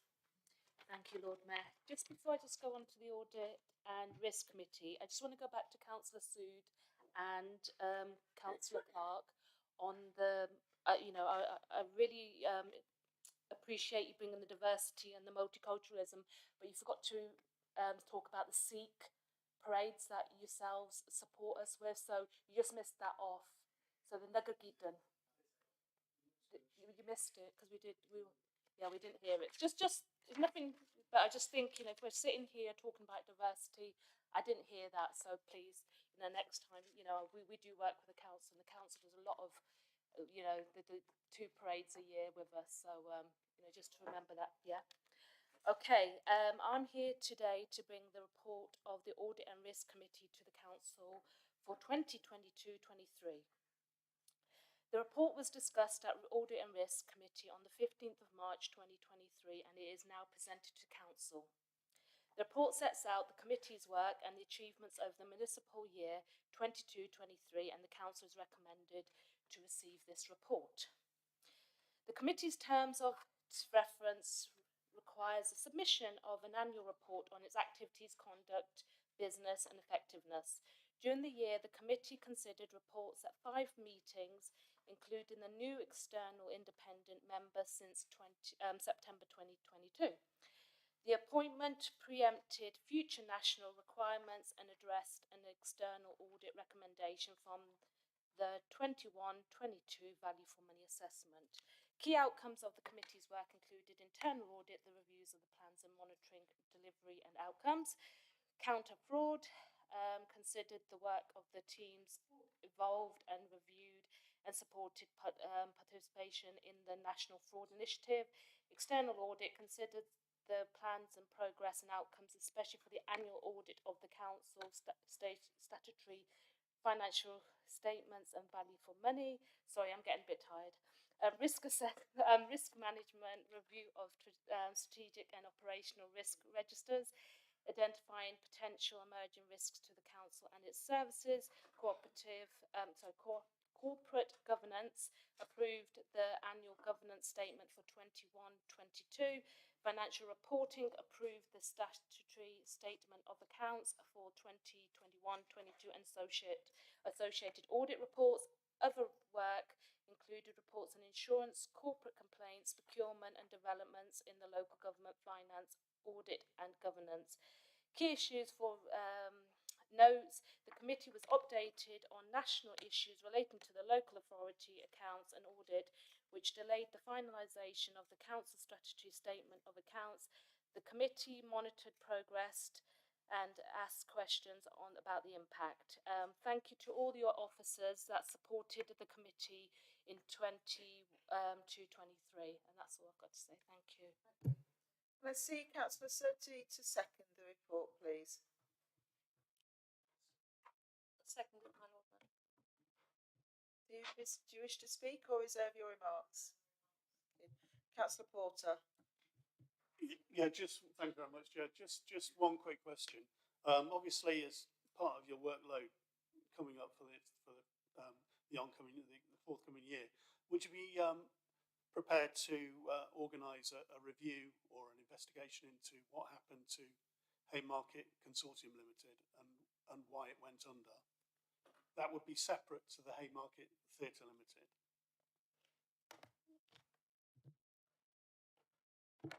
I would suggest that you put that on an email to the officers, and we can put it on if we will review it and put it on our task force if we require it. Thank you.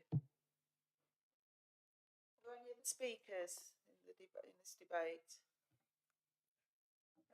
Councillor Surtee, the seconder. Second and withhold my remarks, Lord Mayor. Councillor Saini, any more to say? No, thank you, Lord Mayor. Thank you. Then we'll go to a vote. I see all those in favour say aye. Any noes? And I declare that that is carried. Right, next item on the agenda is executive and committees. So, Councillor Halford, you were going to move. Yes, I want to move that Councillor Surtee be appointed as Vice Chair of the Vote Overview Select Committee. Thank you. Can I see a seconder? I'm delighted to second this motion. I think Councillor Surtee's knowledge and experience is going to be a real asset to scrutiny. Thank you. Are there any other speakers on this? Councillor Kittrick. Thank you very much, Lord Mayor. Just a couple of short comments. Firstly, I listened to Councillor Joe Howell's comments about how scrutiny is all about we should leave our party political affiliations at the door. But it just happens to be that every single vice chair and every single chair comes from one single political party. So I've got to push back a bit on that kind of picture that's been painted about scrutiny, about being non-political. And again, yet another, quite happy to have you reply. And yet again, when there was an opportunity to diversify who even a vice chair of a committee, that opportunity has been missed. And I just did want to briefly say, and Councillor Kank has left the chamber early. I'd just like to say thank you for Councillor Kank for her service. And the reality is I just find it extremely sad, like many of us who have found that there is no home for us in Leicester Labour Party. I'm very happy to, in some senses, I should thank Leicester Labour Party because I'm much happier where I am now than where I was before. But it is a case of Councillor Kank's departure is due to quite a serious issue in this city, which is that the Labour Party is in a position where the only people who don't appear to have any valid input into who they're elected, who their candidates are at public elections, are if you live in Leicester. If you live in Leicester, you're banned from having any say on who the Labour Party candidates are, be they at local council election or now, as it appears in Leicester East, at parliamentary election. And they can bring in people from Nottingham, from Derby, from Leeds, from London, and they can all sit there in the committee and decide who the Labour candidate will be in Leicester. But woe betide if you're an actual Leicester Labour Party member, should you have the temerity to actually wish to choose who your council candidate is or who your member of parliament candidate is. And therefore, I think what Councillor Kank's done is a brave thing, it's an honourable thing, and I just think it's a sad reflection on what was a very vibrant and diverse Labour Party that used to exist in this city. Are there any other speakers, please? Councillor Joe Howe. Yeah, I'll be very brief. Thank you, my Lord Mayor. I've said this before, and I'll say it again. When we go into scrutiny, we leave our political badges behind. I think Councillor Kipchik's misunderstood. I didn't say leave your party. I said leave your label behind. And he's probably took it literally, and he's left the Labour Party altogether and joined the Greens. So I'll end on that. Thank you very much. Councillor Halford, you have a right to reply. I reserve my remarks, Lord Mayor. You don't wish to reply. Okay. So we'll move on to a vote then. Can all those in favour say aye, accepting this? Any against? Then I declare that this has been carried. Thank you. I've got one more item. I know I'm taking a liberty here, but as Lord Mayor, I'm allowed to on any other urgent business. It's just something that I should have mentioned in the Lord Mayor's announcements, and that is that I've sent a message of congratulations and greeting to our twin city of Crayfeld on its 650th anniversary, which is being celebrated this weekend. And I've also, in that, congratulated them and thanked them for 50 years of being a twin city. And I know Councillor Bajaj is going to be part of a delegation to those ceremonies. And I thank everybody for their the way that we've conducted ourselves this evening, and thank you and good night. And I'm going to hit the hammer because it's fun just to end the meeting. Thank you.